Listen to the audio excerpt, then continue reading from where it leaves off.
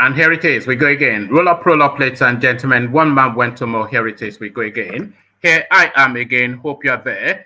The session commences. Your company required. So we're doing twice a day today. We've had the first installment just earlier on. So we fulfill all righteousness right now. One man went to Mo. The eagle has landed. To the Nigerian national anthem, Mr. Albert Congo raises the flag of the new nation. And there it is. Nigeria, we hail thee, and we hail thee indeed. So we get straight into the readout, and we kick it off with the development on the story that we treated in the earlier session. I haven't and will not endorse TINUBU orders. So Pastor Adeboye comes out to clear the air. General Overseer of the Redeemed Christian Church of God, RCCG, Pastor Enoch Adeboye. Pardon me. General Overseer of the Redeemed Christian Church of God, RCCG, Pastor Enoch Adeboye, has debunked reports making the rounds that he has endorsed Bola Tinubu, the All Progressives Congress APC presidential candidate, in the 2023 general election. A medium had reported that Tinubu met with Adeboye at the redemption camp. According to the report, Tinubu's meeting with Adeboye was said to have been centered around his decision to settle for a Muslim ticket. Reacting, the RCCG dismissed the report of the endorsement, saying Pastor Adeboye and the RCCG have not and would not endorse any candidate. It has come to our notice that some news outlets are reporting that a meeting between Pastor A. Adeboye, the General Overseer of the Redeemed Christian Church of God worldwide, and the former governor of Lagos State. Pardon me, let me check on something. I'm hearing some rustlings. I just want to make sure that it is rain. We have some sharp weather in the UK, which is susceptible to fire outbreaks and stuff like that. So let me just check, safety first. Listen to this.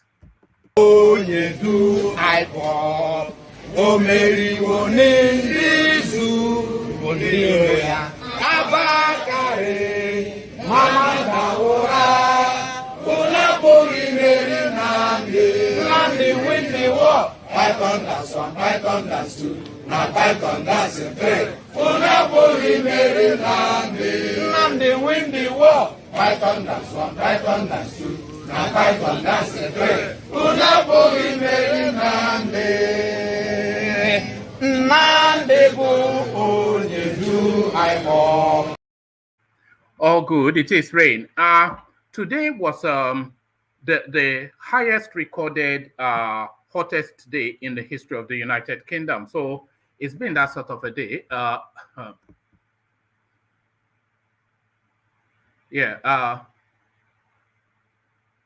did I not send the link? Is there, Solly, because somebody is already up. You're such a yam head, man, Solly. Such a yam head.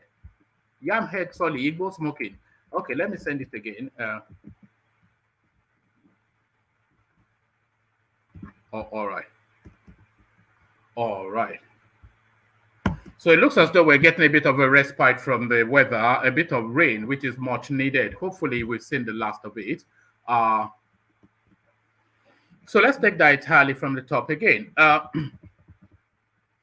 General Overseer of the Redeemed Christian Church of God, RCCG, Pastor Enoch Adeboye, has debunked reports making the rounds that he has endorsed Bola Tinubu, the All Progressive Congress APC presidential candidate, in the 2023 general election. A medium had reported that Tinubu met with Adeboye at the redemption camp.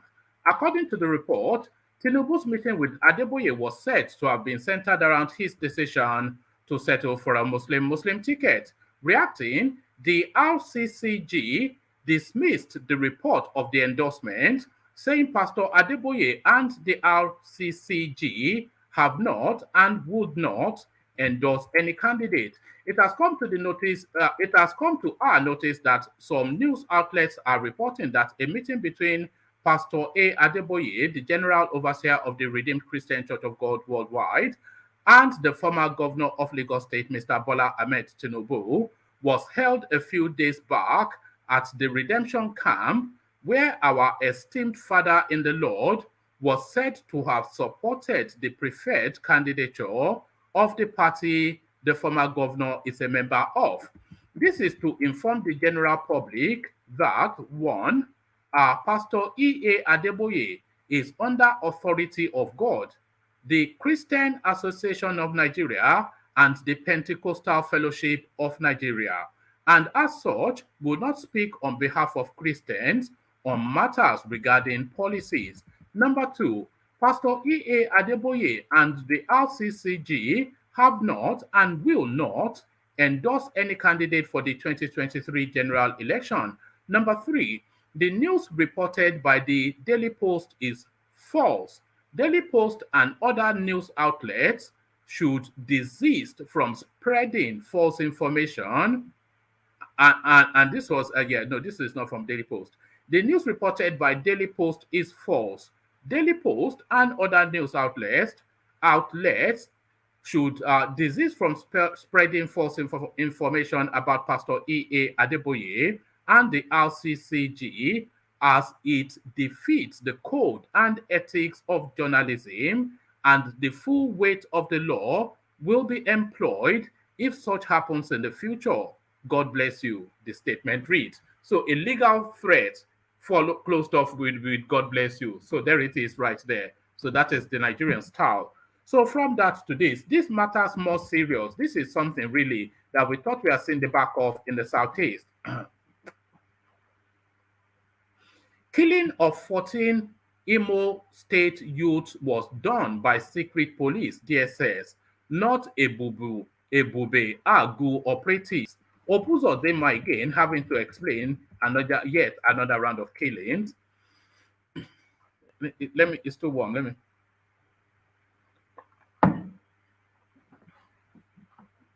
Governor UZODINMA of Imo State has reacted to the gruesome killing of 14 youths returning home from a traditional marriage in Awo, Omanma, by operatives of the state Ebube Agu Southeast Security Outfit. UZODINMA, who confirmed the massacre of the youths, said operatives of the Nigeria Secret Police, the Department of State Services, carried out the killings whilst absorbing, that would be absolving, by the way, but it said absorbing, whilst absolving Ebube Agu security. Correspondents reported that Otulu community protested the gruesome killing of their youths, who were attacked without committing any offense.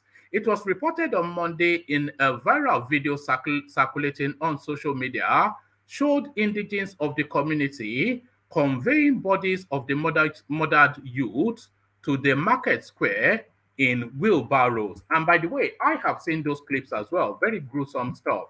The locals had accused the Imo State local security outfit, Ebube Agu, of wrongly labeling the deceased youths as bandits and killing them as they were returning home from attending a traditional marriage ceremony in the area on Sunday evening. But Governor UZODINMA, whilst briefing journalists at the government house Owerri after the weekly Security Council meeting, said contrary to stories making the rounds, the operation was carried out by men of the DSS who stormed a bandit hideout in the community following what he called intelligence report. He said the government would not succumb to any campaign of calumny or blackmail in the course of fighting insecurity in the state. He maintained that all the youths killed were criminals and vowed to sustain the killing of hoodlums. So there it is right there. There it is right there, and there it is right there. So there it is right there, and that's the goings on. I cannot recall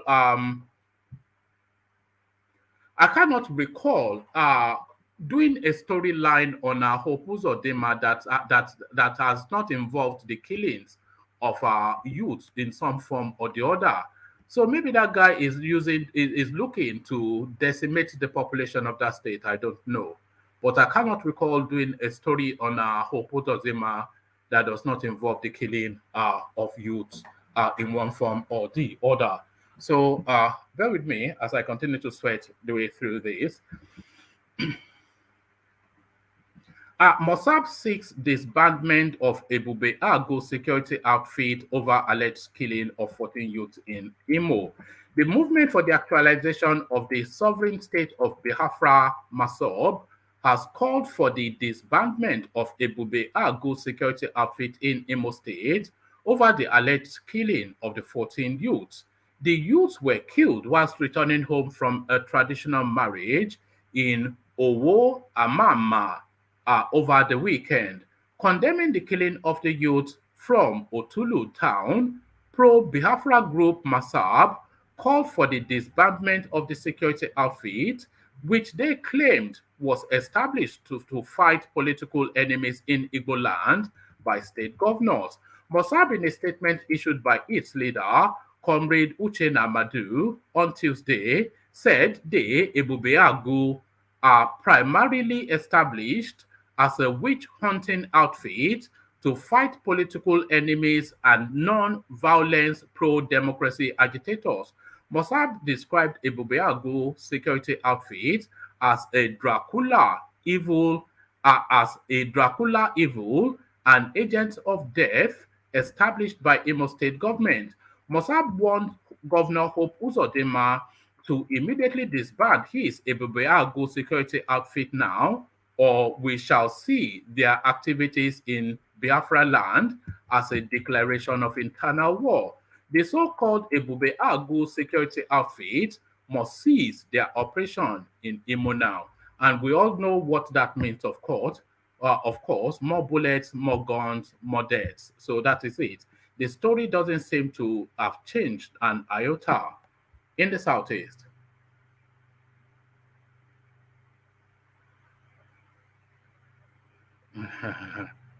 All right. Let me bring you this story. It's nothing to do with Nigeria, but it just the headline amuses me somewhat. So let's read it together and see what it actually means. I hope it's not a long read. Okay, it's not a long read. Nothing to do with Nigeria, but I'll listen to this. Male employee wears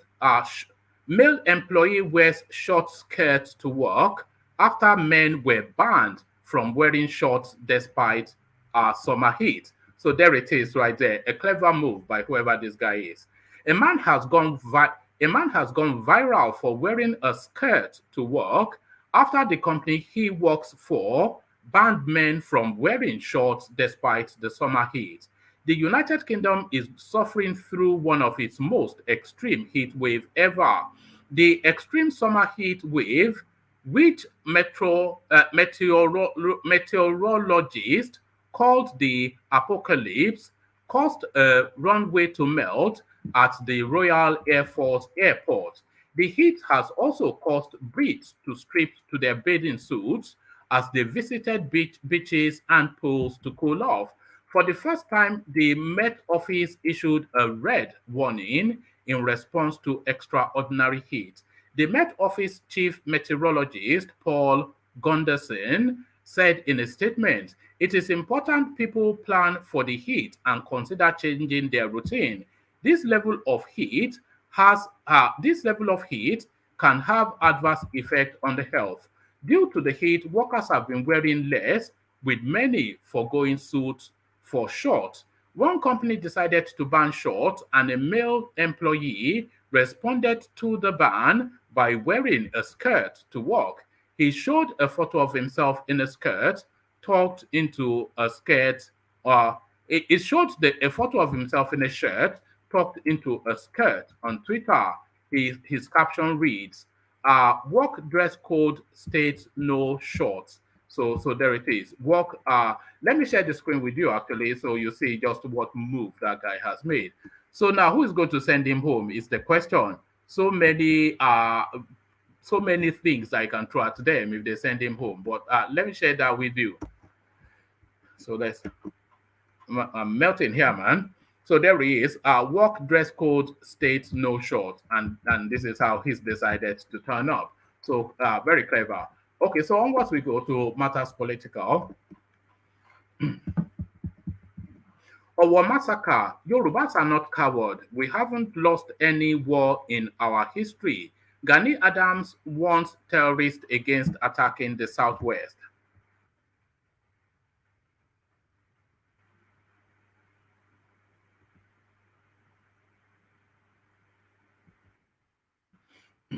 The area on Okakanfo of Yoruba land, Iba Gani Adams, says Southwest security stakeholders groups comprising Odua People's Congress and 10 other security groups under his leadership will do everything possible to resist any form of attack capable of threatening the region.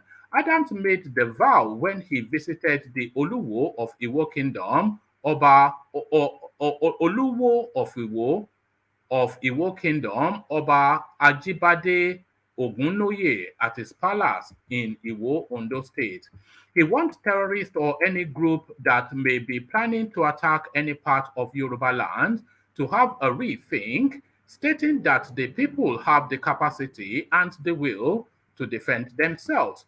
Correspondents reported that Islamic terrorists on Sunday, June the 5th, 2022, invaded St. Francis Catholic Church, Owo, Owo, Luwa, Owo, Ondo State, and killed 40 worshippers and injured over 120 others. Owo is the hometown of the Ondo State Governor, Rotimi Akeredolu. The Kakanfo of Yoruba land, in a statement issued through his special assistant on media, Mr. Kende Aderemi, said the visit was part of the fresh move to secure the Southwest and forestall a repeat of the Owo attack in the region, correspondents report. Adam said, "My visit is to show my sympathy to your Royal Majesty and the Owo people over the attack that led to the death of over 40 worshippers. Immediately after the attack, I did a statement condoling Kabiyesi and the people of Owo. I was one of the earlier callers and I spoke with the Kabiyesi, assuring him of my support for the palace and the people of the town in making the town safe for the people. Also, about 4 weeks ago, I wrote a letter informing the United Nations Secretary General, Mr. Antonio Guterres, on the need to prevent the further calamity that is capable of destroying the entire country, like what happened in Bosnia. The letter was addressed to all international communities, and I'm not quite sure why this guy is writing to the United Nations, etc. So that is essentially Gani Adams showing support and making threats. So quite what he's intending to do.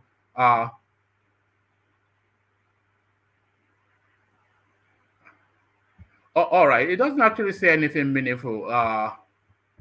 Okay, let me read it up to what he has to say, and then I'll abandon the response of the Oba. It says, also, about 4 weeks ago, I wrote a letter informing the United Nations Secretary General, Mr. Antonio Guterres, on the need to prevent the further calamity that is capable of destroying the entire country, like what happened in Bosnia. The letter was addressed to all international communities and the state security departments across the world. The reports and feedback we are getting have been great. However, I consider it imperative to visit Oluwo and the people of the town to formally express my sympathy, even as efforts are on to strengthen the security situation in the town. This time around, Yoruba are more united and we are not cowards. In Yoruba land, we have not lost any war. Therefore, we are not going to relent or relax until we get rid of terrorists across the Southwest. Responding, so the Oba then goes on to respond. So quite how he's intending to get rid of terrorists in the Southwest is not quite clear on that. Senate President LAWAN, AKPABIO Tambuwal orders risk jail terms for contesting more than one elective post, INEC official. So never mind risk, throw them in jail is what we are asking. Senate President Ahmed Lawan, a former governor of Akwa Ibom State, Godswill Akpabio, and other politicians who obtained more than one nomination form had committed an electoral offense and were liable to 2 years imprisonment under the Electoral Act 2022. This was disclosed by the resident electoral commissioner in Akwa Ibom, Mike Igini, on Tuesday. He stated this whilst featuring on Channels Television, quoting Section 115D of the Electoral Act 2022. Igini said, a person who signs a nomination form or result form as a candidate in more than one constituency at the same election commits an offense and is liable on conviction to a maximum term of imprisonment for 2 years. Igini said, by constituency, the electoral term refers to a separate election, whether it is presidential, governorship, senatorial, the House of Representatives, or that of State Assembly. He said any candidate who runs afoul of this law is liable to be jailed for 2 years, and that Section 1153 even states that an attempt to obtain multiple forms is an offense. Section 115D of the 2022 Electoral Act stipulates that no person shall obtain more than one form as a candidate for different elections, and the offense for that under subsection K, beyond the financial, he will go to 2 years imprisonment. Some people are claiming that they participated in one election, that they filled 2 forms. It is ignorance of the law, and it is not an excuse. We are preventing them from being candidates. For prison, and they are calling us names everywhere, the commissioner said. He insisted that INEC did not monitor the primaries that produced AKPABIO as the senatorial candidate for Akwa Ibom Northwest. AKPABIO had contested the presidential ticket of the All Progressive Congress APC, but he withdrew from the race on June the 9th and asked his supporters to back Bola Tonubu, a former Lagos State governor who eventually emerged APC presidential candidate. Prior to the presidential primary on May the 27th, Udom Udom, a former Deputy Inspector General of Police, had won the primary election for the Akwa Ibom North West senatorial ticket. A parallel primary election was conducted and won by Ekwerikwe Ekpo. However, it was later cancelled over irregularities, while a rerun was conducted on June the 8th, with AKPABIO declared as the winner of the exercise. Lawan, after losing the APC presidential ticket, reportedly asked Bashir Machina, winner of the Yobe North senatorial primary, to relinquish the ticket. This implies that the Senate President and AKPABIO might have secretly obtained the nomination form for the senatorial seat of their respective districts, whilst also seeking a presidential ticket. By Igini's submission, other politicians who might have violated the Electoral Act include Governor Ben Ayade of Cross River State, Aminu Tambuwal of Sokoto State, and Bala Mohammed of Bauchi State. So if they've infracted the law, then they should go to jail. That's just it's as simple as that. Really, it is quite just as simple as that. All right, from that to this.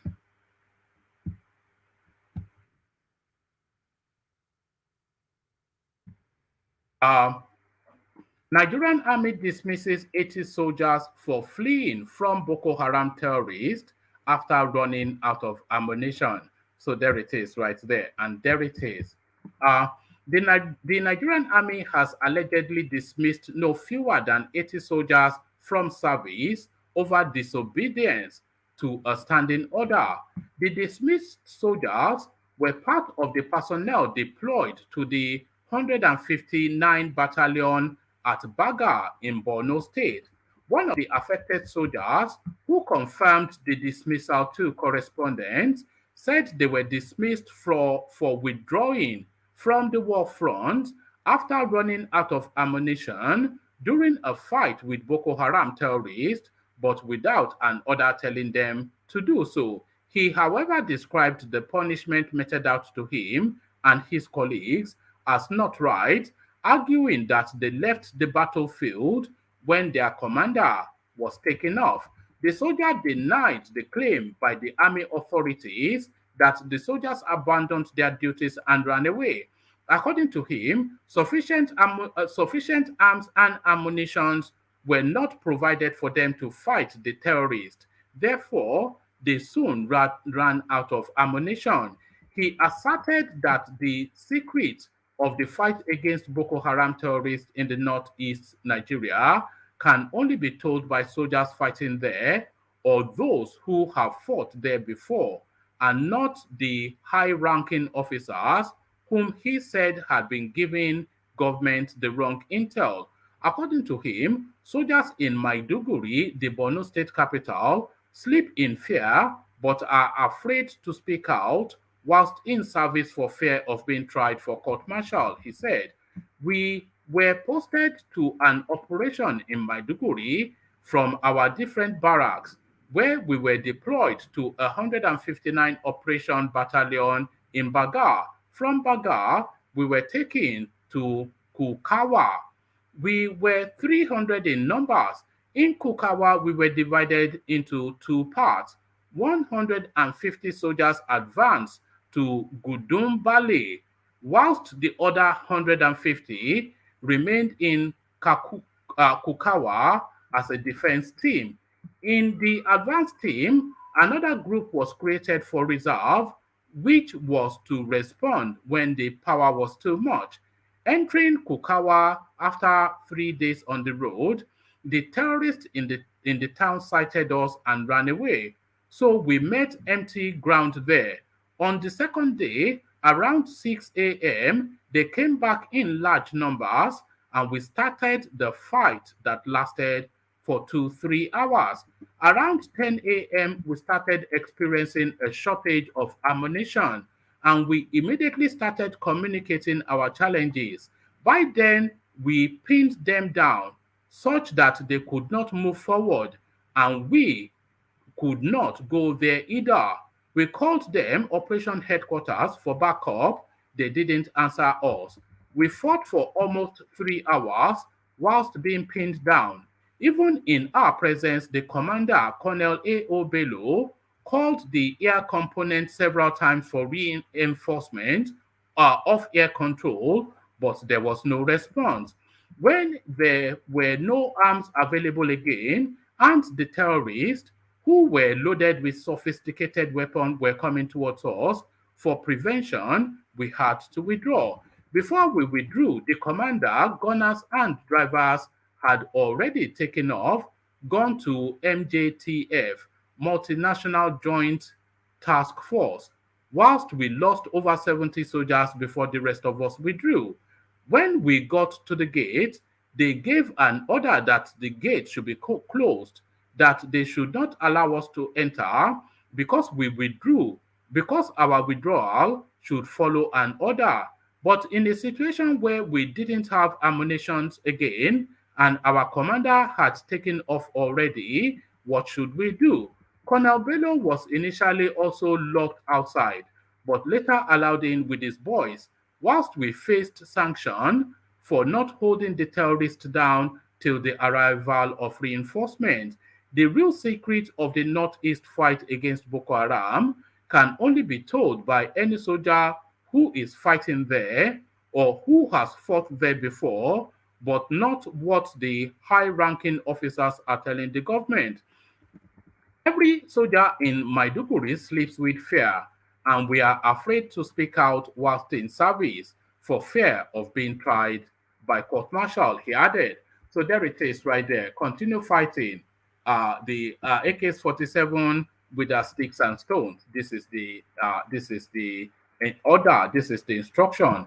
Nigeria's Minister Adamu responds to controversy over water bill. So we're back with the water bill again. Okay, so this is now the last readout as I continue to wilt in the heat. The Federal Ministry of Water Resources on Tuesday said it will not be deterred by activities of detractors sponsoring false narrative against the passage of the National Water Resources Bill. The minister, Mr. Suleiman Adamu, at a news conference in Abuja, said it was saddening that recent agitation against the bill would not do the country any good.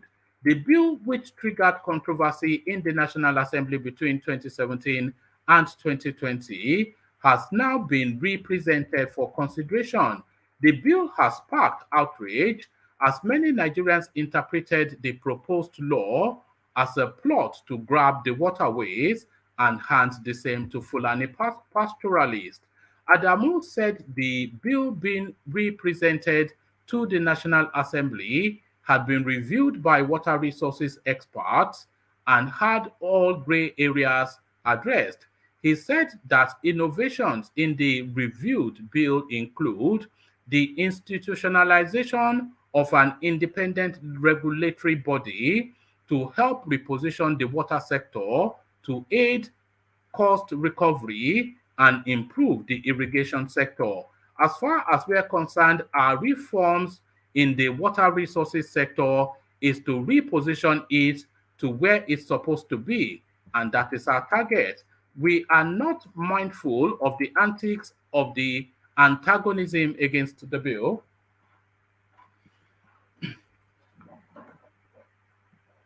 Pardon me. Sorry.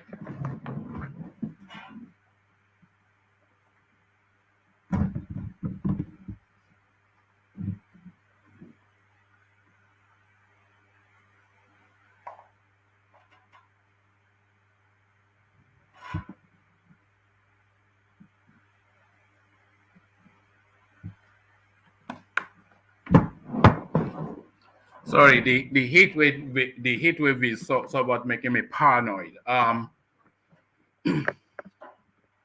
We are not mindful of the antics of the antagonism against this bill, but we remain committed and focused whilst keeping our eyes on the ball to ensure that we do all that is necessary for the benefit of Nigerians.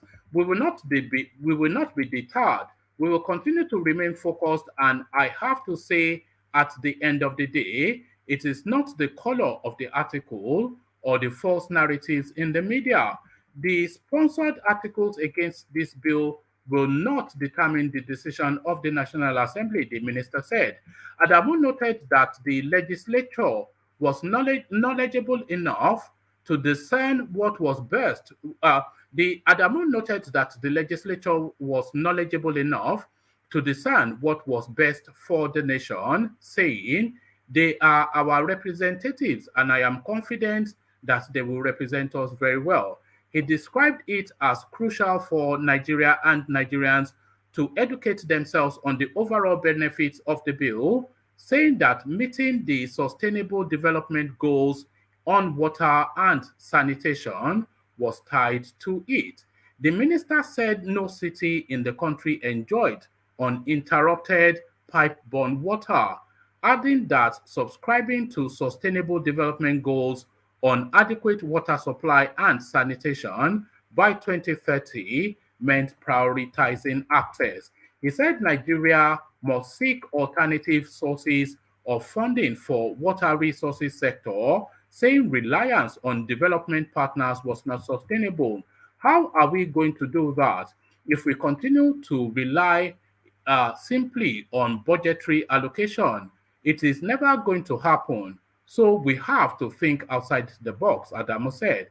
Mr. Benson, a water resource consultant, said the passage of the bill was an opportunity for rapid acceleration to pull funds towards meeting the Sustainable Development Goals. Johnson noted that the media had a huge role to disseminate accurate information to the citizens, adding that this will curb the misinformation going round. And there it is right there. So they're looking to still force through the water bill. So that is essentially what that is. So from that to the panel, Ajale Koko, I see you, Baba Kure, I see you, and Saki, I see you. Sorry, everybody is talking about oh,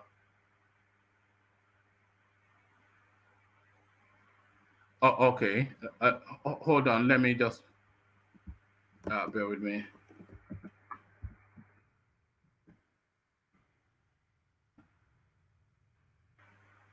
Okay, so that is the right link.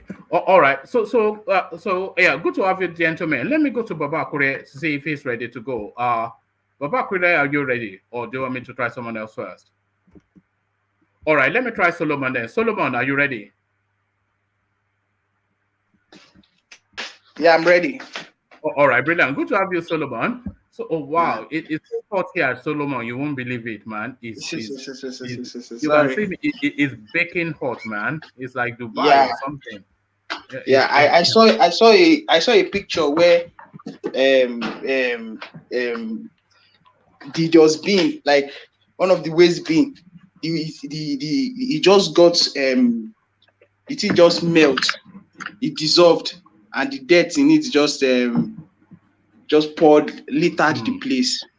Everywhere is just breaking out in fire because you know it only takes somebody to throw a cigarette in a casual way, and then you know the whole place go. But anyway, hopefully by tomorrow it's all cleared up. But this is what we're having to endure in the UK at the moment. So Solomon, 2 weeks then. Tinubu visits Pastor Adeboye and then hints at some sort of agreement regarding his Muslim ticket. But the Redeemed Christian Church of God now comes to distance themselves from that. They did not deny that a meeting took place, but they are denying that they have endorsed TINUBU. So what are you then making of the back and forth between the RCCG and the Lagos former governor? Yeah, the concerning this endorsement of 18, I don't think Pastor Adeboye is a man of God, and he can't just come and say something that is not true, something that is not true. So Tinubu can meet them, but it might be that it's true that he did not come to, like, he has not endorsed him. Maybe he just came to seek his face in this coming election, or still, because he's a man of God, still ask for his blessings too. All right.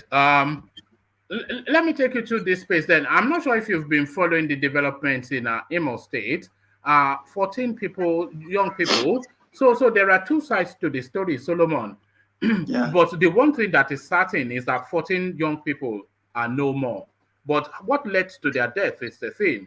The narrative coming out of the community that these young men were killed in is that these young men went to attend a traditional wedding, and on their way back, they were accosted by Ebube Agu, who just slaughtered them.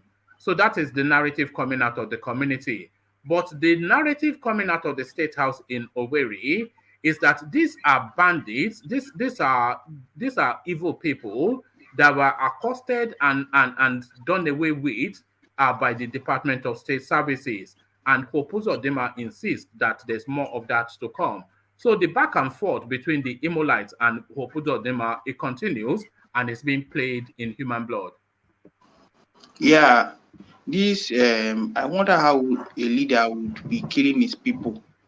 It's not good at all. Then concerning this thing, yeah, most people have been complaining. That is even one of the reasons people are even like that. That this agitation might even erupt again because of this youths being killed in the southeast, especially in Imo State. And UZODINMA, people, he can't even walk freely in that place, like the way some governors in this country can walk free in their states. UZODINMA cannot walk freely, and what he's doing is not really good at all.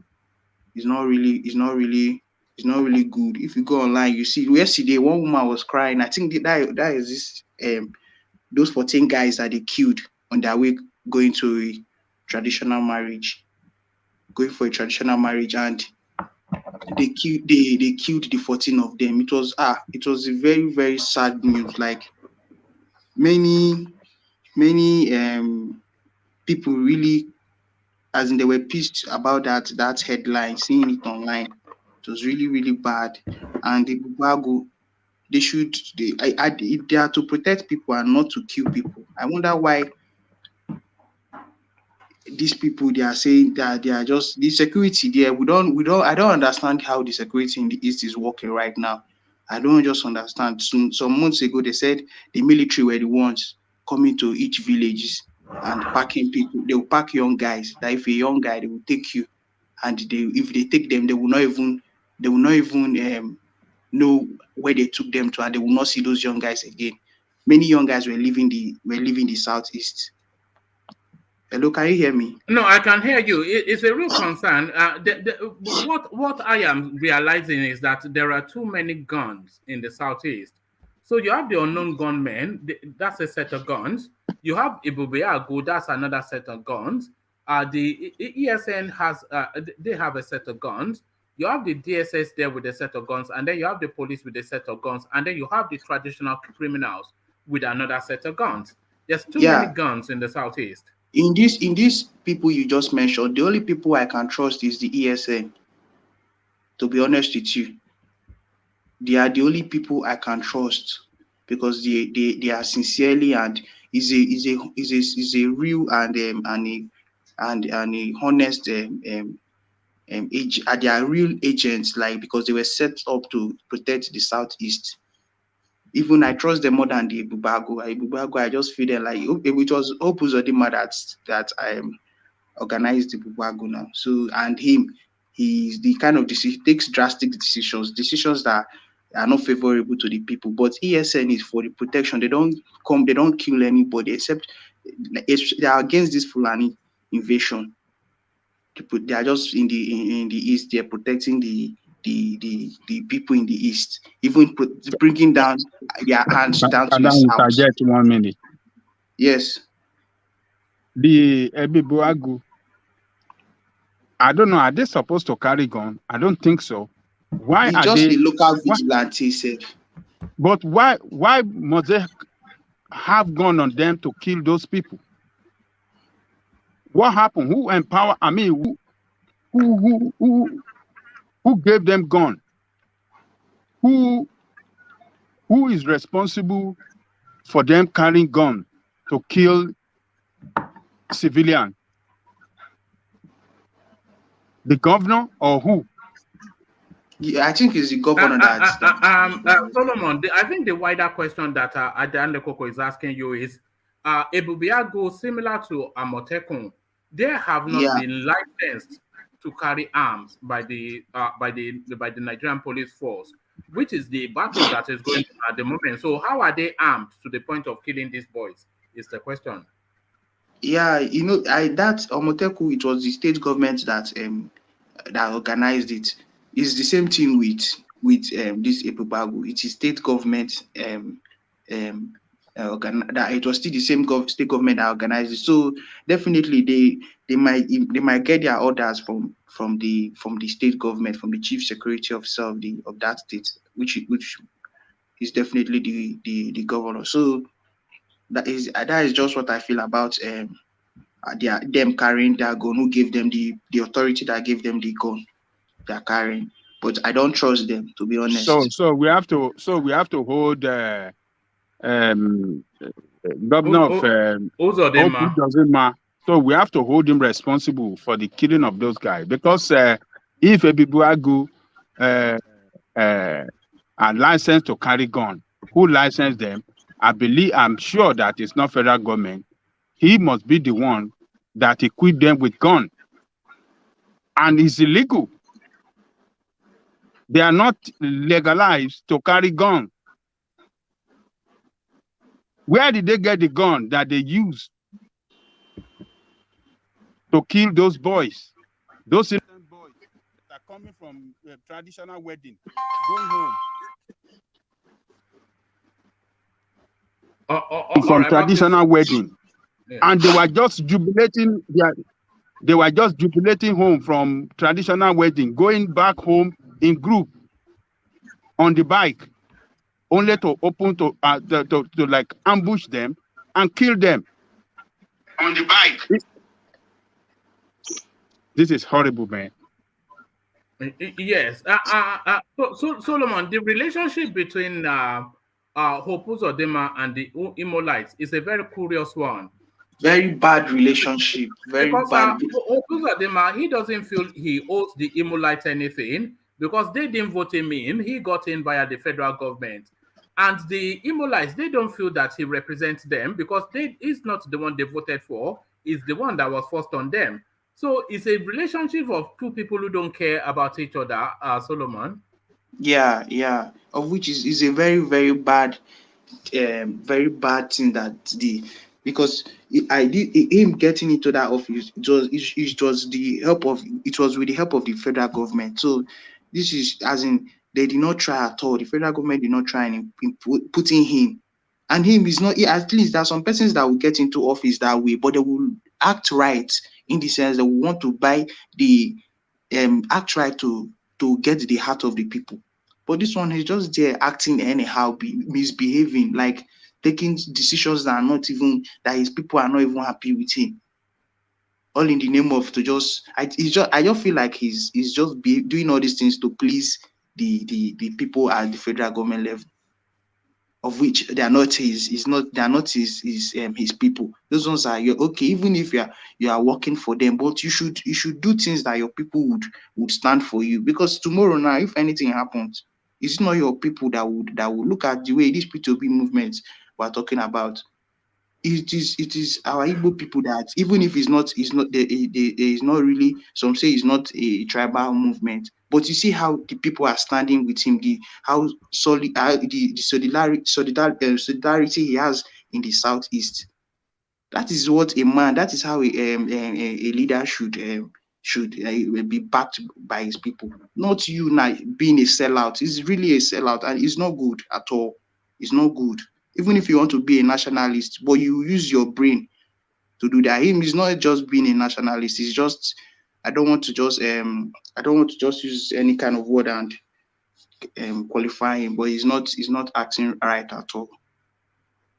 All right. It's a curious one, Solomon, because this is Hope UZODINMA's first term, and every time you hear from Imo State is killing.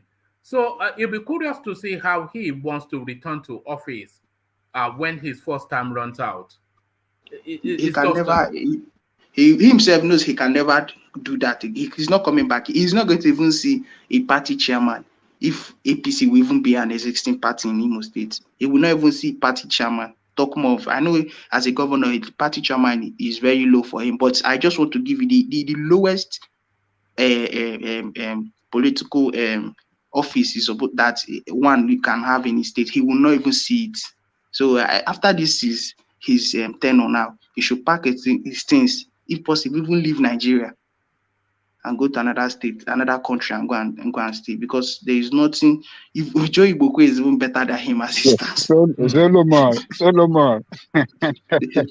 that guy will come and live with you in Abuja. That guy's coming to Abuja.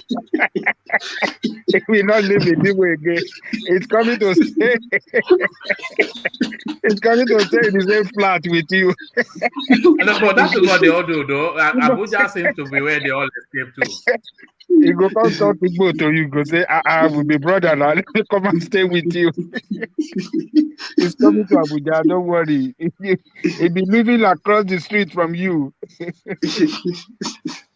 And there's another controversy as well about this watch that is wearing, some $500,000 watch. Did you hear about that controversy? Yeah, I saw the watch. You know, one thing where I saw that watch was on the chief priest, the Cubana chief priest statues on Instagram, and I was like, this guy made him. Is he a special advisor, or there's something he made him concerning entertainment in Imo State? Then all of a sudden he just changed. I just say, nah, no mind, I'm gonna fake this thing. And I say, oh, now you know. That is where I still talk about this. Most people being what they call it,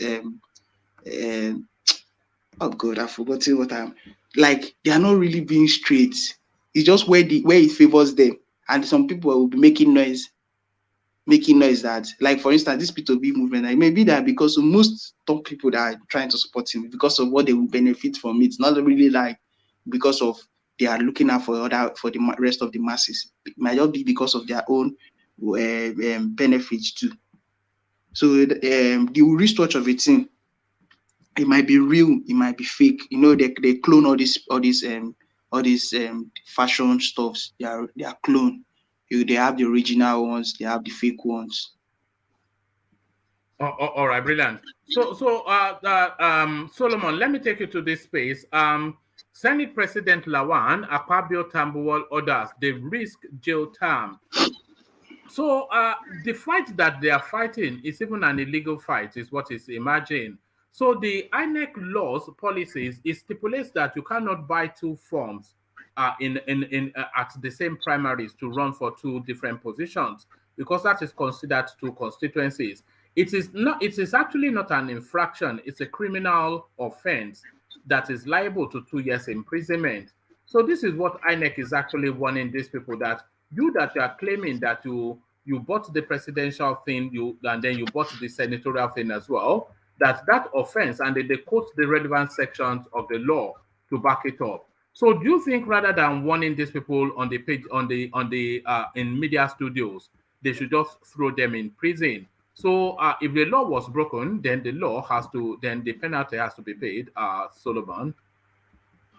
Yeah, since the law has been broken, the penalty should be faced, and that is where this Nigerian stuff just comes in. Like, why don't you set an example with these people?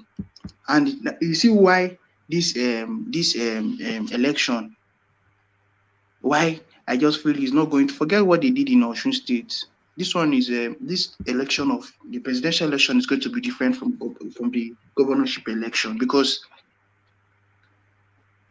these people will try to use their influence to tamper with this election results in this 2023 election that is coming. No matter how they try to be transparent, they knew, as in, they know what's up with Osun State. So that's why they just allowed that one. But you see, in this presidential election, they will tamper with it. They will rig election. They will rig the elections. So they are supposed to set the example, not even coming to warn them or say anything. What we are supposed to be hearing now is EFCC has gone, or the body in charge of arresting when it comes to the electoral stuff should by now have arrested these people involved, and we will not be talking about how they would, like, how many years in jail they are supposed to be going, and not coming to tell us, coming to say that they are warning, like they are supposed to, telling what they are supposed to do, but they did not do it. So that's it. I don't trust INEC at all. All right. So Solomon, Nigerian army dismisses 80 soldiers for fleeing from Boko Haram terrorists after running out of ammunition. So this is a story that is not new to space. We've heard similar stories of the armies running out of ammunition, but then being accused of going AWOL. So what are you making of this? What is the expectation? The guy was narrating that they had pinned the Boko Haram down in a space, but then they were also pinned down. They had broken their battalion into 4 quarters. Half stayed at base as reserve and backup, and then another as backup. Then another one was broken into 2, one to be the advance and one to be the one that comes in if trouble starts. So they pinned Boko Haram down, and they were engaged in a real fierce fight. So they were running out of ammunition. They signaled to the base for reinforcement. They were ignored. They kept on fighting, and the ammunition is running out. They signaled again. They were ignored. Their commander made this escape, and they managed to do a tactical withdrawal.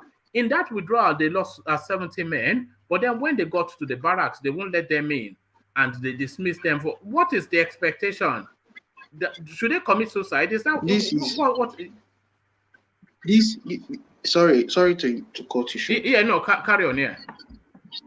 This is to show you the kind of government we have. They don't even care. They don't have human sympathy at all. For instance, first, let's forget about the fact that those soldiers they flew from those because they need to hide for their lives. Now that you've sacked them, how would they feed 80 people? If and with the kind of training they've gotten now, these are the kind of things that increase this terrorism in this country. Because especially in the part in this northern part of the country, when they don't have any job, they will see this terrorism and banditry as job opportunity. Now you've sacked these 80 people now. Some of them, about like 40 or even 60 of them, might even get an option of joining these terrorists. They are just going to be armed robbers now. They'll be armed robbers. What else? Highly trained people. With the kind of training they've gotten, they've acquired, the kind of informations they have about the Nigerian government and the Nigerian space as a whole, they will use it to terrorize it. Our government don't reason well. They're not diplomatic at all. They just do things out of their own selfish interest, out of without reasoning at all. And you are sacking them. What kind of? There was a video I saw. A soldier was running, like one video. I don't know how it is. It was on this YouTube. I saw the video. He was just shouting that we should be careful. The Nigerians should be careful. That look at. He was showing a video of Boko Haram recruits. He was just showing a video of them on bike. These people were up to let me say, like 500 or 300 in the video I saw. 500 or 300 people, men were in the on bikes. Even as in the guy was just saying that they are in the bush. That look at these people. These people are coming into Nigeria. That they're already in Nigeria. Like they are going to start disturbing. The Nigerians should be careful. And if you see the kind of weapons these people are carrying, how do you expect a military, the soldiers our soldiers that don't even have weapons that is not that even armed robbers, the weapons that they use in going for robbery, our soldiers don't have. We talk more of these terrorists that there's even international fundings for them. So this government, they don't reason well at all. They don't reason. I'm telling you, they don't reason. If they reason well, first, did you equip them? Did you give them? Did you weaponize them properly? Let it be that like they have everything to engage these people, and these men were running for their lives because they've seen what is bigger than. It's not even about the people operating; it's about the thing that they're operating, the machines that these people are using to fight them. So that is why they had to run. Our government don't reason well at all. Even as they are claiming that the president himself was a military man, he's just a quack military man to me. Can I interject? Yeah. I feel like the reason why, or what do you think about this opinion? The reason why, they do this thing to these soldiers is because they know that they're under equipping these soldiers and they don't just want to collect the blame for, the soldiers underperforming. So it's a kind of, because me, I always look at it at a psychological level. Even though I don't talk, I look at everyone at a okay, let me not say that. But if any backlash is going to come that is soldiers are underperforming, it's going to go straight to the people that are supposed to be equipping them, right? And yes, instead of that, and obviously they will be very agitated and they will be expecting it to come back on them, and they are obviously dumb, reaction. No, what you are saying, it doesn't follow through. So just abandon it, Solly. If they are fearing backlash, then they would have taken them into the barracks and they would have comforted them and eased them out. But if they dismiss them, then they are sending them into the world to go and recount their stories, which is what we are hearing now. So I'm not sure. Yes, but most of these people, they know that their stories will be worthless outside, but it's worth something inside the army. Well, how so? If they are telling other army people about this, won't all of them react? But now you don't want them to be talking about it with other people in the army. Yeah, but who are they talking about? They are talking about it with the whole country now, Okay, including and the what's the people whole in the country army. doing about it? Nothing. No, what you are saying doesn't follow through. It doesn't. They know the whole country will do nothing because they look down on the people of Nigeria, because they know that no matter what they do, Nigerians will not do anything. No, what you are saying doesn't follow through. Solomon, Solly. Okay, why? If you are saying that they cut them loose in order for them not to get into the barracks and poison the minds of the people Yes. in the barracks, by them being outside, their stories is getting both into the barracks Yes, no, and it's to a spreading wider more outside. audience. So it's not the people. The people in the barracks, they know what is going on. So they know these people and they are wondering where they are, and they are hearing all these accounts of how they are being treated.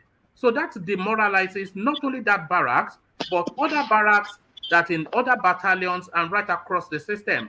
But if they had let them in and eased them and comforted them in some way, they would have been able to stifle that narrative without One letting man, it spread as one widely man. as it has. Do you presently know anybody in the Nigerian army? What point are you making? Yes or no? No, go to the point now. Yes or no, one man? Go I to do. the point. Yeah, I whether you do. do or not, it I doesn't do. matter. Let me Right. tell you, as long as those people are not in the army barracks, their minds are not getting poisoned. I can 150% No, guarantee you. I don't. No. One man, because I know people in the army barracks. Forget it. Their minds, let What me do you tell mean you, you know people? as long as they are distanced from the people talking about it near them, in the same Solis, group as them, their mind Solis, are, these people are Abi still Soli, spreading more. I'm No, telling you. what you are saying Soli. doesn't follow Can I through. say It doesn't. something? Can I say something? Can I Okay. ask you something? Yeah, Look now, look at this, look at this. One man, you know hold that on. they It know. doesn't follow through. Think about it Okay. some more. No, I'm not forcing you down, no, but it doesn't follow through. But What let Solomon answer you. you should understand? Okay, are you trying to say now, like, why they had to lay them off, why they had to sack them, is so that they will not come back and start telling other soldiers what they saw and start discouraging them? Is that what you mean? I'm forming a group about it. Before you know it, the group gets See, larger. let me tell you something. Let me tell you something. Anyways, if see, okay, we know that they are trained for such things, but who would? Okay, so you expect those ones, even if now, do you know now that they've already sacked them? Now the news will spread more, and even if those ones now that are still remaining, how would they want to? How would you expect them to still go and engage those people? Will they just come and so? They will just come and give their life up without even being properly equipped to face those people? So you saying that that they are trying to lay them off so that they will not discourage other people is not, that one is not point. The federal government will let's just say the truth the way it is. The federal government did not try. You know these people that are talking.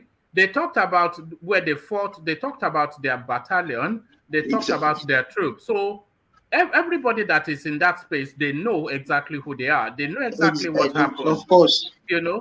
So, but back to you, Solomon.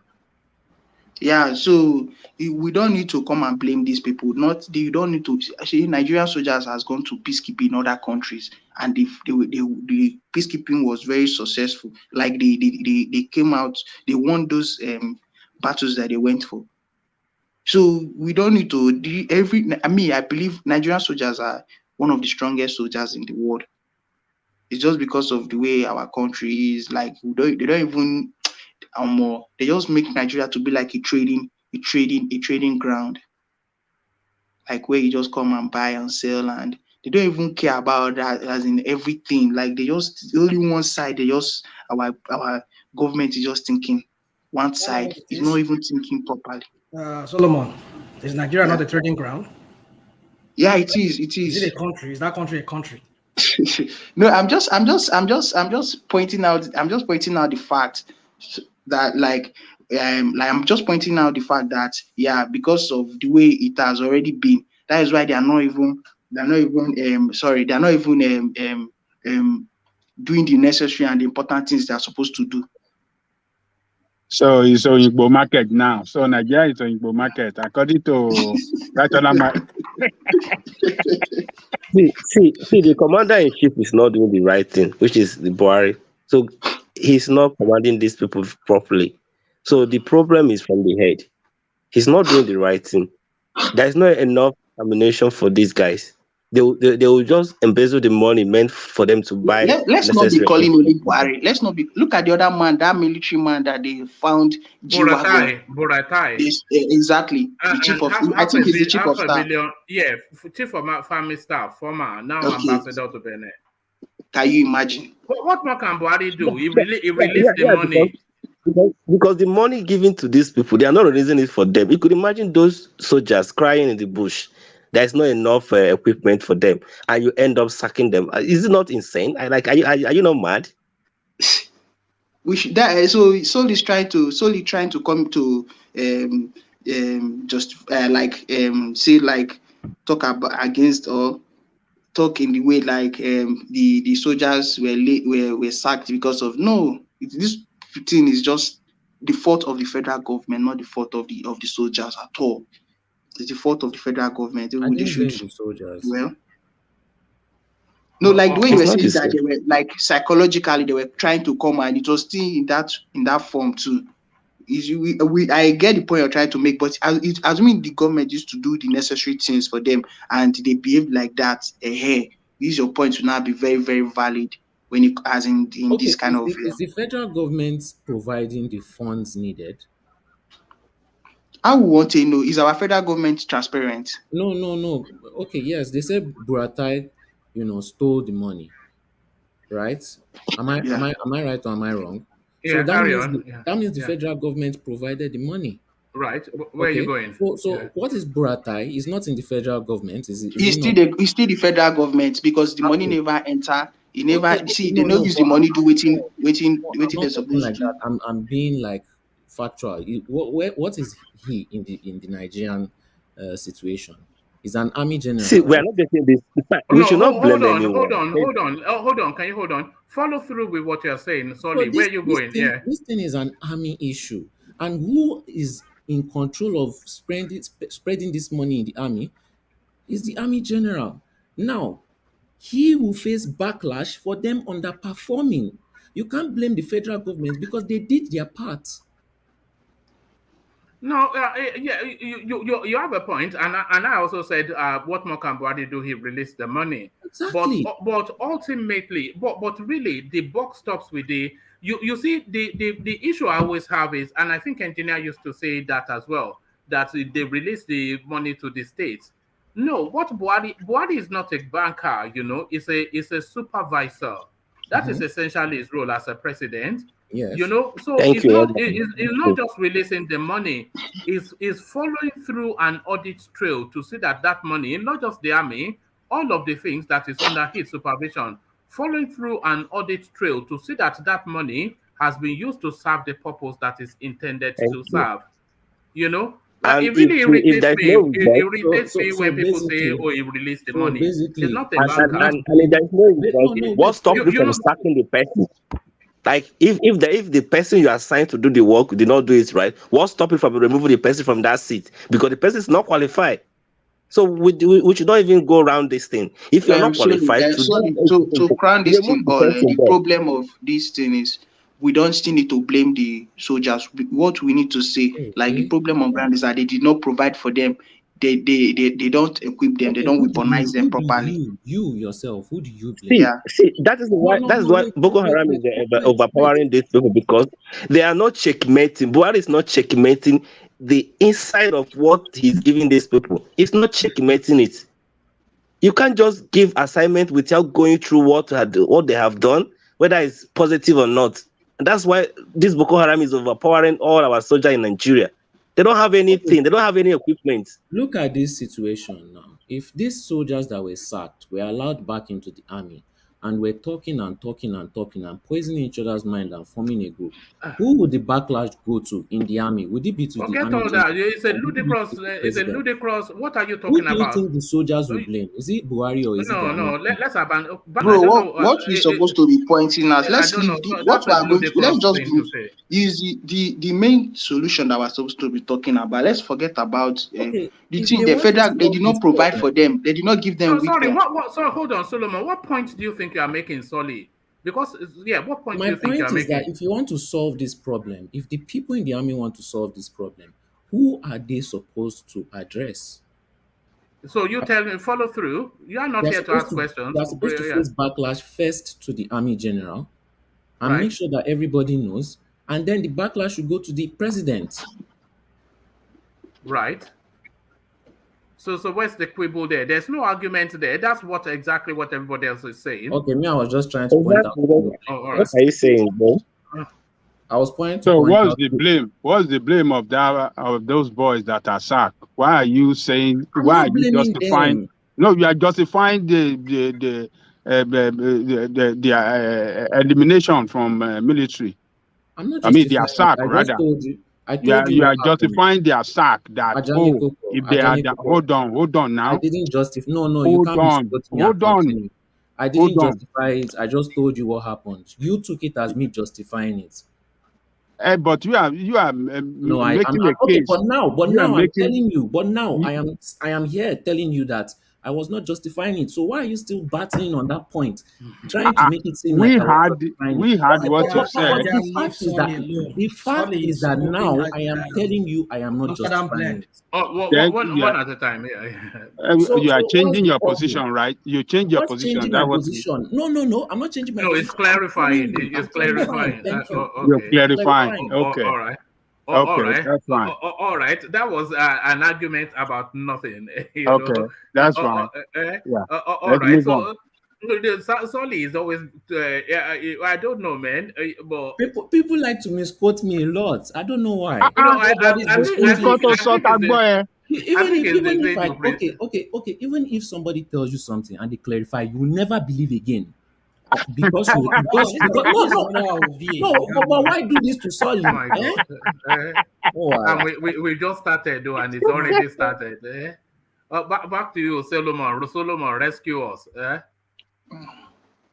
Yeah. So the thing there, we just point out the federal government is not trying, and what Solly said about that the federal government would definitely or might have definitely given the money to the chief of army staff, and he did not execute what he's supposed to do. That one is still a point. But the main thing there, we don't need to blame those soldiers in this thing, that in them running it for their life. For their lives, we don't need to blame them at all. Solly wants them to chop bullets. That's what. No, we don't need to blame them. That's not what I said, though. People on the platform, We don't need to blame them. Yeah, can we move to another? All right, brilliant. So let me take you to this space, but I'm not sure if you have any thoughts on this space. It's the water bill that is going through the Senate at the moment. So the Minister of Water Resources is telling us that he's going to force it through, whether we like it or not. And this will then gift the waterways in Nigeria to the Fulani worldwide. So it's not even the Nigerian Fulanis, it's the Fulanis from throughout the Sahel and wherever they may be. They can come and use them. Yeah, this is what, I don't know why we in the South, I don't want to say why, ignorant. The southern part of Nigeria, they just, like, for instance, there's one memo I saw, or meme I saw on Twitter, when Nnamdi Azikiwe said, we are one Nigeria, as in, okay, look at, let us forget our differences. Ahmadu Bello said, no, let us understand our differences. I'm a Muslim and a Northerner, you a Christian and an Easterner. By understanding our differences, we can build unity in our country. Nnamdi Azikiwe is trying to be a good, he's a good man. He's a good man. But Ahmadu Bello is a realistic man.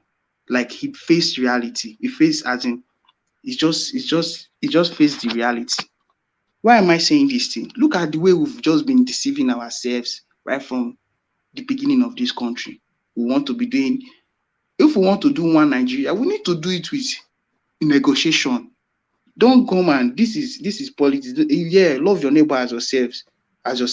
But these people, they don't reason like that.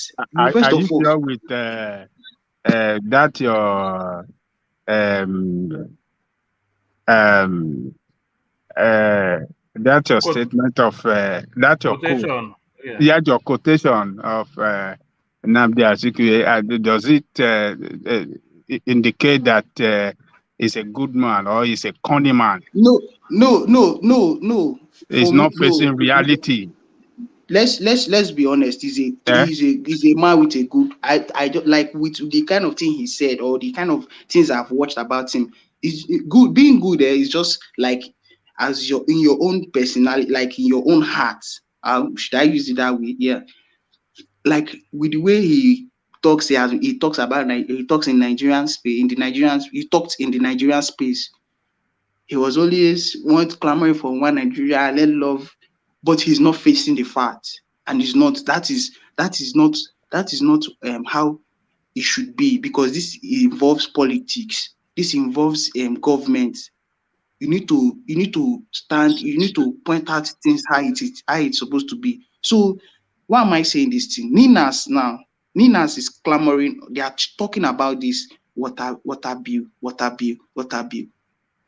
If these people get this, like this water bill gets successful now, they are totally in charge of Nigeria. Let us forget maybe we want to come and use because of the fact that the South, we are most of the South is like we in the South were educated, and you want to come and you will not be doing where did you show me the facts? How did these people? But we know that these people are already in charge of this place, this space.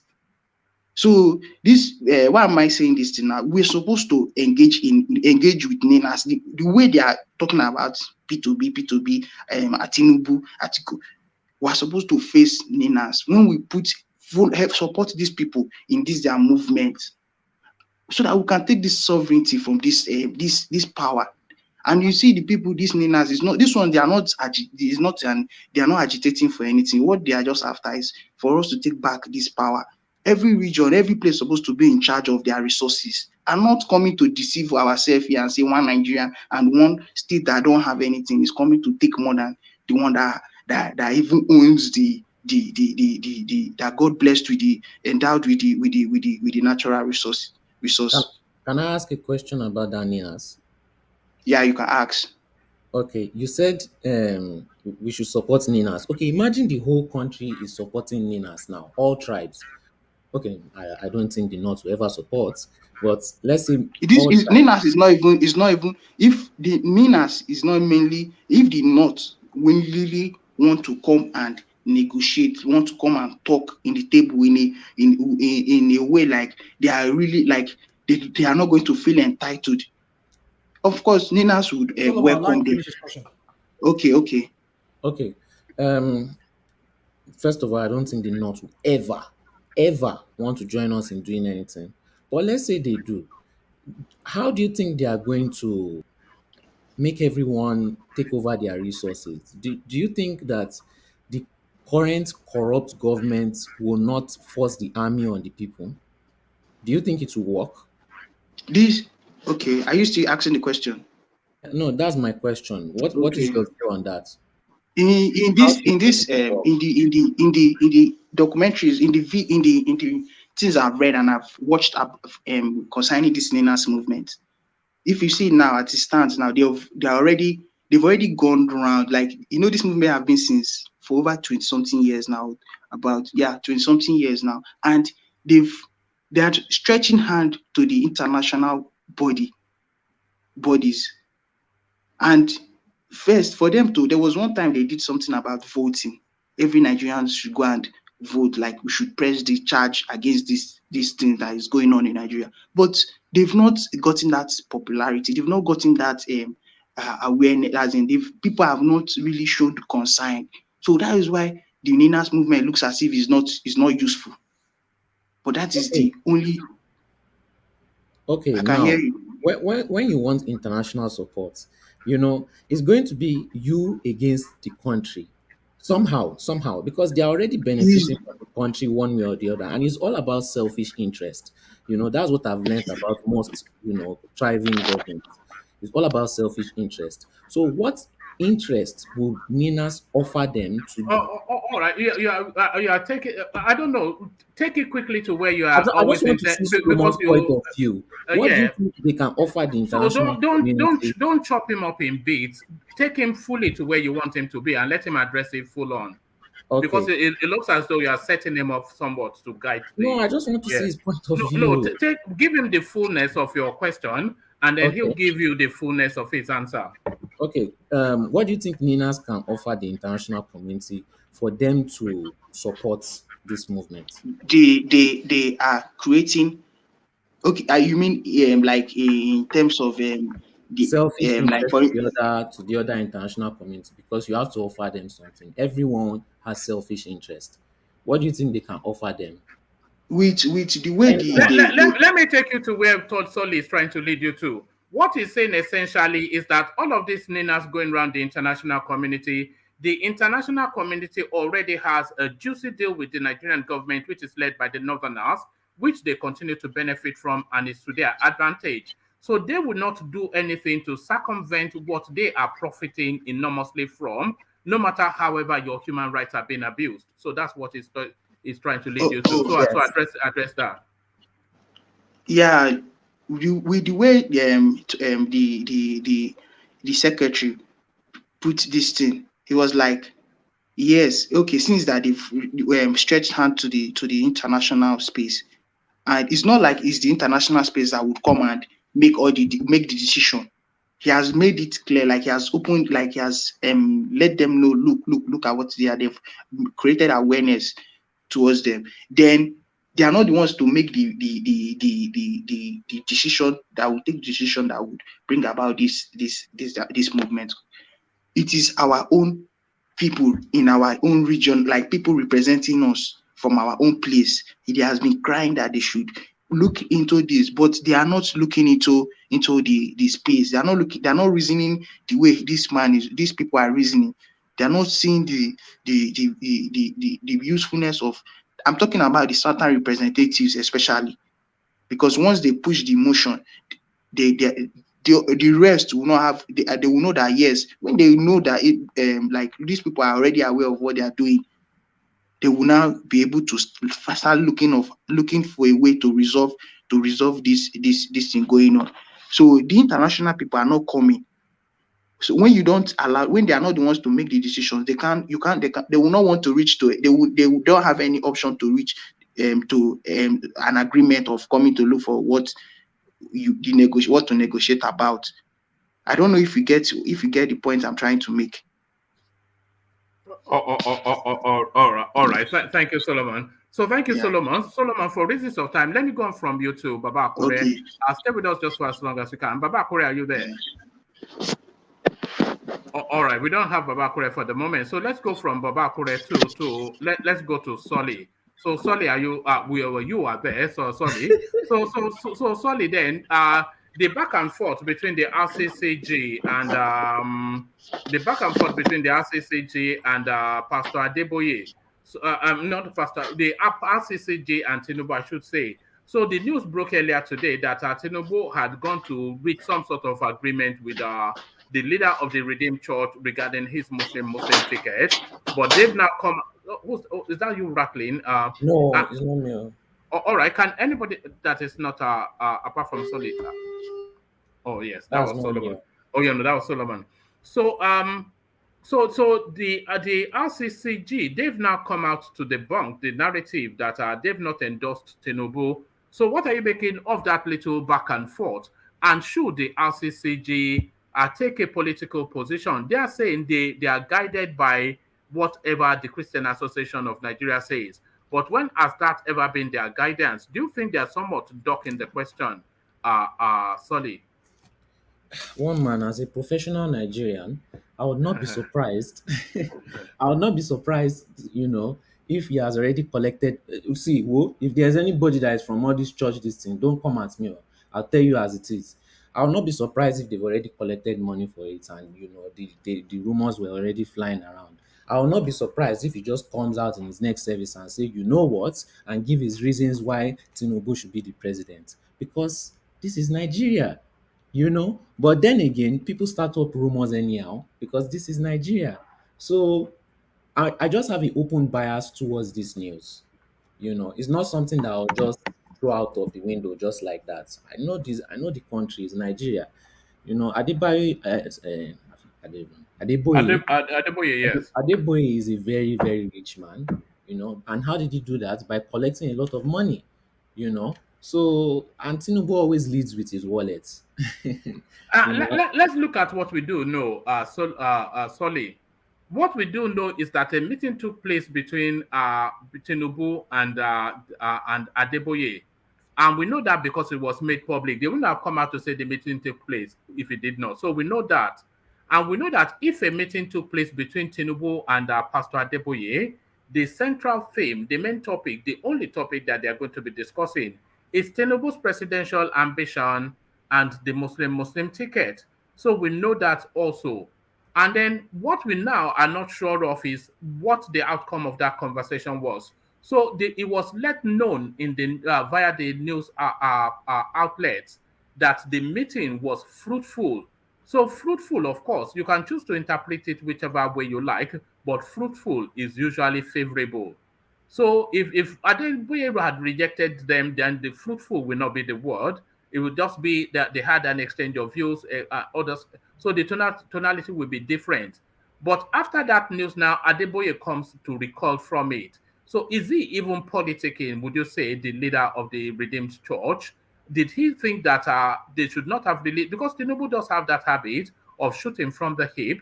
So do you think they should not have released that information yet is what he was intending? Because it is my suspicion that Adeboye was intending to, rather than release that meeting, just in a Sunday sermon, use a language to repoint the people away from the Muslim ticket.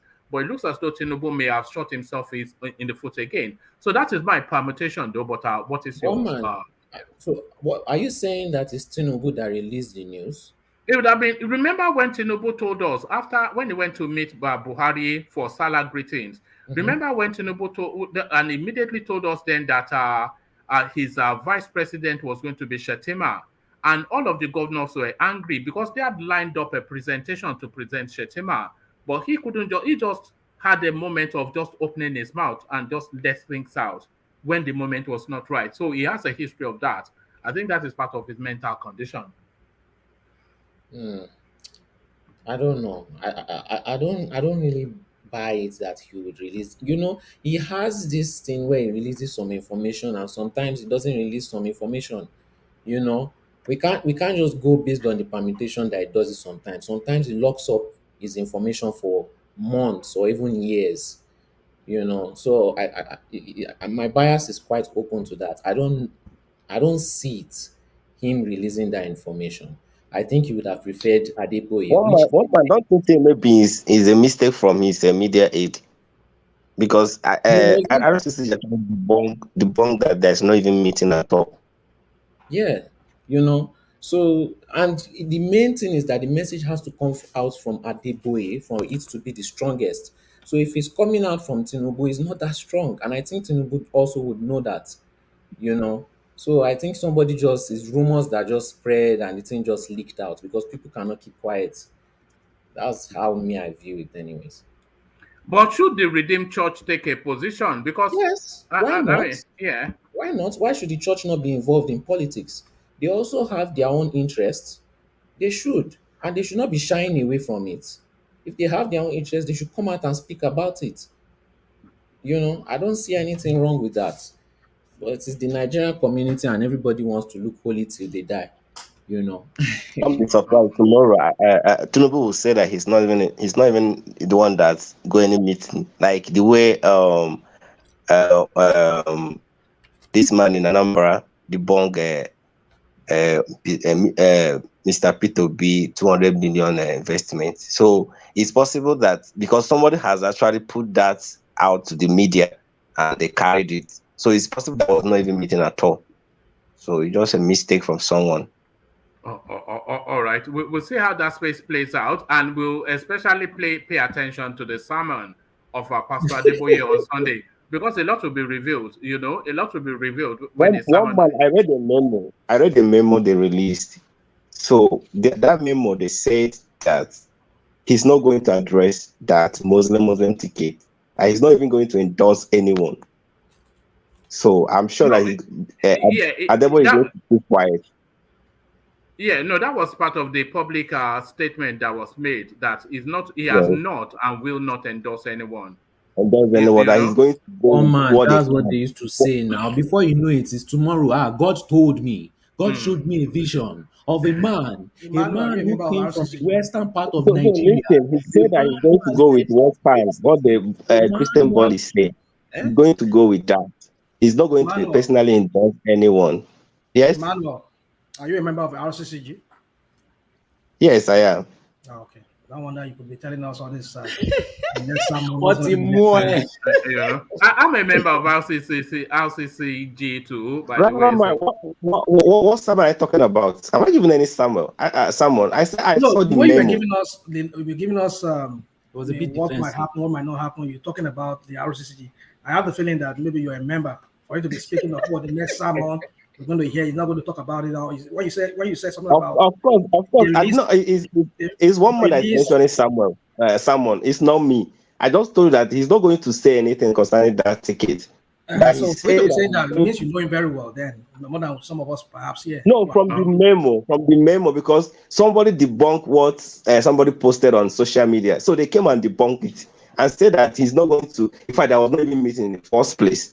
And two, he's not going to say anything concerning Muslim ticket. He's going to go with what they can say. Emmanuel, you know what I can say about that? Let's see if he's a man of his word. No, it's impossible for him not to say something about it because it's a topical. He is at the heart of that topic. Is one of he actually even carries more weight in Nigerian Christendom than the Christian Association of Nigeria. Can you hold on? Can you hold on, please? Going to go with what the body of the country. All right. When I say hold on. He carries more weight even than the Christian Association of Nigeria. He's a very powerful man. And this Muslim ticket now, it goes to the heart of where he is. Because he's a Christian leader, if not the Christian leader in Nigeria. And what's being presented is a Muslim ticket, so it's almost impossible for him not to take a position. Almost impossible, Solly. And that's I support that. That's what I was trying to tell Emmanuel, because I even wanted to take a gamble, because you believe so much that he's not going to say anything about it. But this is the thing about. But let me not talk about church. Let me just move on to the next topic. Oh, all right, brilliant. So let me take you to the next talking point. I'm not sure if you follow Imo politics. Killing of 14 Imo state youths was done by secret police, DSS, not Ebube Agu. Is this something you're following? Because you're not, this is the first time I'm hearing about. All right, let me take you to another talking point, because it's one of those things that you have to know about it to know about it. Okay. So let me take you to the. Let me take you to where you were having so much opinion on then. Nigerian army dismisses 80 soldiers for fleeing from Boko Haram after running out of ammunition. So you were not somewhat sympathetic, I thought, towards the soldiers, but why not? Why don't you have sympathy for the soldiers? Because I have no emotions towards things I cannot control, things that I know, I cannot do anything about. My mind looks at things in a way that, how can we solve this, and how can we sort this out and solve this problem, and stop it from happening again. If it's going to keep happening, it's going to keep happening. But let's look for how to put a bottom on this cap. That is why I was saying, who do we blame first? If we want to find the solution to the problem, we look at the root of the cause. If you can attack that person, the news will surely go to the head. The head cannot have eyes everywhere. The head cannot solve all the problems. But if you make yourself a top priority of the problems that need to be solved, then the head has to put a position in it. You can't blame Buhari and sit down and say, oh, bam, I have blamed Buhari, that's the end. But how does that solve anything? How do you know the streamline? How do you know? You don't know how everything connects. You just want to blame because it's very easy for your brain to do. It's a very easy brain solution to do. Blame the head, forget the body. So who gets the blame then? So the Buhari is the commander-in-chief of the armed forces. Yes, but their problems are not a top priority because they can't. They are taking their problems to the people. The people don't have any power. You take your problem to the head. No, you are mistaken. By taking, the people have the power to In force Nigeria? Yes, the people Okay. have the and in any other country, the people have the power to force the narrative. Okay, so why is Nigeria so corrupt? Well, there's a lot of things. You don't keep saying so why. There's a ludicrous because this so why that you do. It's a never-ending strategy. That's a what's it called again? True Scotsman's fallacy. Go and look that up because that seems to be what you do. A true Scotsman fallacy. So what if? So what if? So why not? So don't do so why not? The people have the force to effect change, and when they alarm to the space, even by going to the public opinion, they highlight it even higher than they would have through their chain of command. Because if they go through their chain of command, it could be buried. But if it's in the public space now and the public is asking questions of the government, then maybe actions can be taken. Okay, that is your point of view. Yeah, so what is yours? I still stand in my own point of view. I'm not saying we should not blame Buhari. I'm saying how do we solve the problem? We solve the problem by meeting the person at the head first, and then we take the problem over to the superior. Sorry, can I tell you why they should blame Buhari? No, can I tell it's not. Can you hold I'm on, not please, saying, Emmanuel? No. It's not a new problem, Sorry, I'm not sure. Maybe anyway, it's because you don't have good grounding in the Nigerian space. That's why you may maybe you're trying to apply some German logic to something that is peculiar to Nigerian problems. But it's not a new problem solely. It's not this is a narrative that's been going back years and years. So it's not as though the chain of command has not been explored to a dead end. Okay, so enlighten me. You said it has not. Okay. Anyway. No, go on. You said it has not been a new thing. And maybe because I don't have enough grounding in Nigeria, that maybe I don't understand. So I'm asking, can you enlighten me on it? No, what I'm saying is this sort of the Nigerian soldiers abandoning at the war front and making their escape, especially with this exchange that has been with the Boko Haram for long enough. This narrative of them abandoning at the war front because they've run out of ammunition or because they are outgunned by the bandits. This narrative has been recurring for years and years and years and years and years and years and years and years and years. So it's not something new that to this incident. So this thing that you're saying they should report to, there was a time that a colonel, he was outgunned. I think I might be able to find the clip. He was outgunned in the war front, and it was alarming to his direct superior. And somebody video clipped him because he was using their internal radio communications to report that we're outgunned here. And somebody video clipped him, and they summarily sacked the guy, but nothing was done, and it ended there. There are incidents after incidents after incidents after incidents of them running out of ammunition, of them being outgunned by the bandits, and all of these things recurring and recurring and recurring and recurring.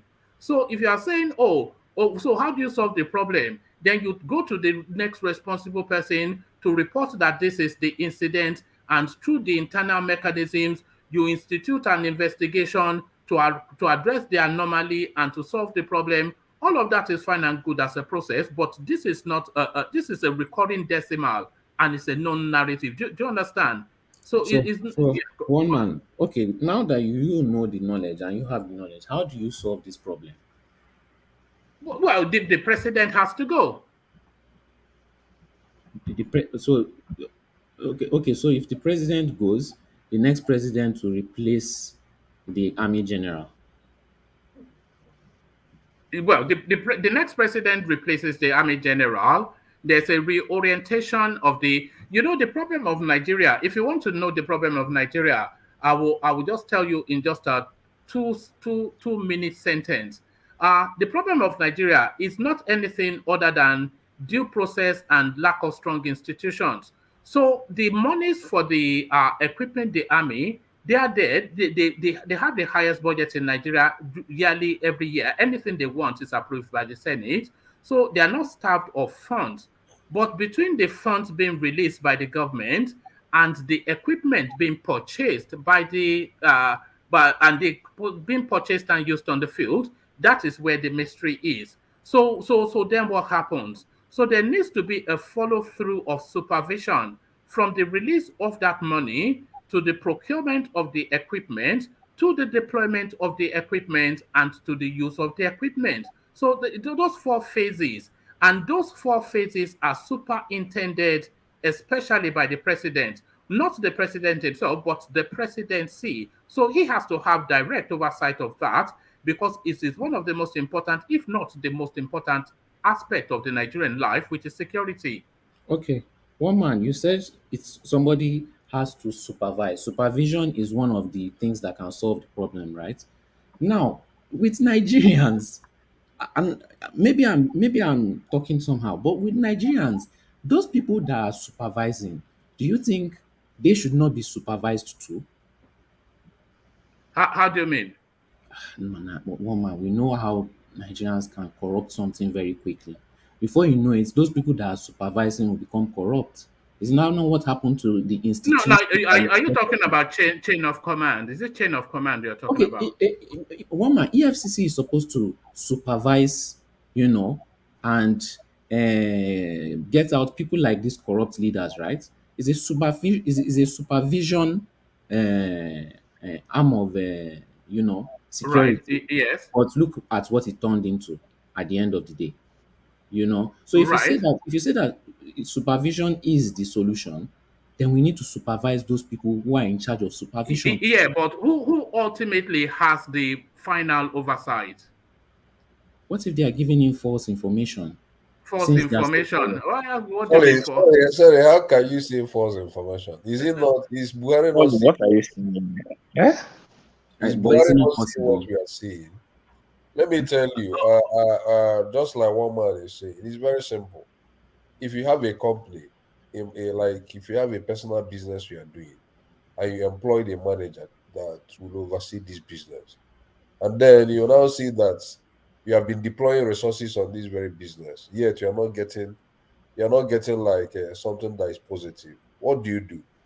You have to reorganize. Either you decide to sack your manager immediately. You don't need to keep wasting time. All these what do chief of army staff and chief of defense, minister for defense, and all those people, all those top military officers that are in charge of all these things, the president has been bringing money, yet it appears the money is being siphoned one way or the other. The amount of equipment needed for this fight is not enough. So what the president needs to do is you have to sack all those people and bring more effective people. You know, You know so what? You know what? you don't need to keep on and keep saying maybe you are not getting the right. Is it not? Is the president not seeing what is happening in the Nigerian security? So what Okay, I expect him to do is to act quick, sack those people, retire all those men that have been siphoning this money in the military. okay. Because And most of this, that sounds all good and dandy, but that doesn't work in a corrupt nation. it is very easy to do. He's the Okay, commander in chief of the I army. understand. I understand why you think that way because you are still But anyway, let me just say my point of view now that I've had a better understanding. Yes, I do agree with you that yes, there should be supervision, but I do not agree with you that the supervision should come from humans because Nigeria is a very corrupt state. They can set up things, but will they do it? I don't know. But if I was the president, I would set up things like financial supervision. Okay, because they can lie and they can transfer it here and transfer it there, but something that will be putting a flag on finances when it's going the wrong way or when it's being siphoned. The youth can create something like that very easily, just a little coding, and they attach it to the financial system of Nigeria. Now, secondly, in terms of supervision, we need security cameras everywhere. I don't trust the Nigerians in Nigeria. I would rather put Sorry, security. I disagree with you totally. I disagree with you. Sorry, let Disagree with him you. land. Let him land. Yeah, just let him No. land. Yeah. This way, you don't need to sit down there and be questioning, oh, will this person be a good man or will this person be a bad man? We are living in the 21st century. All we need is a camera everywhere to judge with our own two koro eyes. Now, you can have people in a security office where they have people watching this camera, people record. Oh, it's actually starting to sound like China. No, People. but you see where you are, Solly, is really where the conversation is. So you have your own peculiar recommendation, but that Yes. is still part of what everybody is saying.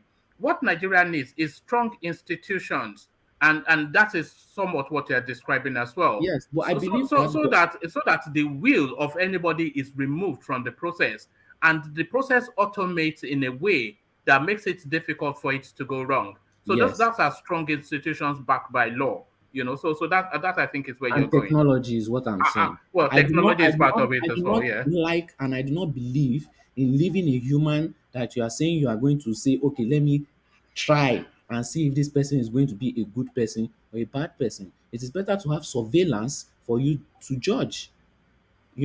So we need technology in that country to solve our problems. Nigeria is a corrupt nation. It's going to be very, very hard for you to get people that are going to supervise, that are going to be humans. It's very easy to. Nigerians have this peculiar, ability to corrupt almost anything. Not corrupt almost anything, but like find ways, to do things, no matter how strong a system is. So we need technology in that country, basically. No, I agree with that, Solly, and that is part of the conversation. That is part of the conversation because the Nigerian system needs to be automated, right? Not just the military that we're talking about, but right across the board. So when you are going to Tinkan Island, rather than going to custom officer Suleiman to go and have him do something, you just print something. You pay a fee online. You print something. You go to some barrier, you put the receipt there, it scans the code, and then you get your thing and you walk away. So the human contact needs to be removed as much as possible from the Nigerian narrative. And that is But one man, yeah. why is the name of the custom officer Suleiman? Ah, because everybody in uniform is Mukhtar, isn't he? They rubbing, yeah. So in summary, what I was trying to say now that I've understood more, okay, is that I am not sympathetic to the situation because it's going to keep on happening until we implement this kind of systems, which I strongly recommend technology. And how will the system that you're recommending be implemented? Well, the president has to implement it. So and there you are. And there you are. And there you are. So there it is right there. So you got there in the end. It's the political will of the presidency that guides that country. If he's happy for things to subsist, so long as he's protected, then we'll continue to have this sort of Nigeria. Yeah, that's why I said the president has to go. If he wills that the system works, the system will work. Because the technology is there, the processes are there, the expertise is there, and if he wills that he wants a country that will work, the country will work. But he's just happy to subsist and do his Fulani thing, and that's it. Do you see? He's so Or reluctant. you can disagree, though. You can disagree. No. I see it now. I see it. Yeah, because the BOKO always, and that this really, in most countries, that the BOKO always stops with the presidency. If there's a political will to move, they are saying Nigeria, it will take only 2 cycles or 3 at the most cycles of good governance for Nigeria to take to be. Okay, but one man, if this is what we need, I don't see Peter Obi, Atiku, and Tinubu doing this. I really don't see it. No, but I see Tonubu doing it though. Why? Because he has the will and the capacity. Peter Obi does not have the capacity. Atiku, he does not have the maneuverability because he's of Fulani stock, and if he becomes president, he'll be the Fulani that puts him there, and he cannot go against their will. But Oma, why do you think that Peter Obi doesn't have the capacity?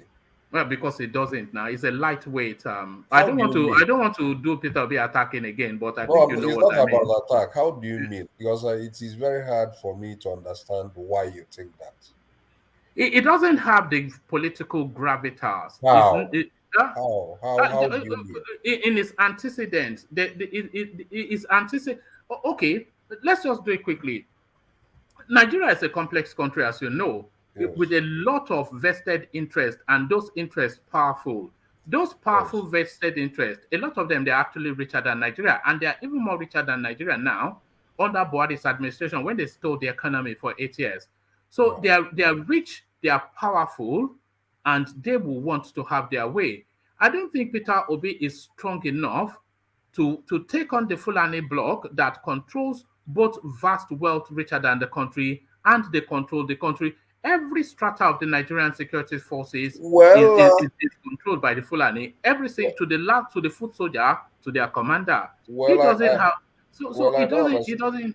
Yeah, well, I don't understand what you mean, but if I will explain what I understand about having like political will to do something, you know, I would like see it from the angle of somebody that has the ability to take decisive actions on issues, to be very decisive, not trying to allow himself to be moved by a lot of influences, you know.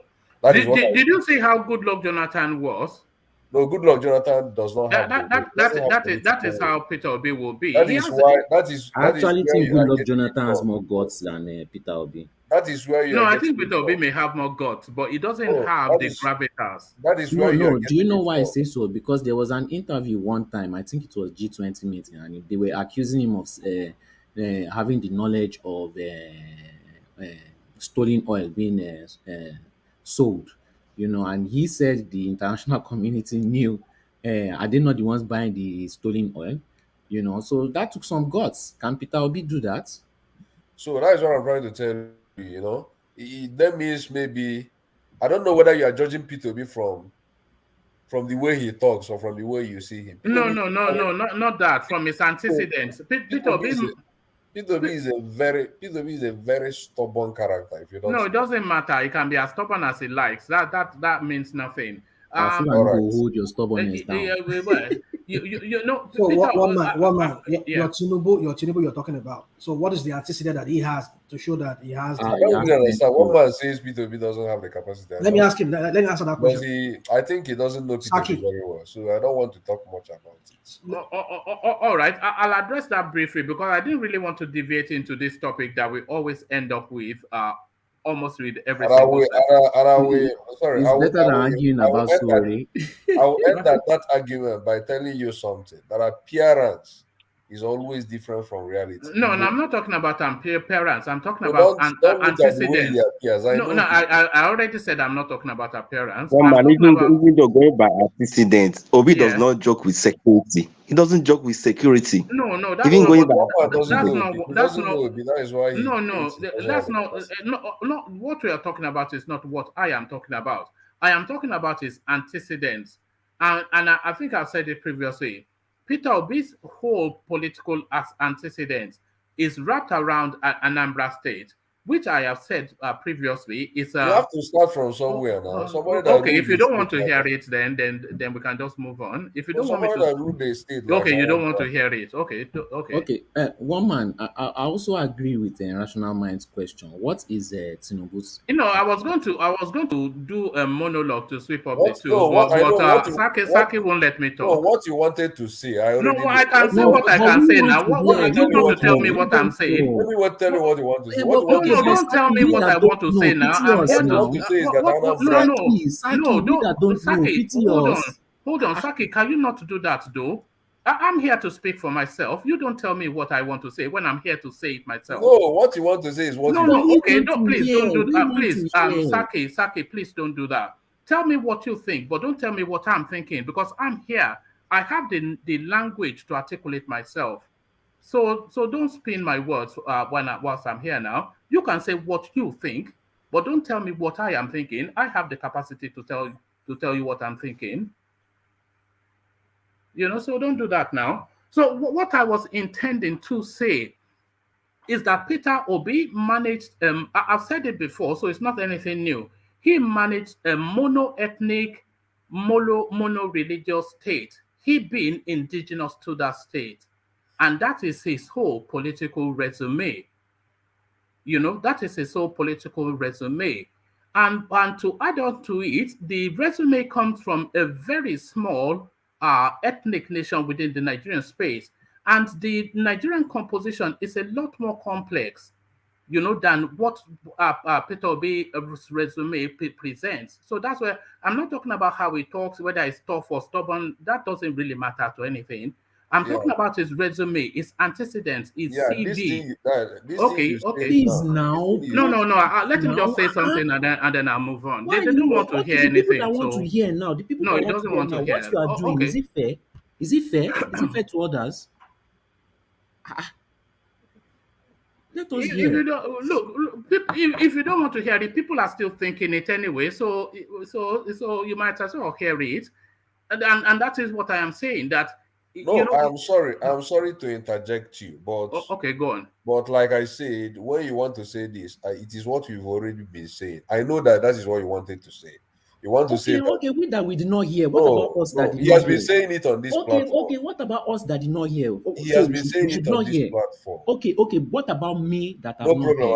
I won't talk again. No problem. You can continue. All right. So that is where I was going. And Peter Obi's antecedent, where he had all of the advantages, mono-ethnic, mono-religious space, where he had governance over it, he being indigenous to that space, so all of the advantages weighted towards him. His performance, a lot of people will tell you who have interrogated his performance is derisory at best. Nobody gives him anything over like a 45% mark.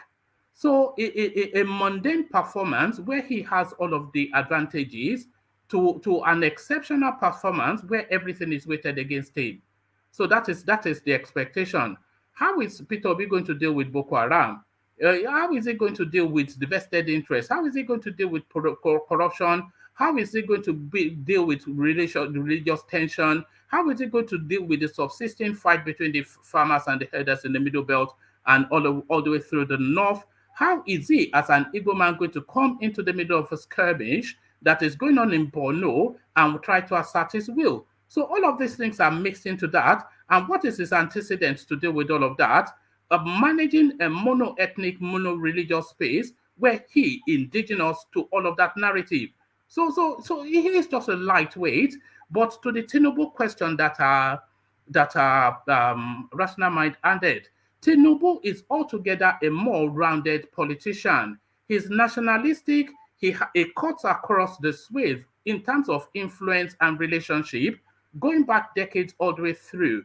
So TINUBU is one of the boys, according to the Nigerian political space. So whatever support, and you are saying Peter Obi is stubborn. I don't think he's more stubborn than TINUBU. TINUBU has managed ethnic diversity and multiplicity of religion, is managed the vast economy, is long-standing within the Nigerian space, and all of the things that is being weighted against the Nigerian space, vested within the South, he will put an end to that as a Yoruba man, or he will attempt to. All of that is not wrapped into Peter Obi because it's a lightweight. So that's the thing that so you're free to counter that, but that is what I think. I'm free. I think I should counter that. You know. See how man packaged TINUBU. Oh my word. No. You are free to counter it. Now it's not. I'm not saying my word is law. Counter it if you want to counter it. And one man, you cannot like say that somebody doesn't have capacity because the person was opportune to manage a state like Anambra State, which is his state. He cannot be governor of Lagos State, of course you know that. So if he had the option of becoming governor of Lagos State, he would have contested in Lagos. Saki, I'm trying to come from noon. It has to start from somewhere. The only thing you have to look at is that little space he managed. You know, how did he do it in terms of policies he initiated? Nigeria is not a rocket science. Nigeria is not is not too hard to manage. You can see what happens in this electoral reform. It took only one policy, and our election was almost getting it right. It took just one policy reform, one reform, but election is like the electoral space in Nigeria is trying to be good. So what you have to be asking is, does P2B have the capacity to have the right kind of team that we have a pool of brains that will like deploy good economic, social, and the security policies that will drive Nigeria. You know, so the argument of coming from a monoethnic or monoreligious state doesn't come in. If he had the option, if he was born in Lagos, or if he came from Lagos, he would have also contested for being the governor of Lagos State. I strongly disagree. No, No, you I might. no. You cannot say no. You cannot say that him coming from a monoethnic society. When something is mono, it's easier for everything you do to succeed. You know, you do know that you do know that Nigeria is not succeeding because there are three giant tribes fighting for power. When you said when something is mono, and in most successful countries, you have only one set of people. For example, the French are majorly full of French people. Sorry, France is majorly full of French people, and that's why it works for them.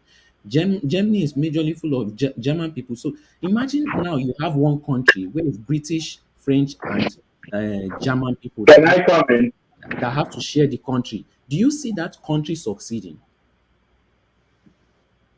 Sorry, Okay, now let me ask you another question. Do you gamble? Have you ever gambled? Do you gamble or have you ever gambled? I don't do gamble. Okay. But what I'm trying to say in effect is that somebody might have that very innate capacity, you know, but he doesn't have options. Like he's only limited. He's only in Anambra State. If he had the opportunity of leading Lagos, he will contest and rule Lagos, and we can see how he was able to rule. Why do you think he will win Lagos? No, I said if he was from Lagos, maybe he's an indigenous of Lagos State, it is possible that he could have contested and he could have even won and he could have even ruled Lagos. So he's from Anambra State. You have to judge him on that little you gave him. How did he do it? You know, how somebody did. We tell you how possible he's able to like deliver policies that will change a lot of narratives. Okay, can I ask another question? Basing your argument on being if somebody is intelligent, no matter where can I come in? Yeah, you can come in. Yeah, I heard what I've been listening to your arguments, and it's eating my brain. From what one man said, can you all hear me well? Yes. Yeah. Good evening, everybody, by the way. From what one man said, it means that we are basically reduced to some certain kind of people in Nigeria to run the country. That is where I disagree. I understand what he's trying to say, but I do not agree with it. Because if that is the case, then you will have to excise certain people from the corridors of power because of where they have been opportune to display their capacity to lead. So that is why I totally disagree with it. And another point is that having this past experience, we have had them. So it doesn't mean that TINUBU haven't had been a more national politician than P2B and then Middleman, can I ask a question? Let me just conclude. So Buhari has had past experience, and he came and we look at us right now, right? Obasanjo had the experience, and he came and look at us. So you cannot simply decide based on that one characteristic to decide whether somebody is capable or not of rule. This is exactly what I'm trying to say. You know, give that person So opportunity to see his capacity, because he tried in Anambra State where they have only one language, one ethnic group, and one religion. Doesn't mean that he might have that very capacity to go to lead multi-ethnic. So you can't just judge him on that very basis and say he doesn't have the capacity to rule You see Nigeria. the issue Nigerians have. So hold on, Charles. So hold on, Charles. Let the middleman land, Charles. Yeah. So that means that somebody from Sokoto, for instance, cannot be the president of Nigeria because he's from mono-ethnic and mono-religious quasi state. So he cannot run Nigeria. I don't agree with that, because if we all think like that, then we will have to be recycling the same people in power, and we have done that long enough, and it has not worked. Maybe we have to try something else, actually. So that is my point. You can go on. All right, brilliant. So have your say, Charles, and then we go back to Solly. Yeah, I'm saying the issue in Nigeria that when God gave you a gift to say Nigeria, you're not using it, and that's a problem. TINUBU is the best choice for Nigeria, but Nigeria don't realize in the light. They always choose the same people who are corrupt. That's a fact. All right, thank you. So there it is. One man too. One man. Can I seek your indulgence to say something, please? All right. One second. All right, go on. I will urge my guys on this on the room. I listened to like 3 days or 4 days stream. We are just talking over each other. I recommend this channel for somebody, and say, why can the moderator moderate very well? That if somebody is talking, let's not talk over each other. It's so horrible. If you go and play back some series we have done. So if you even don't notice me, I have stopped my interjection a little bit. Just let the thing flow, and we don't talk each other, everyone. We can interject, but don't talk each other, everyone. Thank you, one man. That's just my observation. Thank you, Thomas. And this is something that I've said so many times. I don't want to be over moderating, muting people and unmuting people, removing and because I feel that we're all adult enough. When you see that somebody is trying to force a point, just let them land that point. But if you can't, we've had instances, four voices cascading over each other, and each one thinking they are making the point. Nobody is hearing you, whether you are making the point or not. But then, thank you for that, Thomas. But back to you, Solly. So, from what I can hear from everyone's arguments, this side says, oh, but this, but that. The other side says, but this, but that. You know what? Let me ask myself, what did Fulani do? In the North, they always say, all this one doesn't matter. What matters is numbers, and the North has numbers, and numbers will always win votes. Yoruba people should start giving birth. We should start giving birth to 3, 4, 5 children and start marrying 5 wives, so that we can lead this election and, win these votes and stop all these arguments. Because basically all I'm hearing is you choose your own, I'll choose my own. Everybody just wants to argue back and forth, back and forth, back and forth. Yoruba people should give birth to 10 children. We should marry 5 wives and give birth to 10 children so that we can continuously win election. That's the end of that's my summary. All right, brilliant. Senate President LAWAN, AKPABIO, TAMBUWAL, others, they risk jail term for buying different forms for the primaries. So we have been over the weeks hearing about how these people are claiming that though they were in the presidential race, they were in a senatorial race too. But INEC has come to clarify that that's actually not only against the law, it actually carries a penalty of 2 years. So would you like then to see that law follow through and then to see LAWAN, AKPABIO, TAMBUWAL, etc. locked up for 2 years? Who is supposed to pass the law? The law is already passed. That's the law, yeah. So if they were going to be in jail, Why are they not in jail now? So they can pass all the laws they want, but you know, these people have immunity, yeah, and they have some kind of unspoken immunity, and we, the Nigerian people, just sit down there and accept it. And in our aggression, we don't form solutions. In our anger, we don't form solutions, and they just continue to do things like this.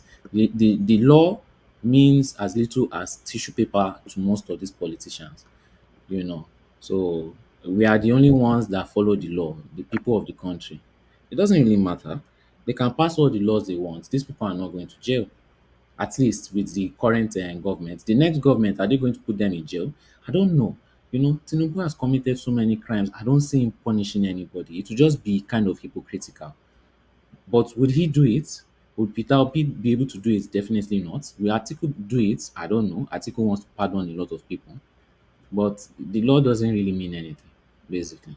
All right. So, sorry, it lands. Maybe in the future of Nigeria, it would mean something, but well, it never will, because it lands to where we were before in just on another topic.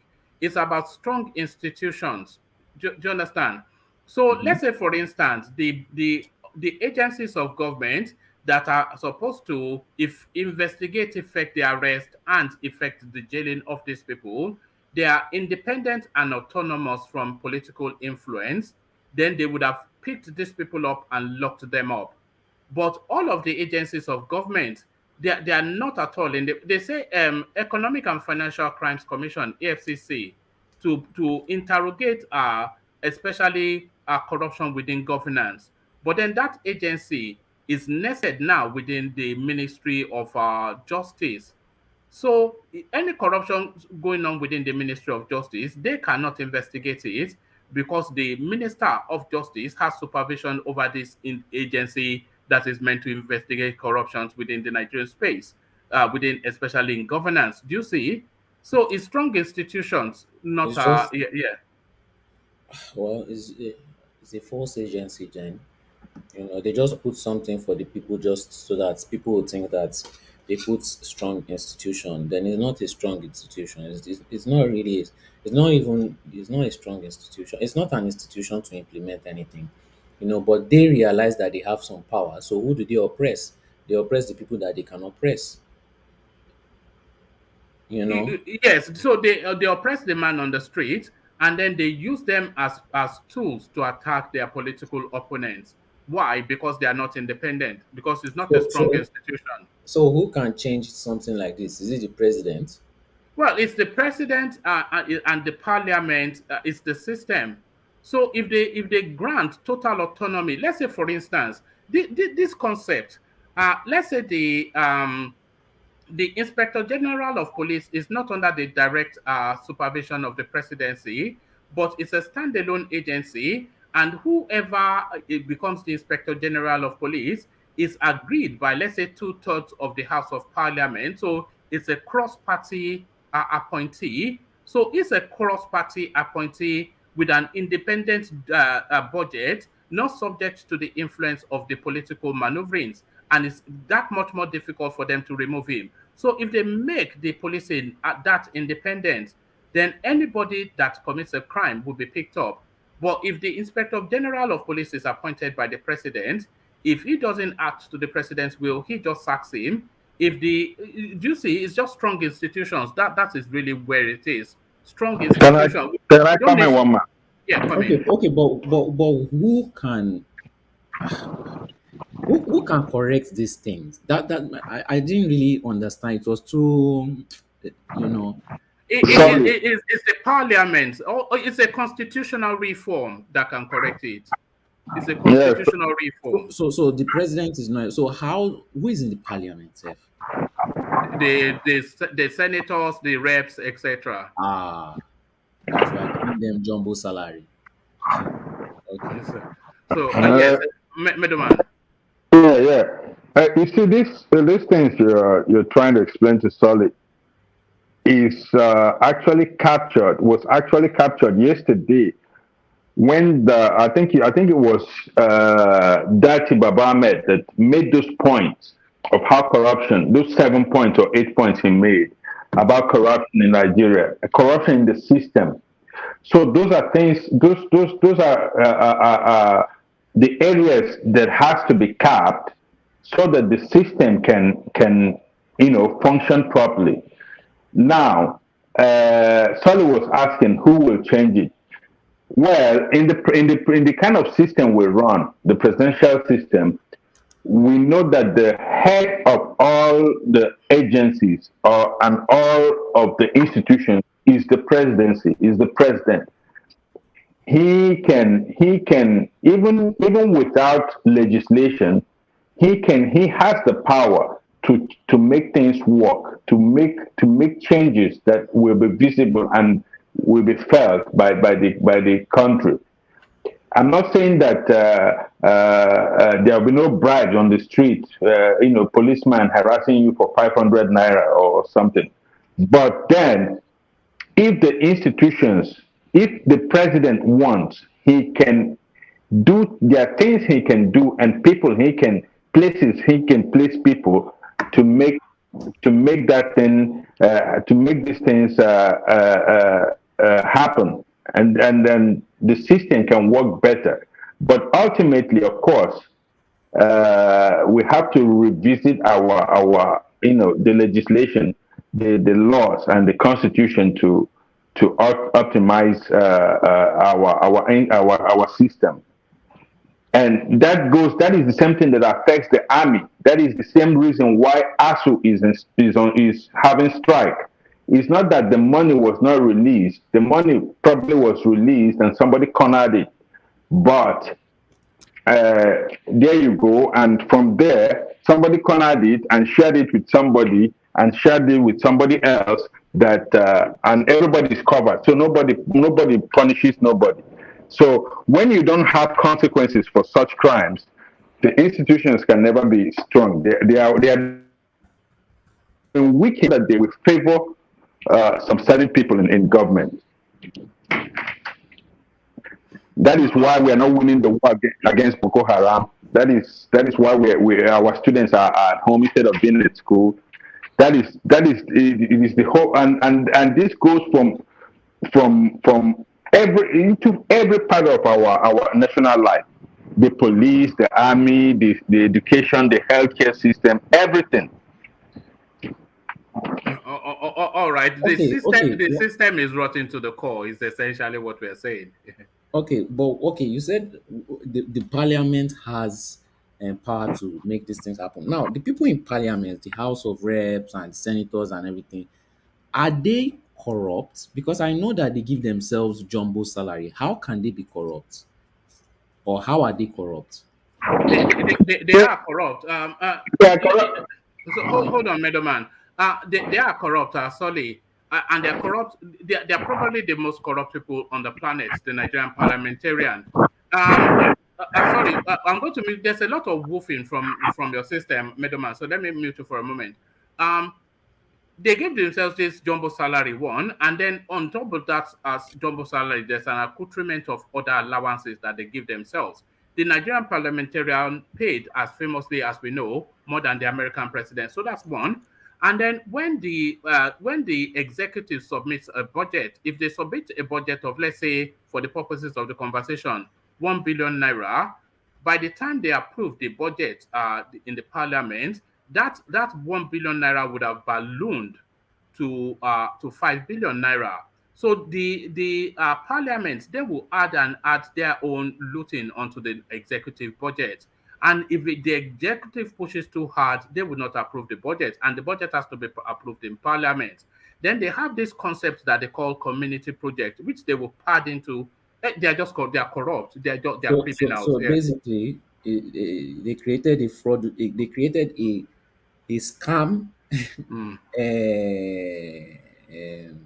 institution to watch over the things that they do, basically. So it's not really a real institution. It's just a facade, basically. Well, it's not a facade, because in the lettering of their composition, it's not a facade, but in the amendments that they've made to their space. I mean, I think there's an office for salaries and emoluments and all of that. There's a dedicated agency that sets the salaries. So they set their salary, but by the time, okay, they have committees in the Senate. That committee gets a budget, and then from that budget, they'll go to whichever ministry they have an oversight, and then they sweat the minister for bribes.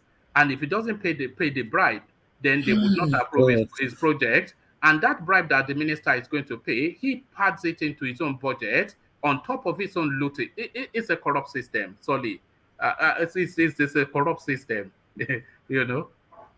Solely, basically, it is corruption, but there is also corruption is one aspect. It's the big aspect, the big part of it. But there is also incompetence, and that incompetence starts with our electing them.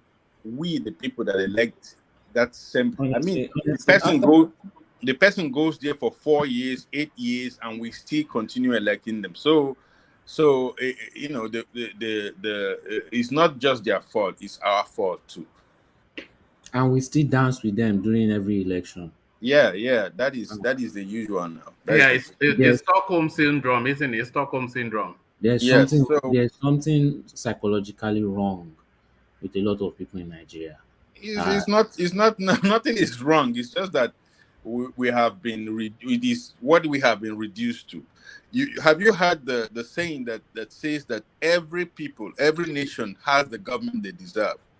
Our government looks like us. Our government reflects us. It's a reflection of us. Those people, they came from our communities, they came from our states, our constituencies. So those if you remove those people there and replace them with another people, random people it will be the same thing.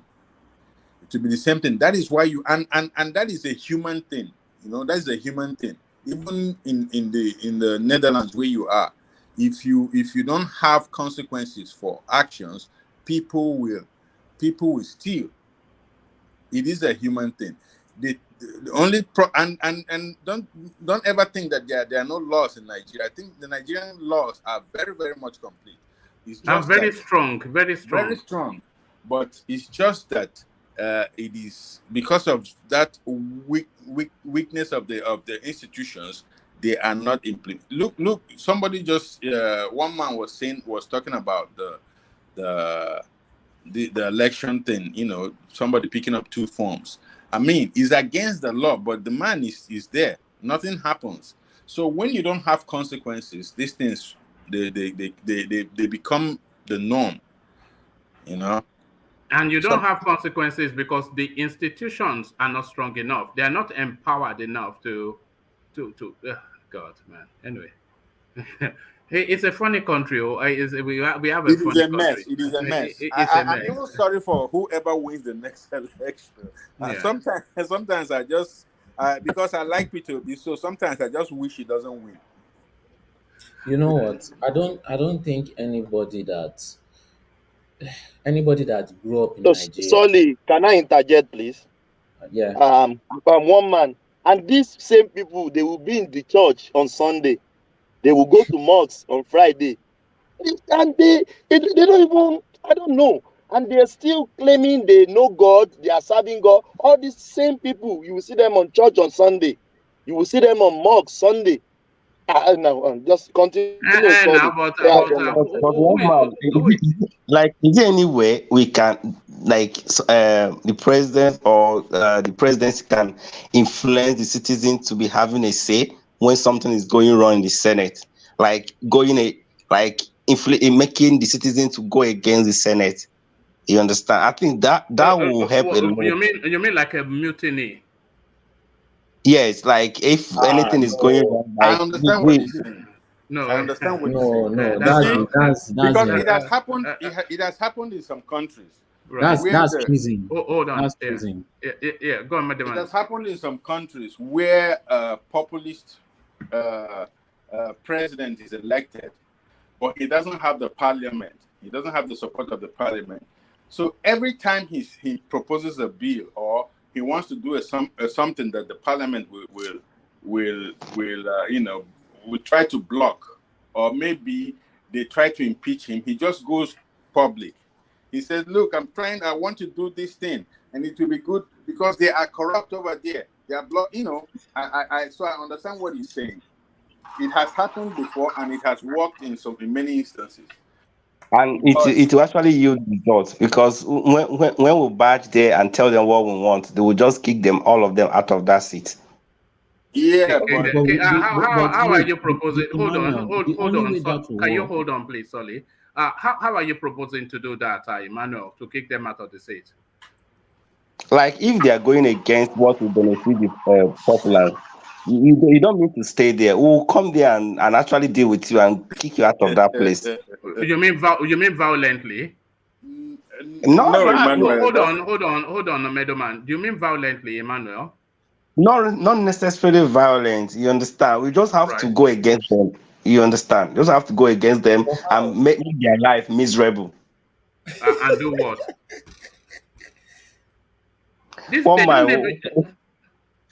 But you see my point, though. No matter what you are, as soon as your parliamentarian wins the election in his constituency, you are not seeing him for another 4 years until he comes back, because he moves to Abuja. So what can you do? I was expecting you to say you will recall them, but the Nigerian system, they tried to recall Dino, and we found out what it takes to recall a Nigerian parliamentarian, near impossible. So whatever it is, they are going to stay there for 4 years as soon as they get in. So that's just it, and there's nothing you can do about it, pretty much. I think we should learn from the Western world how they are doing it. Maybe we'll follow suit. Okay, but we are not the Western world. They have some. Nigeria is a. They are more. Let me tell you how it will work. If a president that wants to do the right thing comes, and he doesn't want the budget padded, he doesn't want all this corruption that comes from the parliament, and they're starting to block him, what he can do is he calls the populace, the people. If they protest, 1-2 million people protesting in front of the Nigerian parliament for 2 days, they will yield. They will yield, and they will kept. But you cannot have that. So if you make that call, will a Nigerian answer the call? That is the thing. It's not just about okay, hold on, Solly. If you make that call and you get that gathering of 2 million people protesting, and the parliament yields to that bill, what happens to the next bill? To the next, if they after they've seen what happened, that gives you a political capital. That gives you an advantage. Yes, one man, they were just. And you know what they will do? You know what they will do? They will just wait you out. You are the one that will suffer. They will be eating their jumbo giant chicken turkey leg while getting massage all up.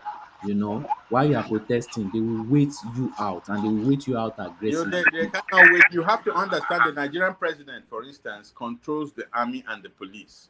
Okay. I would withdraw the security. Sorry, can you mute yourself? Sorry, okay, come in, Bramberry, and then make that comment, because there's a lot of static coming from you. All right. I said this thing like a month ago, that if a populist government come in, Buhari had that kind of populist. It was very popular when he came in, but he went there and just become like Dodo. If a populist government come in, this thing is possible. It's been done everywhere. It's very, very possible. If they don't agree, people will go on the street. They'll protest.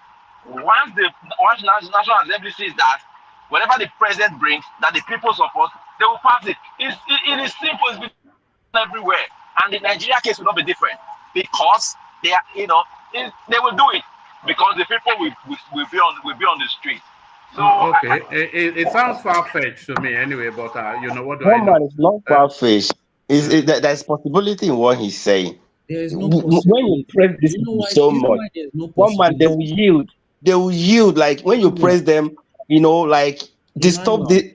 People don't understand. You can imagine how we ended NSAS. It's just something like that. Imagine how we ended NSAS, and Buhari signed that paper that no more answers. If they remain stubborn and will come out of street and make life miserable for them, they will yield. Okay, okay. That answers that you're using is an example, but this is the point I'm looking to make. So let's use the example of NSAS or any other example, really. So you want to have a particular something go through, and you feel this will really benefit the country. You've explained it to the country, but the parliament is standing as an obstacle. So you whip up the people and throw them at the parliament, and let's even say they surround the parliament in mass, as it's been described, till the parliament yields and passes through what you will. So you get that, and then they maintain a coolness for a couple of months, and then you come again, but they don't want you to go through again. Are you going to whip up the people again? Is it every time that you don't get to pass a bill, you will be whipping up the people to throw them at the parliament? No, let me take that. You see, after the first time, they are not going to try it again, because they are politicians. They are politicians. They are politicians, and they know that they have to be elected by these same people. Once, especially Nigerian politicians that are cowards, once they see 1 million people at the gate, and you remember that the Nigerian president controls the police and the security agencies.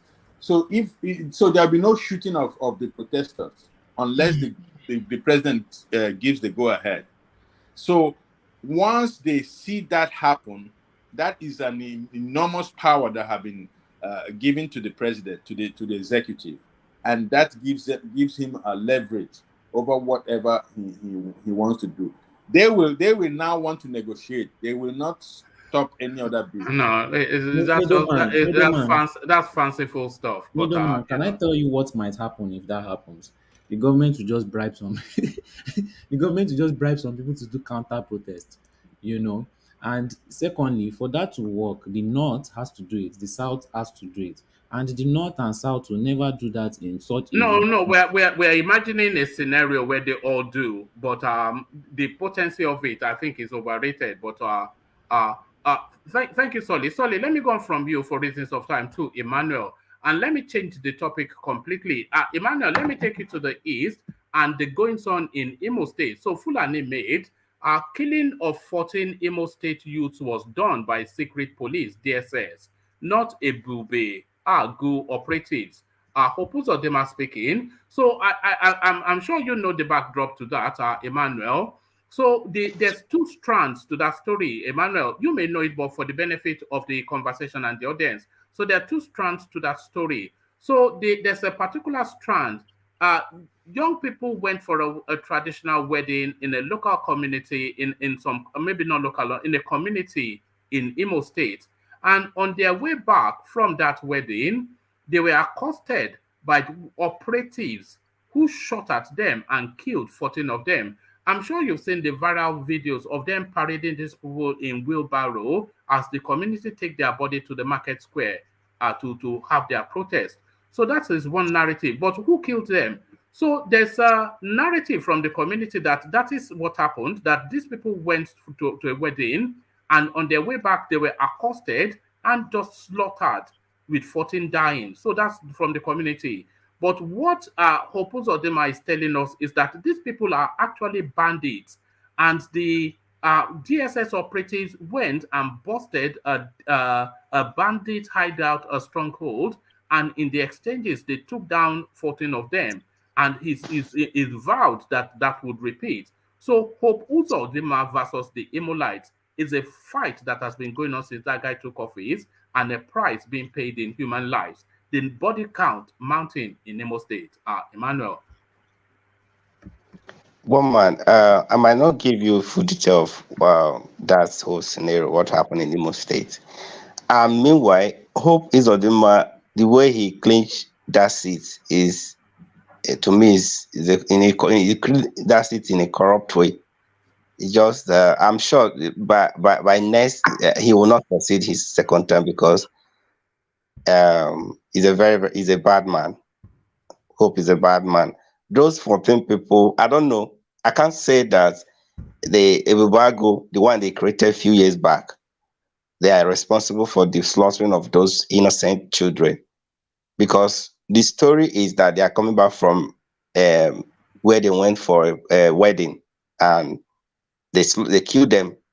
Gotten information that they are the one terrorizing Imo State. Imagine. So the whole story, one man, I cannot give you much, which I don't know what happened inside. But all I can say is that those boys, they are innocent.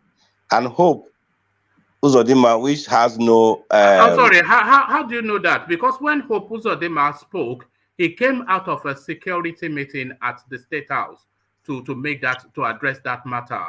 So he has intel that you don't have. Fine. Okay, why not arrest them first? Do your investigation. Because you saw the 14 children together in a bus. Why not accosted it and charge them to court, then make a little investigation before slaughtering them? That is inhuman. So for him to give that means he's the one that gave the order. Of course, I think because impunity will cover him now, but let him wait until he finishes his turn. Emmanuel, can I say this? Hold on, Thomas, please. Emmanuel, let me give you this. It says this is midway through. This is towards the end of the piece. It says about Governor Uzodinma. So there was the narrative that the community presented about how these young men came about the loss of their lives. But this is the counter from Hope Uzodinma.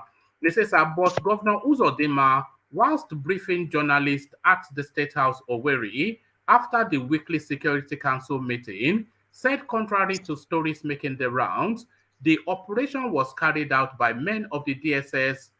So that's one that counters the narrative coming out of the community, because the community told us it was Ebube Agu, but the governor is telling us it was the DSS. So it says, but Governor Hope Uzodinma, whilst briefing journalists at the State House already after a weekly security meeting, said contrary to stories making the rounds, the operation was carried out by men of the DSS. So this is now what he said actually happened.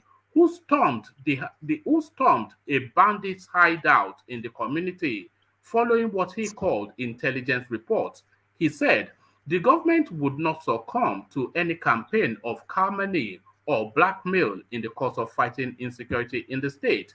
He maintained that all the youths killed were criminals and vowed to sustain the killing of hoodlums. So this is it, Hope Uzodinma versus the people. So because he has... Yeah, one man. Like I told you that I don't really know much, but what I'm saying, where I'm standing here is that why not incarcerate them and make investigation rather than slaughtering them on a spot? Because you don't even know whether they are innocent or I don't know who gave the order. Because to me now, from what the tunes of Hope Uzodinma seems like he's the one that gave the order. So you are giving the order. You're supposed to arrest them, put them somewhere, make investigation. Okay, in Nigeria that Buhari will arrest Boko Haram and put in Kuje prison. We know they have been killing so many innocent people in Nigeria, but they arrested them and put them in prison for so many months. So the innocent one, I don't even know. But Emmanuel, you are wrong. Hold on now, Thomas. Let him follow through a thought. Yeah, please carry on. The story that you're making up, you don't know whether it's true. Why not bring the 14 children together and ask them, make investigation before you kill them? Why killing them on a spot? That is my own stand. Because the story is that they are innocent. Some say they are not innocent. Why not arrest them? Put them in prison. Emmanuel, what if they did not make themselves receptive to arrest? What if they... Can I come in? Yeah. Hold on. You can come in, but Thomas comes in before you. And then. So sorry, Ajan Lekoko, I've sent the link quite a few times. I'm not sure if you have seen it in the comment section. Ajan Lekoko is missing in action, and I'm trying to get him back in. So Ajan Lekoko, I've sent the link. Let me send the link again. What I'm saying. So what I'm saying is that... Sorry, Emmanuel. What if as the governor described, they were bandits in a hideout, not making themselves receptive to arrest? Yes, one man. You're using what if we are not certain. So what I'm standing at, that if statement would have been put them in a place, because you have the power, you already know where. In fact, they are in the bus. You have arrested them, incarcerate them in one place. Make your normal investigation as a intelligent security normally do before judging them. Because the story here that is if which now people are saying that the boys are innocent. In fact, the story was before that it was a bubago. Now this story is coming from different story coming on the head of these children. You don't know, and you're using if. Okay, put them in a place, judge them, make investigation as an intelligence security unit. Then before passing judgment to them, but you slaughtered them on a spot. That is not okay. I told you that Hope UZODINMA will reap what he's sowing now. What happened to this man in Osun State will happen. In fact, he will not succeed the second term, and I'm serious. And after his tenure, I know that impunity is covering him now. They will deal with him because Imo State is angry with Hope UZODINMA. I will not lie to you. I know they always have been, and this is not. There was another famous incident in something Agu. That there was a slaughtering there as well. But Thomas, you wanted to put a position to Emmanuel and then Meadoman. What I want to say is, one man, governor doesn't have the power to instruct the DSS to do that. That's just what I want to say. That's what I said. That assertion is very wrong. They are just chief security in paper. They don't have the power to instruct anyone. That's just what I want to say. All right. And Meadoman, you wanted to add? Yeah. Thomas, they don't have the power on paper, but they know everything. They are briefed of everything that happens or that will happen in their state. So just wanted to put that. Now let's imagine this scenario. So they shot 14 young men, and but from the story you read, we did not hear something like exchange of gunfire. And then it is difficult for me to believe that 14 bandits were killed, and the community is coming out to say that they are not bandits. Why would the community harbor bandits that is against them? Normally, when these people, unknown gunmen or bandits, are killed, the community just look the other way. They don't interfere. They will be happy, jubilating that they're taking rid of them. But now families are crying. A lot of families, mothers, fathers are crying because of their children being slaughtered. That's what I'm saying. You're supposed to arrest them, make your normal investigation before passing judgment. And you saw them on a bus, all of them coming back from a trip.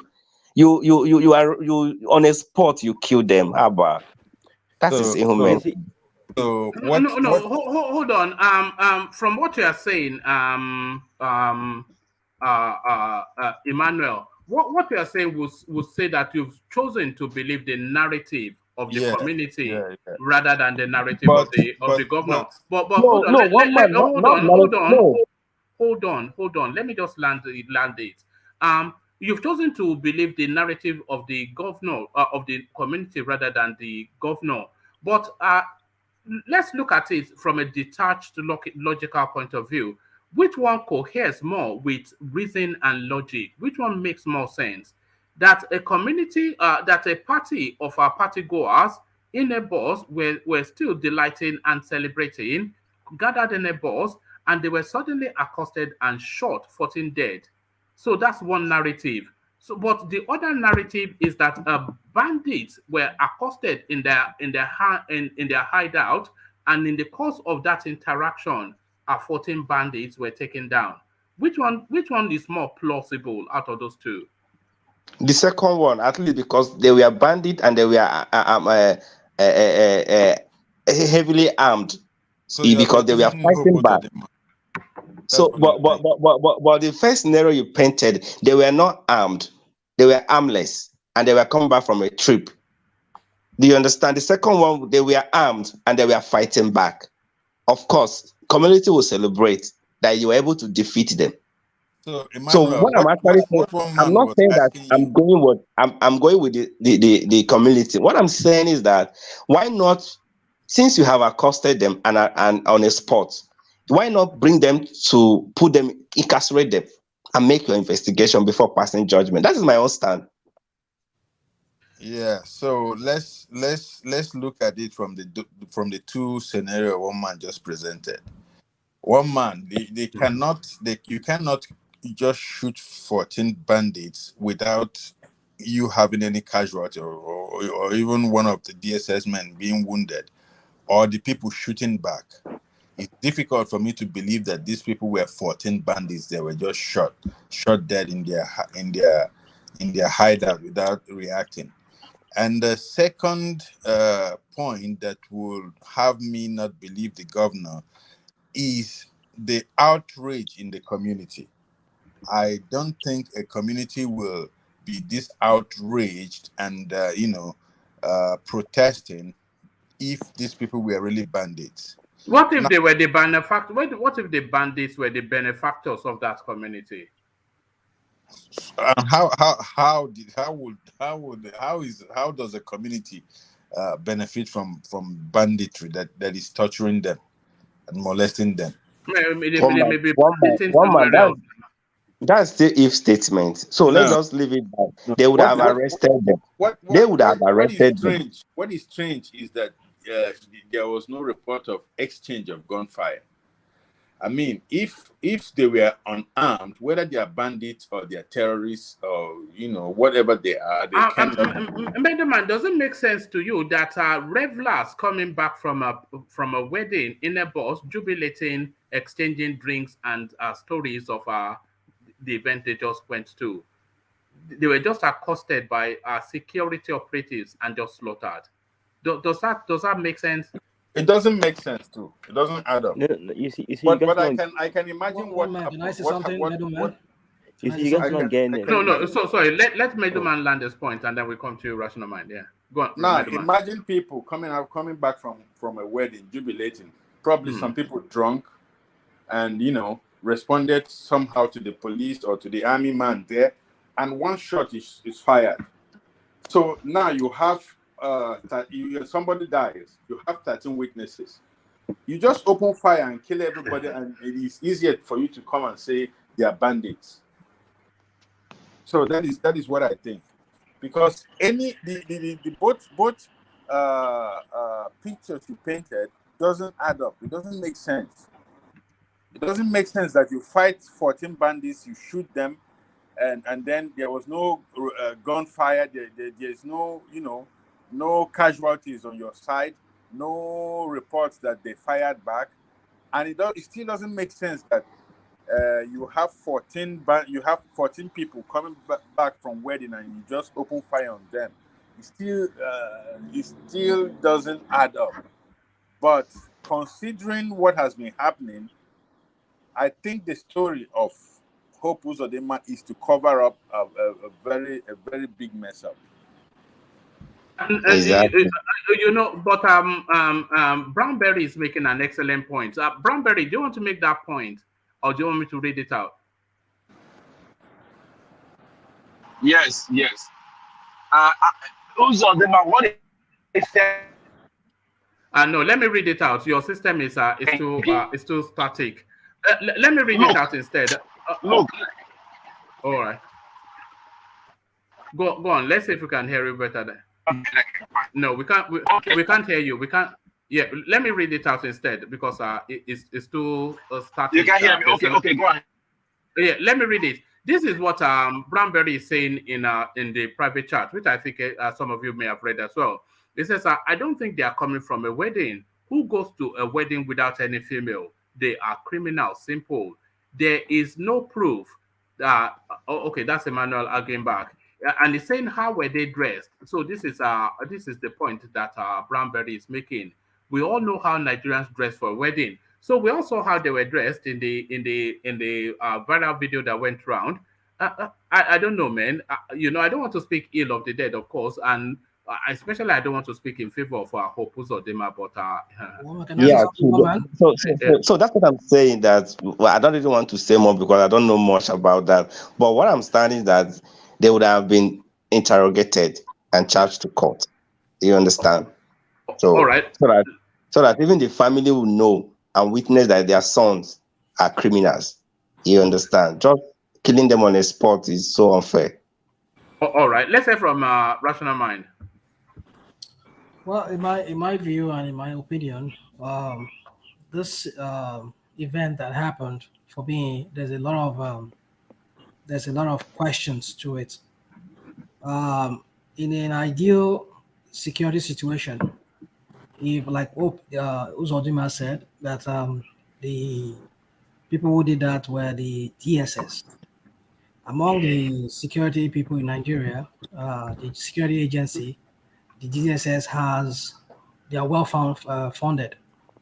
They have lots of gadgets than any other security outfit in Nigeria, agency in Nigeria. I know some of them do wear body cam. But the thing is, there should be evidence to show that these people, number one, one thing, the hole I could poke into this whole thing is that when this thing died, when this happened, was it reported? The media never knew about it. If not through some back door, people got to know about it, that some 14 people were killed. And these people were killed, and their dead body were left there. I mean, in an ideal security situation, if the Nigerian government does something like that, they will take over the dead bodies. Investigation will continue from there. It doesn't end there because they just killed them, doesn't make it end there. But for the fact that the people of that village picked up the dead body of those people and they showed it to the world, shows that these people, they were trying to cover up. They were trying to perpetrate this crime and act like they don't know about it, or try to spin it around in that way they want to spin it around.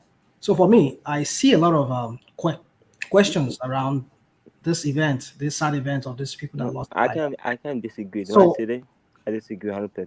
See what happened? Hope UZODINMA know he did a crime. He backtracking. He know he did a crime. He knows. I watched a bit of a lady crying. Wow, yeah, it's a crime. It's a crime.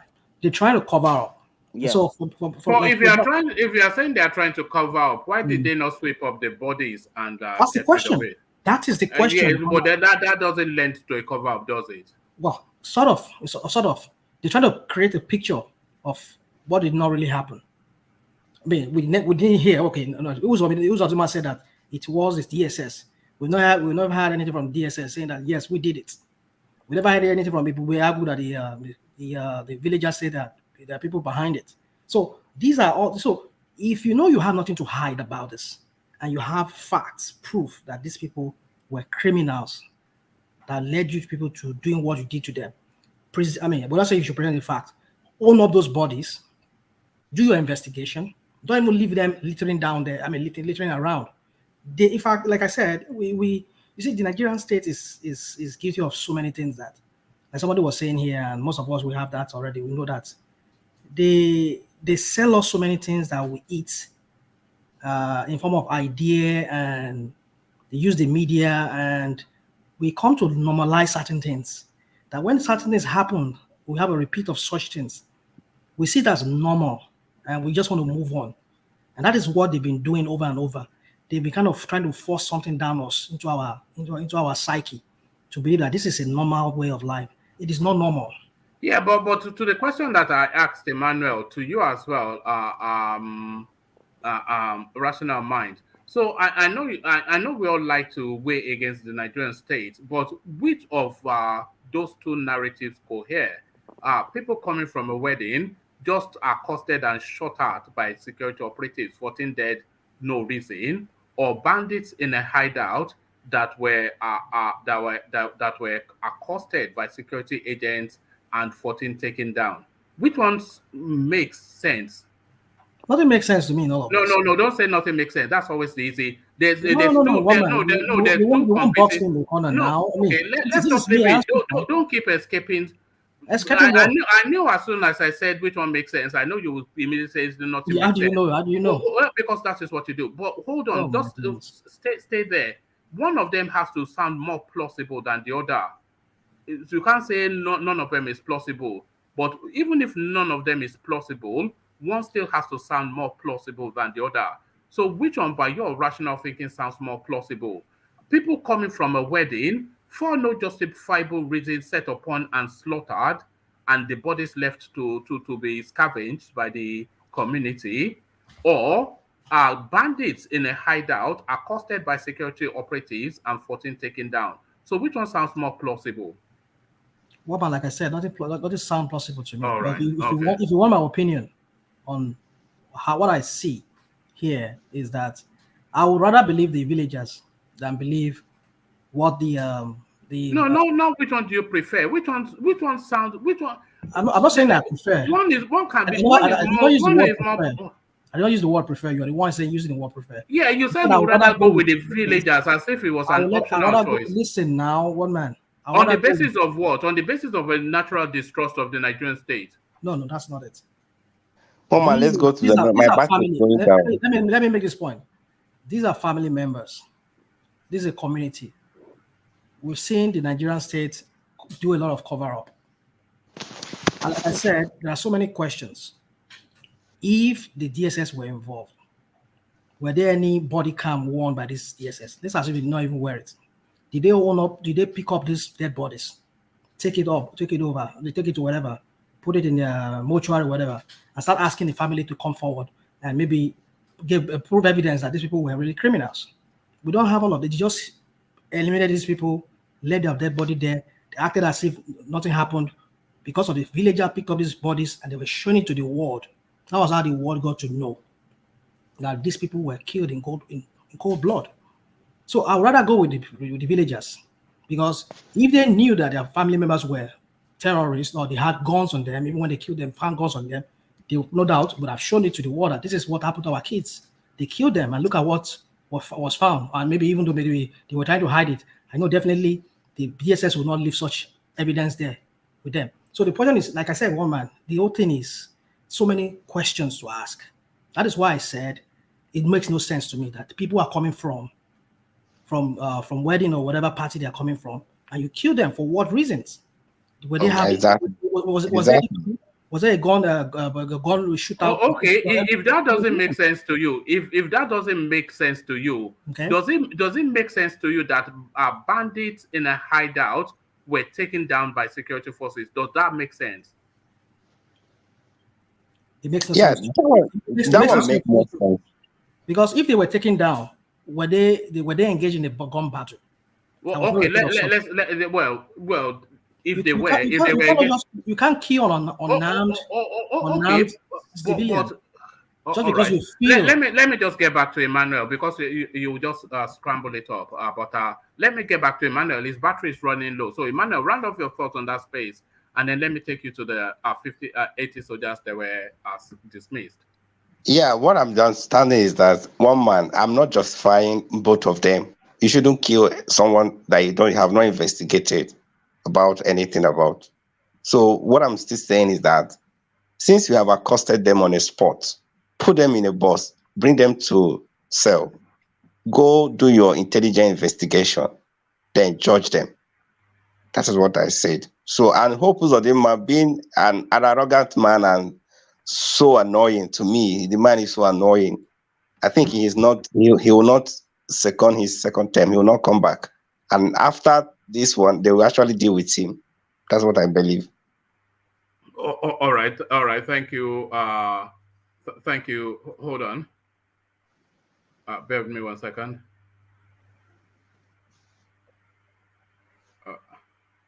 All right. Thank you, Emmanuel. So thank you, Emmanuel. So Emmanuel, so these 80 soldiers now, did you hear the conversation around that? Yes. So Nigerian army dismisses 80 soldiers for fleeing from Boko Haram terrorists after running out of ammunition. So there it is right there. But this is the story we're discussing. But this story, we could have been discussing it 4 months ago, 6 months ago, 12 months ago, 2 years ago. It's an ever recurring narrative. are outgunned, outnumbered, but being asked to stay in the war front. So what are you then making then of the fortunes of these 80 soldiers, Emmanuel? Well, man, I just have few words for that incident. The word I want to say is that Buhari have failed. Buhari failed everybody. I won't lie to you. We thought that having experience as a military man, you ought to know how to permeate and how to, pilot the affair of military affairs, so to say. So those innocent people told you that not just once, they want you to the same message to the camp that they are running out of equipment. You should send it. You snub them. And these people, the terrorists, they are coming against them heavily. And they have been killed. A lot of them have been killed in the process. And their machinery is going out of hand. You refuse to listen to them. And they ran back to the camp and you sack them. I don't know what is wrong with I don't know what is wrong in Nigeria. Things are not normal. So you sack them now, you send them to the street to go and do what?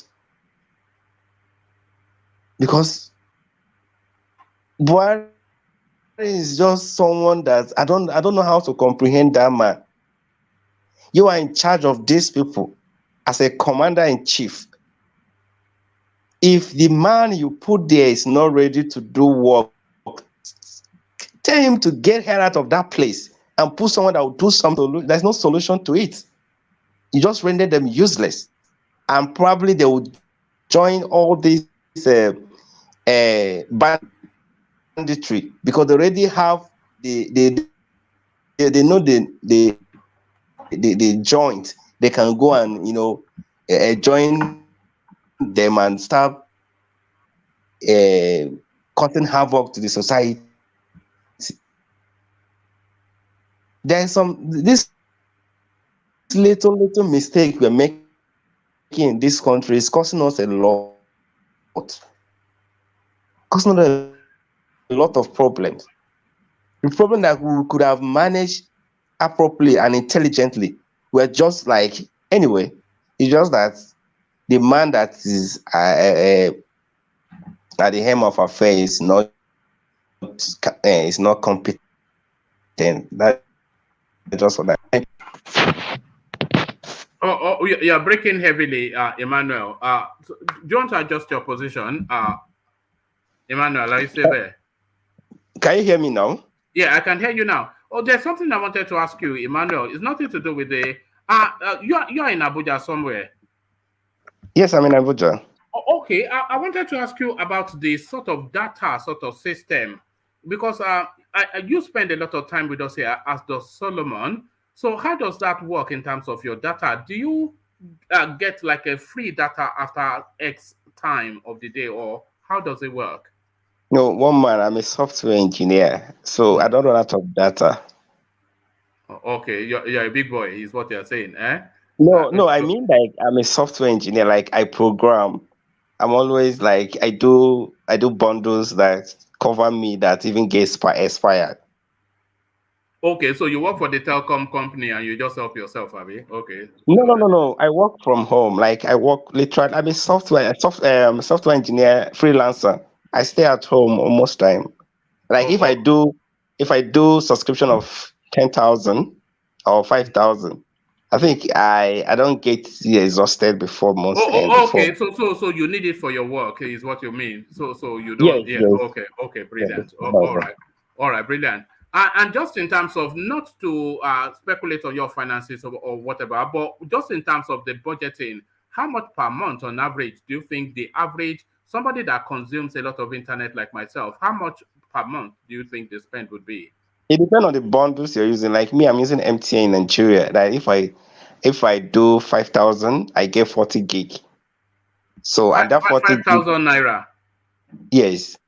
So I get 40 gig, and most time it's just like 2 weeks or 3 weeks before I exhaust it. But now I do like 6,000. I do 6,000. I get 50 gig.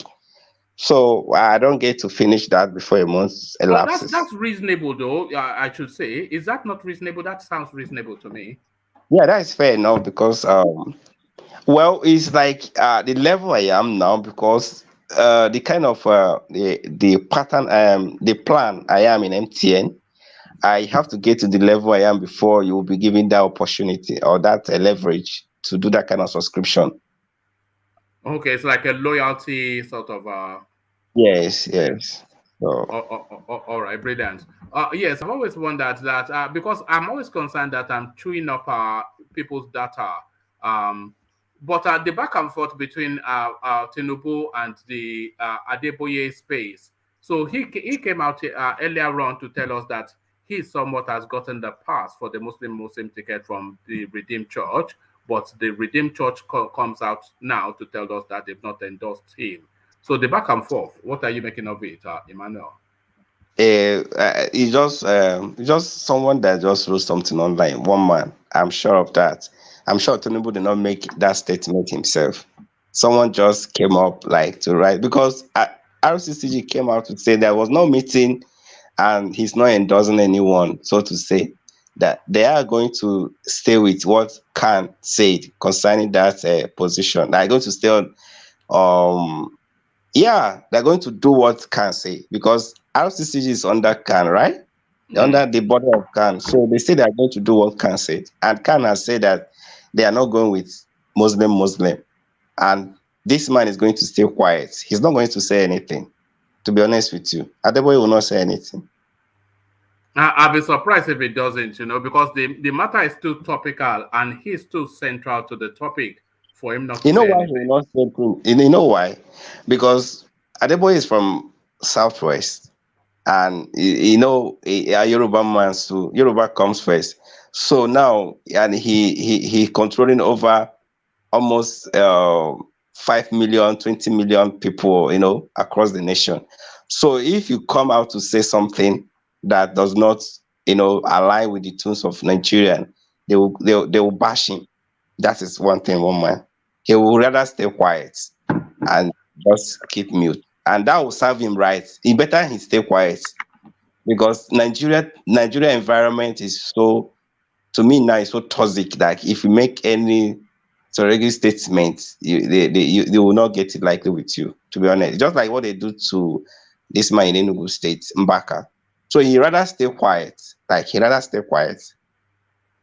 One man, go on. I'm going down. Take to another person. My battery is down. Sorry. All right, brilliant. Good to have you. And sorry about that. Next time, bring it to my attention quicker so I can come to you quicker because I know your fans, they like to hear a lot from you. So thank you, Emmanuel. So that was Emmanuel. So let's go on from Emmanuel. Let's go to Thomas, who we've seen coming from work, probably back home now. Probably had his dinner. I should be charging you fees, Thomas, because I'm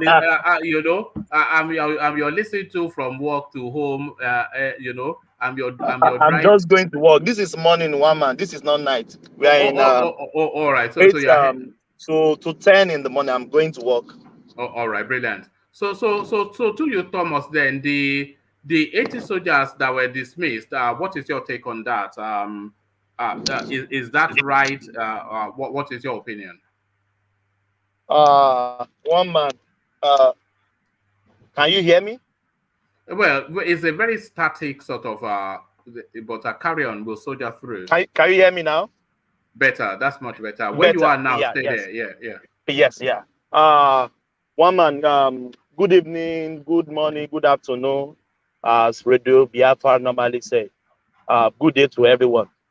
To me, the 80 people that were dismissed, I'm happy they dismissed them. Why I say I'm happy they dismissed them is that they can go home, so they can still be alive for their family and friends. Because I know if they were not dismissed, maybe they could be among the 70 that was taken down by the terrorists. So if they are still alive, there is still hope for them.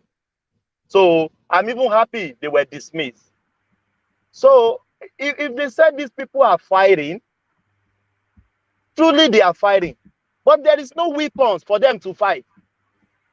And they are calling for backup so that they can further what they are doing, and there is no backup.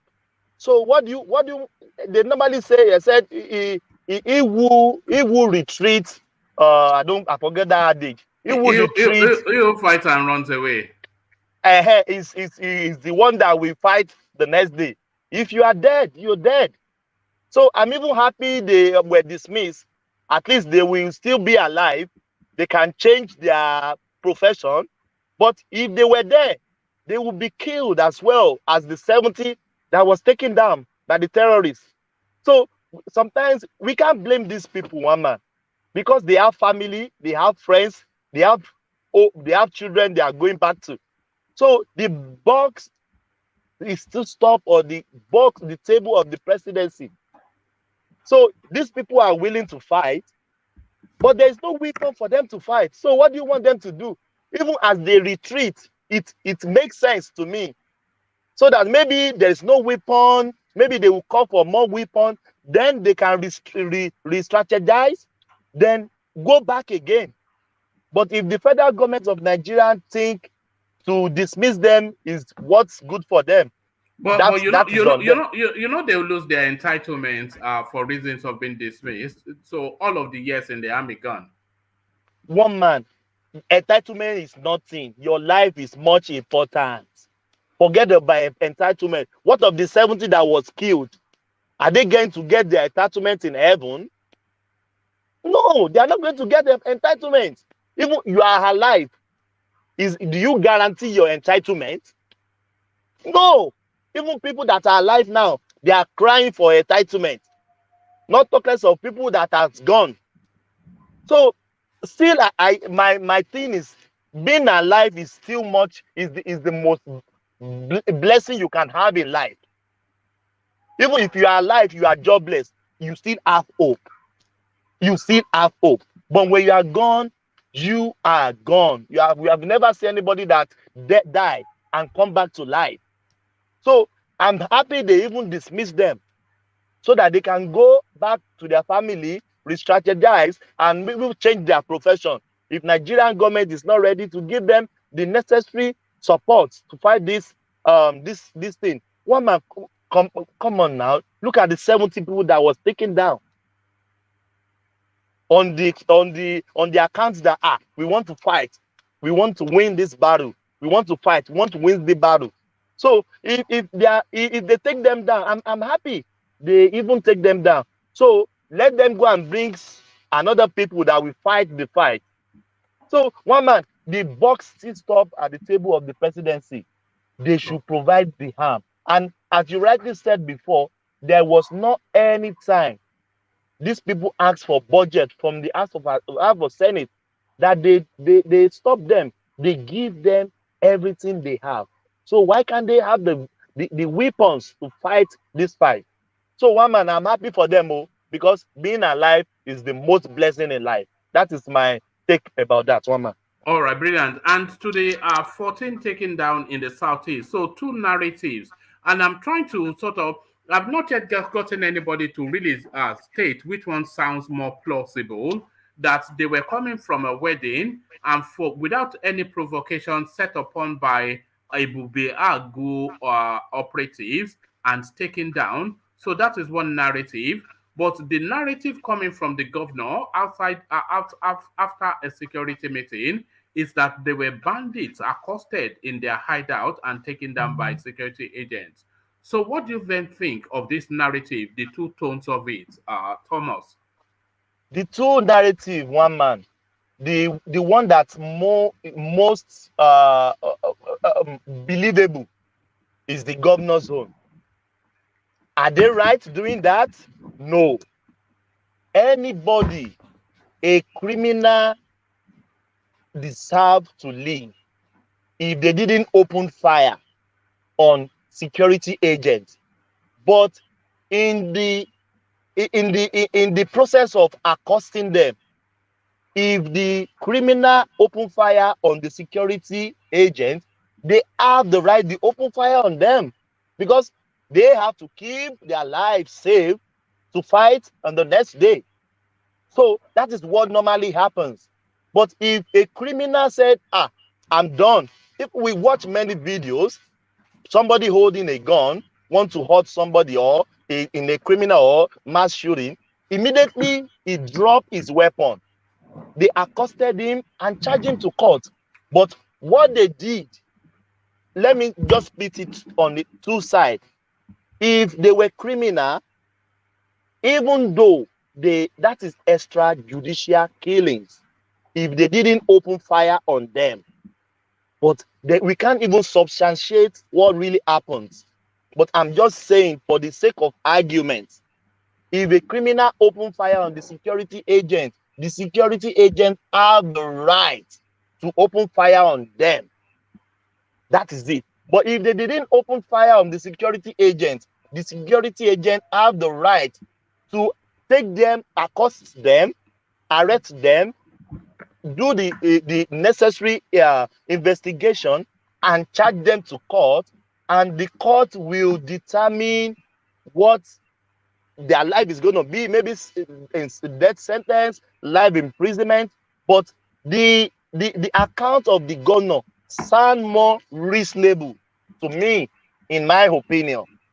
And I didn't see that video that you said they are carrying them in wheelbarrow. We can't mock the dead, but in your tonality, what I got in what you mean is that if people go to weddings, we know how people dress. I've never seen the video, but on account of what you are trying to tell me, that those people were not dressing like somebody going to a party. I don't know. That was actually Brownberry's point. He was making that comment in the private chat. Yeah, carry on. Yes, I never see the video, but as you rightly said, if we go to wedding, we know how we dress. I've never see the video, but Thomas. Thomas, yeah. I mean, we have to stop. We have to stop talking like this. Even people that Blackberry, who is saying all sort of nonsense about those people. Don't say that now. Hold on, man. Hold on, man. What is wrong with us? How can we be making mockery of people that were extrajudicially killed? Are you saying that the people in that town demonstrating? Are you guys telling me that they are lying? I mean, what's wrong with us, Nigeria? There are two conflicting stories.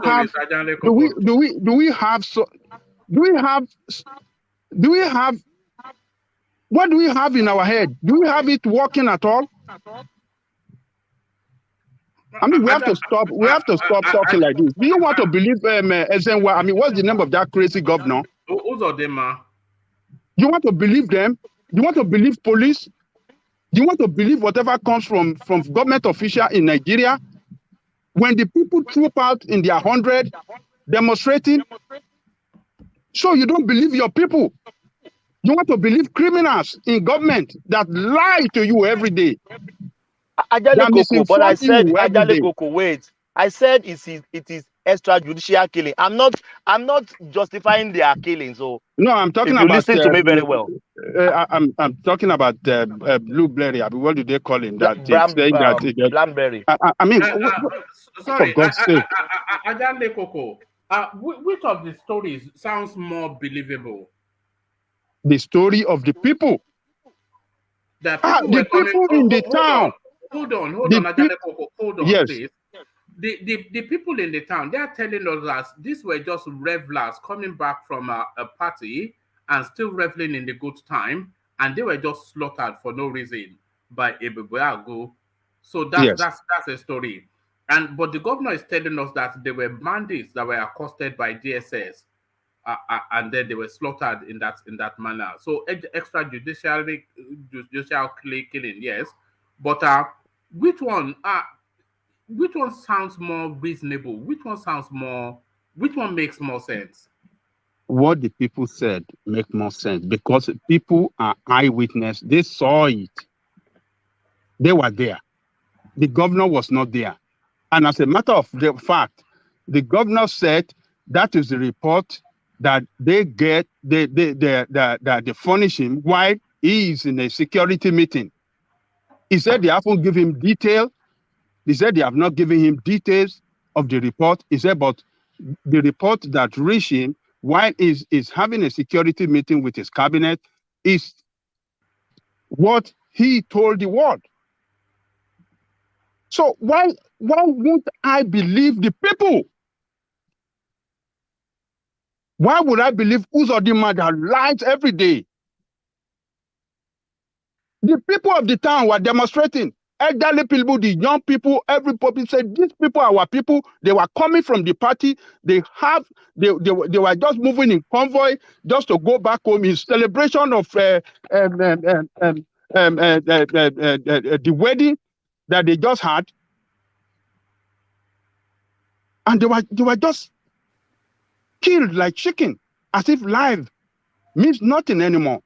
I mean, and they didn't see any arm with them. Did they see any arm with them? Were they armed? Why should people that are not armed be killed? And we say you don't want to believe. You don't want to believe the people. Okay, can you hold on, please, Charles? Why would they have been killed at Janle Koko Day 14? Why would they have been killed? Okay, why they have been killed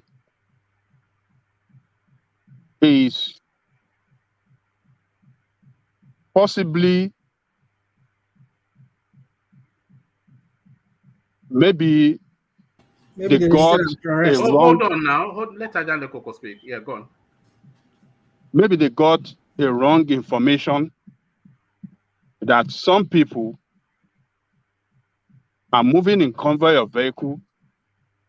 They are suspected as maybe bandits. And then they went after them and killed them. Instead of, if these people are well trained, if they got the right intelligence, if they have intelligent, a good intelligent network, they will have got the right information that they are not terrorists, but maybe some bandits in the past have carried out an attack in a convoy of vehicles, so they suspected these people as maybe they are bandits, and they just went and killed them. Ibubuyagu that are not trained. Who licensed them with arms? Who gave them arms to kill people? It is Ibubuyagu that killed them. The one we have, Amotekun we have in Yoruba land, are not licensed to carry arms. Where did they get arms? Obviously, the governor have some question to answer right there. So the governor is the one that armed them, and he should be held responsible for the matchless killing, cold-blooded killing of innocent people. I mean, this is just it's just barbaric. If they are, I mean, what do you call it? If they are true terrorists, you think people with true part in their thousands? They say people from the west and eastern side of that town. Everybody true part that these are our people, and these are the people that kill them. And we don't want to believe the people. You want to believe the governor and the lives security network that cannot even face when armed robber comes. When what do you call it? IPOB tell them that stay at home every Monday. They cannot dare come outside to come and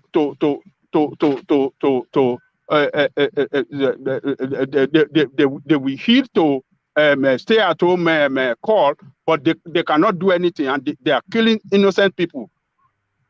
I mean, we should. I mean, we something. And when these people, their friend, and some other now gang up against the authority that they want to take revenge, and we will start saying that, oh, some young people, some Biafran people have started, some crazy people have started. This is the way that Nigerian state killed the Boko Haram leader that resulted to the insecurity that we have in Nigeria today.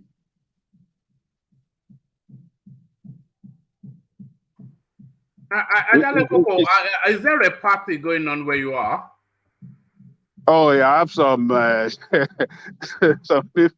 I have my neighbor that playing some drums, some music close to me. Bass. Yes. Yeah. Okay, Yeah. So it's just disheartening that these untrained people, the criminals that they have in uniform in Nigeria, every day they just kill Nigerian people, innocent people, anyhow. But they will never go to face. Now we are talking about the way that soldiers run away from battlefront for the reason that they were not well armed. But innocent people, they can go against innocent people and kill innocent people. But go to war, go and fight. They don't have the right tools. They don't have anything to use to fight. They are scared to death.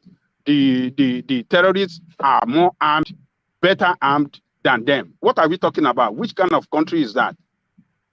We shouldn't believe these governors or anything that comes from the government official, governor, or the ministers or anything. They lie.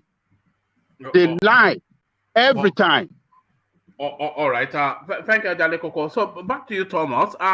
It's such a delicate topic, as Ajale Koko is saying, that there has to be some sensitivity to how it's been addressed. But the two conflicting stories, they are just opposite stories.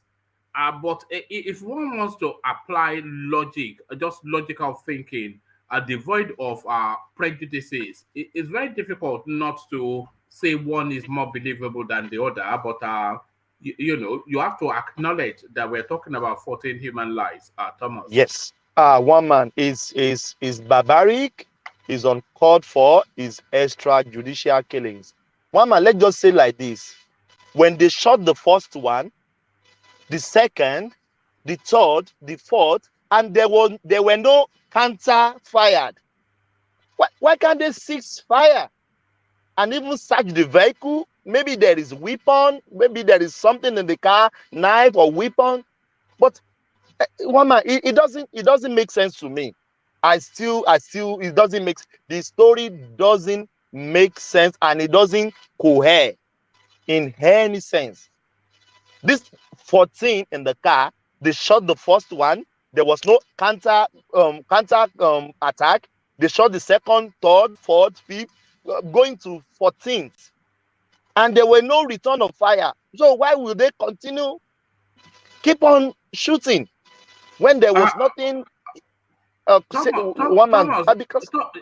Thomas, what even makes lesser sense is the bodies being left behind to be paraded in the manner that we're seeing it being paraded by the local community.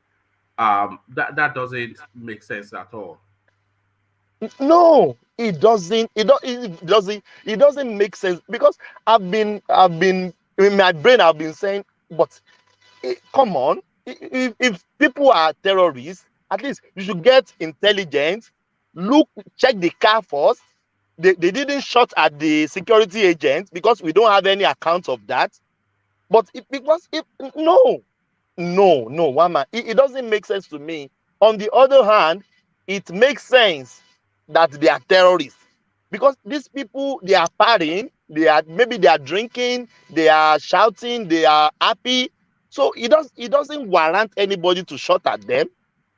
No, it doesn't warrant anybody to shout at them in that mood of celebration. Remember the video of Biafran war guard, something we saw, that went to the filling station, buy fuel. They were with weapons. We can see that they have weapons. We see that they have weapons. But these people, no, there's no account of any weapons with them. So, it's just disturbing. To me, is extrajudicial killings if the story of the people were right. But if the story of the government that they were terrorists, they deserve to be killed. If they were terrorists, truly, and they opened fire on the security agent, the security agent have the right to open fire on them as well. That is my submission. But if the account of the people is the right one, it's extrajudicial killing, and it's uncalled for. It's supposed not to happen in our community. One man, that is my submission. All right, brilliant. Well put. So brilliant, well put. So thank you, Thomas. It's a very I want delicate... to speak on Baba Adeboye. Yeah, go on. Let's hear from you. Yes. Baba Adeboye will never endorse anyone coming out frontally endorse anyone. But if when they speak, they are elderly people, one man. They speak in parables. So when they are speaking, you can actually pick from the three leading candidates that this is where Baba is going. So it now comes back to people that are wise, that have wisdom to say, this Baba is trying to say, vote for Peter Obi. This Baba is trying to say, vote for Atiku or vote for TINUBU. They speak in parables. As an elderly man, everybody will come to him to seek prayer. Maybe Peter Obi will still go there. Maybe Atiku will still go there to seek for prayer. That is what everybody does. But it now comes back to people to decide who they want to vote for. But in their comments, like the can now, I saw a video from the can. I saw a video from the can that they said they bring out their what they call it. They bring out what they want, what people should be looking for in who they want to vote for. And when I listen to everything, it turned to Peter Obi, because Peter Obi had all the qualities they mentioned there. So that is just my summation about that, one man. Thank you. All right, brilliant. Just two more things. Briefly, if Pastor Adeboye was to come out and endorse somebody, who do you feel that he would endorse and why, Thomas? One man, I will still say this. I've said it at the earlier session. People come at me. Baba Adeboye, TINUBU will still protect the interests of the Yorubas. Baba Adeboye will still want TINUBU to be a Yoruba. In my opinion, that is just my opinion. People may disagree with me, but Baba Adeboye is a Yoruba man. TINUBU is a Yoruba man. He can still protect the interests of the Redeemer, the Yorubas, everything. That is just my submission, woman. But the Redeemed Church is a everybody is represented in that church. You know, I don't think it's especially, and he will get a lot of pushback if he went along tribal lines, which a lot of people would know if he did. Of course, you are right. People will notice, but I still say it. Baba will talk in parables. So it now come back to people to decide who they want to vote for. That is what it. But I will still, in my opinion, Baba will still want TINUBU to be the president, because Oshibajo is there, is a pastor.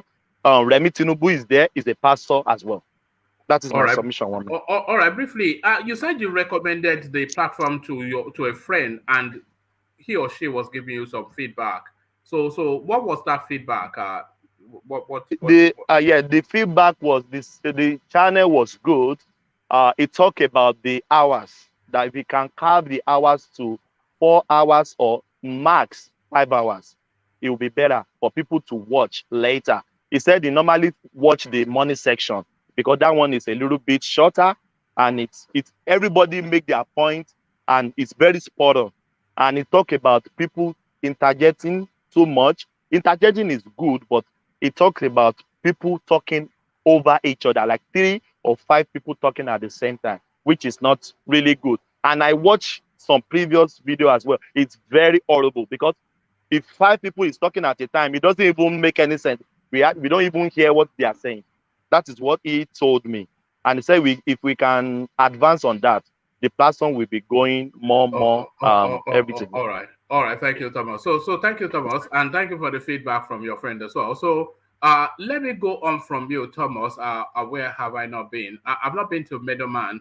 So let me come to Middleman, who hopefully is still with us. Middleman, are you still there? All right. Let's go to Saki. Saki has been quiet, so yeah. Okay, let's come to you, Saki. So Saki, good to have you. So you've been listening to the talking points. Let me take you then to the southeast. Let me first of all apologize if the way I interjected was quite. I don't know how maybe you consider that interjection, but I didn't mean to drizzle words out of you. No. Was Don't trying apologize. I wasn't offended. You know, I always say, push me because I push you. So, I mean, if you had gone too far, I would have said. So, don't apologize for anything. If you feel I should be pushed, then push me. You know, I don't. In fact, I welcome that. So, no apologies needed. We all know you're a gentleman, Saki. But let me take you then to the UZODINMA space and the two conflicting narratives emerging out of there, Saki. Yeah, so on the issue of hope UZODINMA, it is really a pity. It is a pity how Imo State has really gone to a dangerously unfair level of insecurity. A lot of atrocities have been committed in Imo State. There are a lot of narratives that come around it. And if you look at what UZODINMA has said in the past and measure it with what he is saying, you don't have any other option rather than to come to the conclusion that he is either that he is confused or that he doesn't get proper information before coming to public to give a kind of account that is quite abysmal. So it is really pitiable. I watched to a lot of people screaming, people from Awamama. I cried because 14 lives, you know what it means. Young men as well. Yeah, and out of these 14 people, 2 people are just siblings, 2 brothers. 2 brothers were killed. So, and those 2 brothers are the only surviving male children, sort of. So it's like a family lost 2 important people. So for him to come out and be giving this narrative, oh, it's DSS, they are terrorists, it is wrong. I listened to those people, the community, I listened to what they were saying. They were actually speaking in Igbo. I heard everything. So you cannot but believe the people, because Hope UZODINMA has always said a lot of things, to these security issues that don't actually add up. So it is surprising for him to quickly come up and try to defend himself, At times I used to think, these our governors, do they actually go back to their rooms and think twice what they come out to dish to the public? So it is really regrettable. And let it be on record because, Imo State became what it is today. People have 2 versions to the story of what is happening in Imo State. On the one version, some people said that the merciless killing of the commander of the ESN, the name is Ikunso, sort of Ikunso. Yeah, that was a few months ago, wasn't it? Yeah. That very thing really caused a lot of things in the Imo States. It triggered a lot of counter actions in Imo State. And since then, Imo has not returned to that. Another narrative has it that it is politically induced because what is happening today is more in the local government from where this guy is from. What's the name again? The former governor. Okorocha. Yeah, Okorocha, from that local government he came from. So people are saying it's the government of the day is saying that it's politically motivated, you know. But all in all, a lot of blood. There is, in fact, the land, the Imo State as a land is crying because of the bloodshed so far in this administration, you know. But that is what you see when you have a governor who came fourth in an election, who miraculously and suddenly was pushed to become number one, and he took the mantle. So these are the kind of things you see. It is quite regrettable, you know. It's quite regrettable, you know. And this embargo they are talking about, actually, you know, there was a question you asked whether embargo is like a moteku. Yes, the southeastern governors came together and they wanted to model a security outfit in the likes of Amoteku, but they couldn't come to a consensus. At the end of the day, all of them they didn't come to like a grand plan. They went further and said, "Okay, go to your state, do whatever you want to do in your own state." You know, so that was why he started this issue of Amoteku. It's not like this Amoteku we are talking about now is yeah, he's like operating in the whole southeast, you know. So those people are not trained, and the way they are handling these things, I don't understand. So the government should be held accountable, you know, should be held accountable. The truth from I'm very convinced that these people actually went for maybe a burial ceremony or a traditional marriage, you know, and they were coming back and mistakenly those people mistook them to be maybe something they are not, and they started shooting. Like Thomas said, when you shot one person, you shot the second person, and there is no like a counter attack. You know, why should you continue shooting and shoot up to 14 people? You know, and the government came out to begin to say it is they are bandits. You know, they are very very quick to come out and label people. You know, they are bandits to suit their narratives. So I really cry for the land of Imo. You know, it offends me so much. I get so much pissed off and offended by what is happening in that land, because the number of people that have died in Is this. that your home state, Saki? No, that's not my state. You know, my state is Anambra. So, but I go to that very Imo. I travel there very well. You know, I go to where a lot of these are what mama they are talking about. I know the very close to. It is almost a boundary between Imo State and Anambra State. So very very close. So you know, so there is a lot of bloodshed in his administration, and he should be very careful because the people of Imo, not even Imo, the southeastern people, a lot of them, you know, if they have chance to even like kidnap the government, they are planning all those kind of things. You understand what I mean? So even the Boko Uzodinma, I think that very time they killed this Ikoso or somebody, you know, the people started looking for way to get Hope Uzodinma. I think they said he flew to Abuja that time, you know, and he was running over his life because people are not happy with him, you know. So of course he knows he cannot go for second tenure. Of course he knows that. So nobody will attempt voting for him. So I'm really like it is quite heart wrenching what is actually happening in that very state. You know, people are dying and dying like rats, as if this is not human. These are not human beings.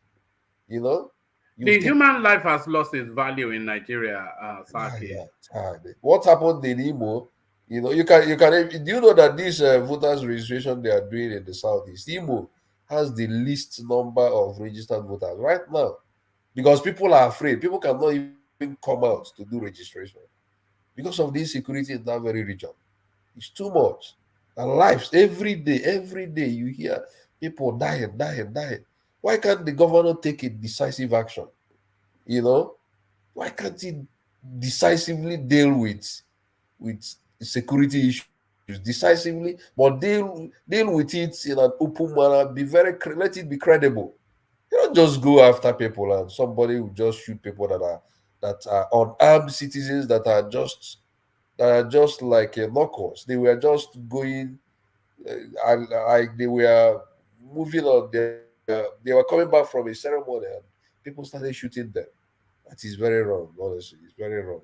I don't really want to. Yeah, it's very sad, especially that one you described. Two siblings, the two males of it. That's a family lineage The destroyed right family, there. the person, the mother has been crying that this is the only two children he has, and two siblings died in this very process, this very issue we are talking about. So it's really heart breaking, honestly. You know, it's very bad. It's a terrible situation, and there are too many, because I was just saying when I was reading it out just in the opening of the session, Saki, I was saying that what I seem to be noticing is anytime I see a new Uzodinma headline, it usually involves killing.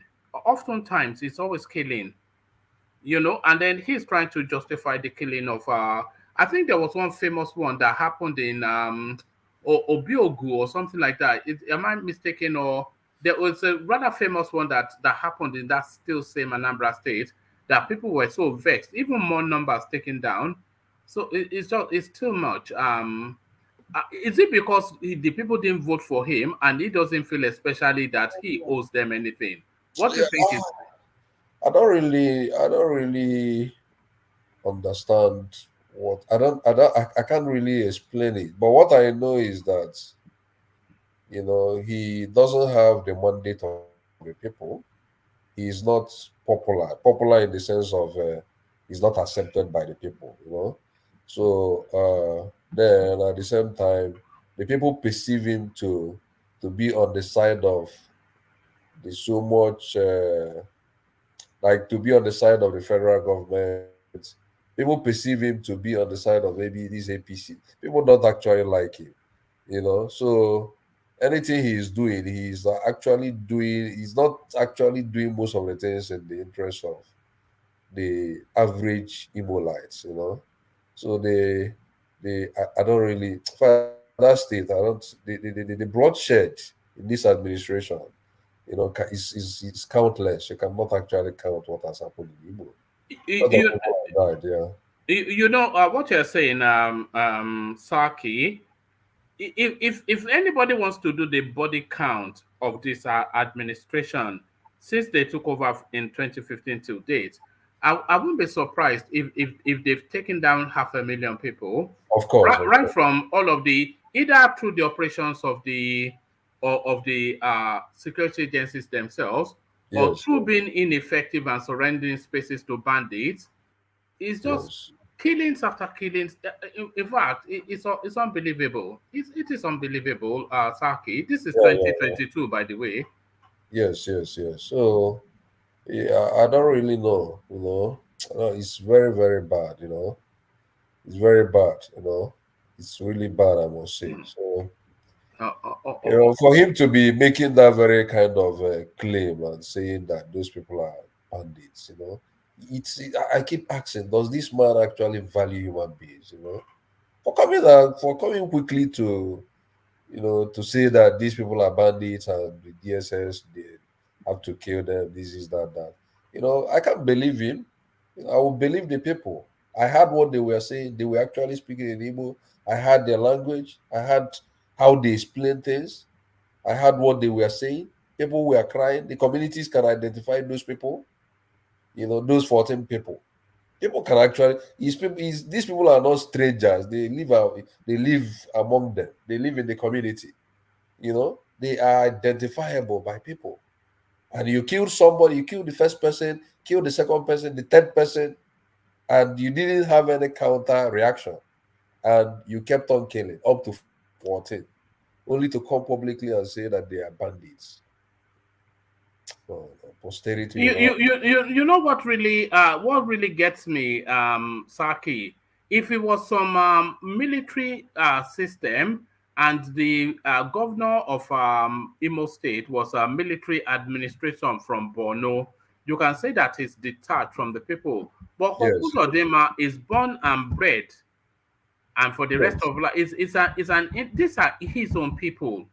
This is Yes. this is Yes. what these are his own people. Yes. Yes. Yes. Yeah, it's scary. It's very scary. It's very scary.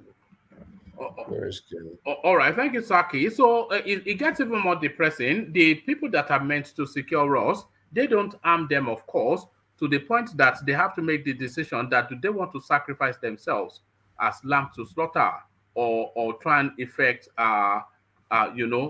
escape with their lives. So I'm talking about the 80 soldier people that ran out of yeah. But what I will always try to tell him, tell everybody that is in power, to know that power is transient. One day you will leave office. One day you will leave office. When you leave office, the whole immunity you think you enjoy, you will leave it. And you will come back to the people. Then that time you will answer you have a lot of questions to answer. So let them continue doing, but let them know that one day they will definitely leave office. Do you think that this administration, do you think it has inflicted almost a permanent psychological damage on the psyche of Nigerians? Do you think we've been psychologically damaged by the Buhari administration? Yes, I think in that direction too. I think it has inflicted a lot of psychological pains and traumatic conditions, in people. Do you know how many lives that has been lost? These lives we are talking about, they are people's siblings, they are people's mother, they are people's father, they are people's brothers and sisters, that have been lost. This is not even the first time. I know of a friend who also lost his life because of what? He was coming back from a party in the midnight. He went to a party, they went for a party, a nightclub, and they drank. On coming back, they were driving. They were quite intoxicated, so they like, I don't know how they lost control of the car in the midnight, you know. So it was like an accident, and suddenly they started screaming, like, these accidents you have, when the car stops somersaulting, and you finally discover that you are alive. You don't even know how you came out of the car. The next day the people started shouting out of shock in the midnight. They were shouting, screaming. They couldn't even explain how they came out of the car. And the security personnel thought that those people were thieves. They shot at them immediately. That was how I lost that friend I'm talking about. You know? So this is part of what has happened during this administration. People that don't know how to handle gun, they are not trained. You just carry gun and begin to shoot people. Just carry gun and begin to shoot people. It is really pitiable. It's a sad tale. It's a sad tale. Saki, let me take you from there to the Adeboye narrative, the back and forth between him and TINUBU, if he has endorsed him or not. And by endorsement, that would be to say that there's no problem with the Muslim tickets. Do you think Pastor Adeboye should come out and take a position on that controversial topic? Yes, the topic is controversial, but it is a very sensitive area. As an elder and as a pastor of the church, I wouldn't expect him to openly come out and say he's endorsing TINUBU or he's not endorsing TINUBU.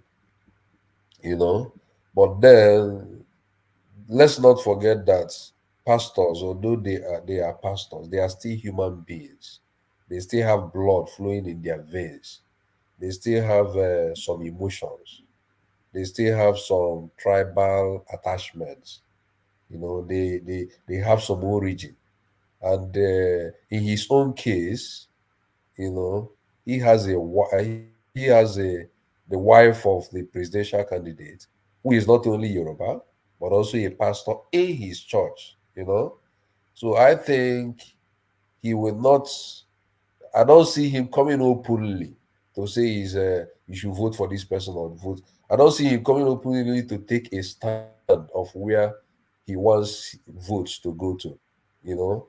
But I will sense that in the background, you know, he will still want to, you know, at least be as a Yoruba man, and also being that he has the wife of the presidential candidate who is a pastor in his church. I think in the background, he will still want to, he will still have more tendency to do the direction of someone like TINUBU, you know, because of all those factors that surround him, you know, as a person. But coming out openly to say that you should vote for this person, you should vote, he will have a lot of backlash from people, you know. So I wouldn't advise him to come openly and take a stand. I would rather advise him to stay mute, you know, in the open air. You should just not choose not to talk much, not to take a stand. Rather, if he wants to talk, he should rather come openly and say, vote your conscience. If you know anybody you want to vote, vote your conscience. You know, so in two directions, he will have two things to consider. He should consider that coming openly to the direction of maybe TINUBU, he should know that Yorubas are not the only people coming to his church. He has a lot of people from other tribes that attend his church, you know. Then he's looked upon as a shepherd. So there are things he would say, people will begin to criticize him that he's taking a political stand, you know. Then another dimension to that is that he's a human being. He's a Yoruba person, somebody that is a pastor in his church, is the wife to the presidential candidate. So these factors should also, you know, affect his line of thoughts. So from the backgrounds, you know, he will have likelihood of, you know, trying to support maybe TINUBU from the background, but not too, not to come out to make it so open, you know. So that is the way I think he might want to do. All right, brilliant. Thank you, Saki. So excellent delivery from Saki as usual. So there it is, the baritone tones of Saki. So thank you for Saki for that. Saki, for reasons of time, let me go on from you. Let me go to Brownberry, who has volunteered himself. So Brownberry, hopefully you stop driving because we've tried to come to you. Yeah, a lot of static was coming through. We were so keen to hear from you. But now we have you. That space that you could hear the emotions in Saki's voice because, of course, you know, he knows, you know, it's very easy to speak about these things in a detached manner. You know, if we're talking about somebody, an incident happening in Borno, as much as you feel you want to empathize with that person in Borno, it's so removed from you. You are so removed from it. You speak to it in a detached manner. But what you heard in Saki's voice is somebody that knows that locality, that has a feel. He might not know the people individually, but he knows the people by reasons of association, traveling through there, partying there, maybe even dating someone. You know, when you localize it, then you hear then how he impacts people. You could hear that in Saki's voice, Brownberry. But Brownberry, that space though, too. Yeah. Okay, I don't want anybody to misrepresent or to misunderstand. I don't want anybody to misunderstand what I'm saying.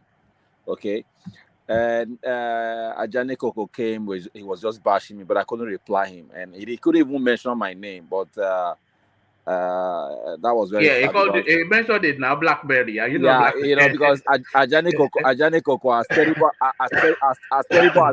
as terrible as your name, I'm able to mention it. I'm able to spell it. Don't worry about Ajane Koko. Ajane Koko can call you anything he likes. Don't worry. What is going on in the East, my brother? There was I watched two videos in these two recent days, these two past days. Okay, And there was a man that went to Nigeria from the UK. A grown-up man went there. He said he went there a year ago. He said he loved it and he wanted to go back. He went to his village.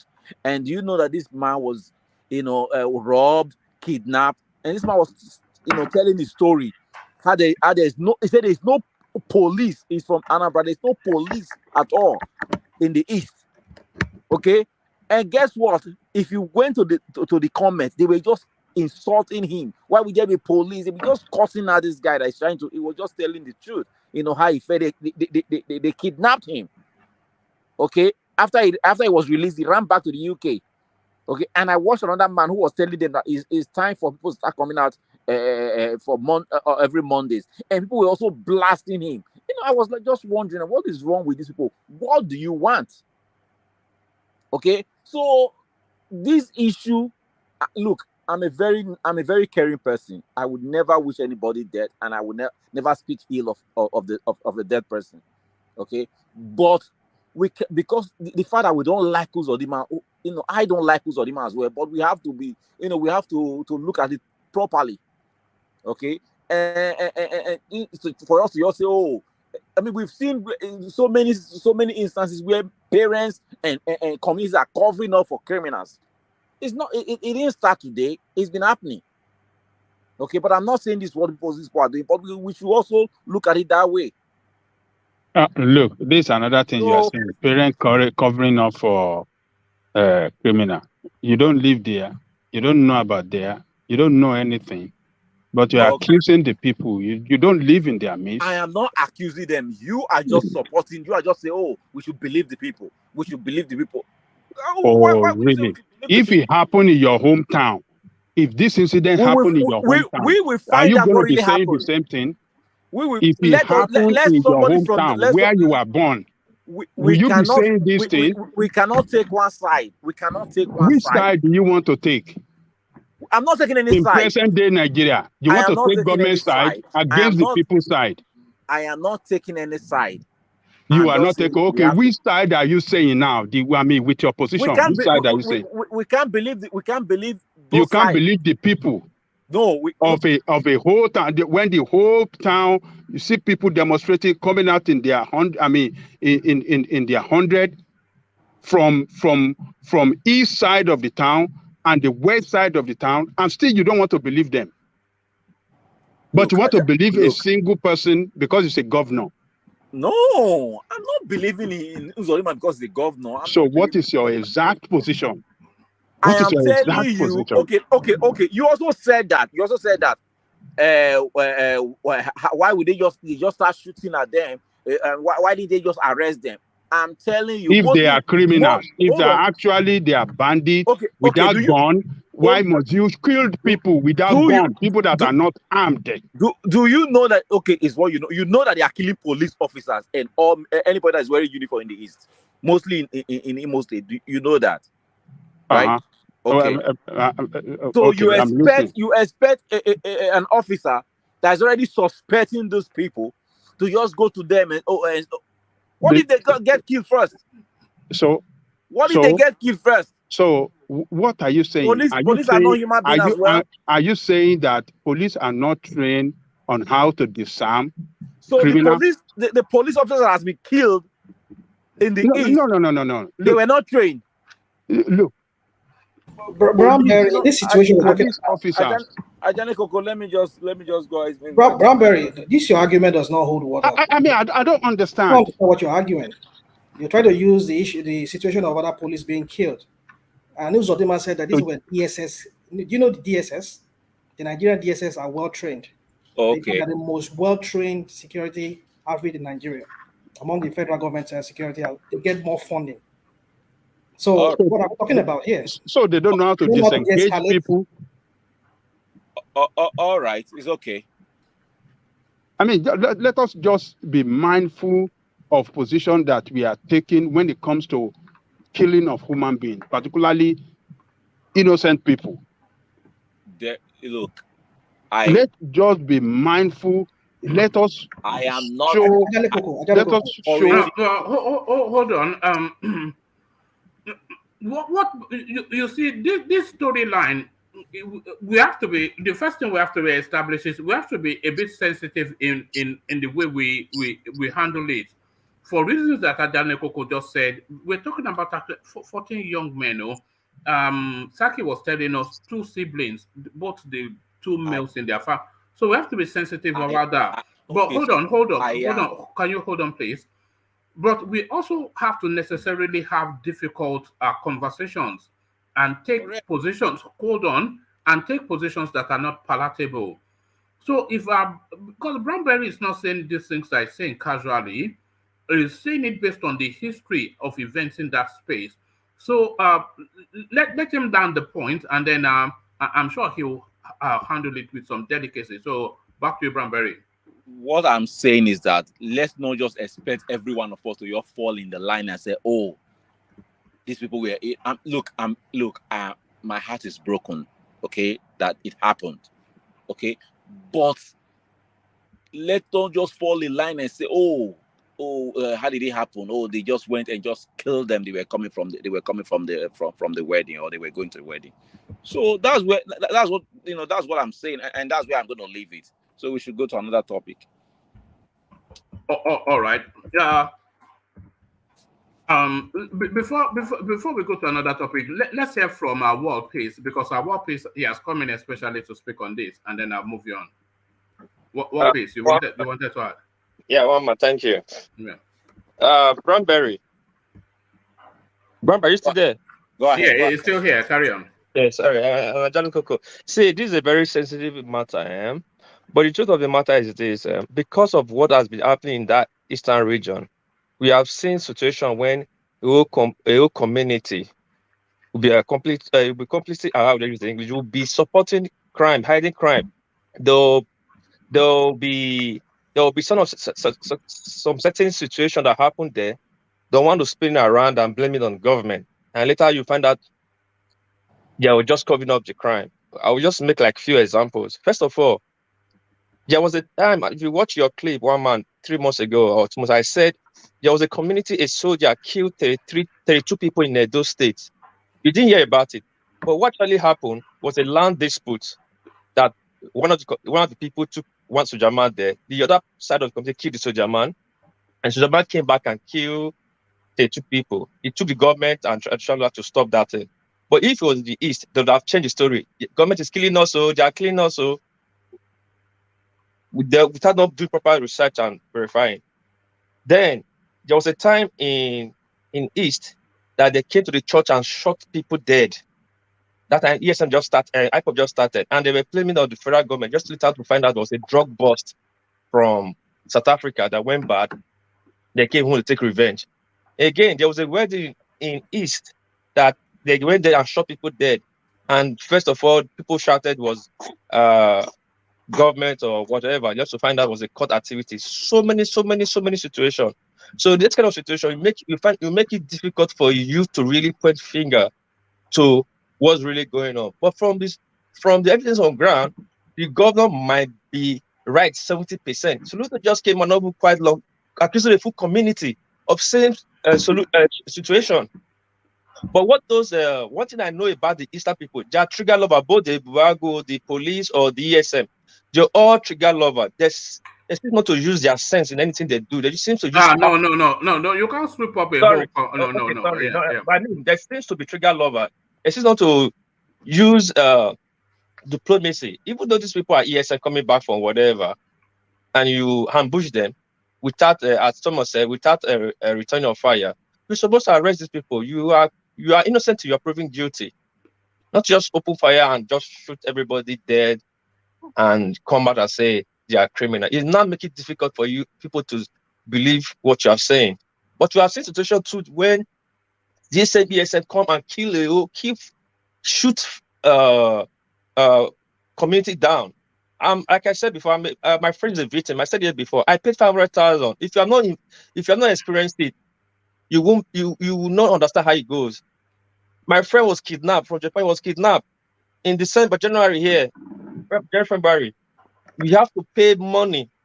And the guy said there was a lot of people in that place where they kidnapped. After we released him, his uncle that was facilitating the release, the lawyer, he was kidnapped too, 2 weeks after by the boys in that area. So if such is happening all the time, you will find it difficult to believe the story of the people from that area, because they are good in playing the victim. But why we just say that we should relax a little bit, the truth will be out soon. Bradbury just calm down a little bit. You are right. Thomas is right. Angelico is still right too from the point of legal view. But that area, we all need to be very careful speaking on that part. But we want to follow the information on ground, the statistics on ground. The governor is 80% right for now. That's my take. Are you serious? Governor is 80% right. What Can are you we move talking on from about? this topic? It's a very 80% right. Governor is 80% right. Yes, You can't use all the incidents that happened in the past to justify the killing of these young men. I'm not justifying it. I said, but let's just... that is what we are trying to paint here. Said for now. You say, oh, something happened in the church, something happened this, they cover a whole time, is accused of, covering up police killing and all the rest of them. So all those incidences that you mentioned, you mentioned them in order to justify this. And at the end of the day, you landed on the governor that it is 80% right. I said for now. Something that has never been investigated, but you are saying is 80% right. I said for now. Eh? For now. The governor, the chief security officer of the state. Yes, government, police, government. Yes, the Nigerian government, they lie a lot.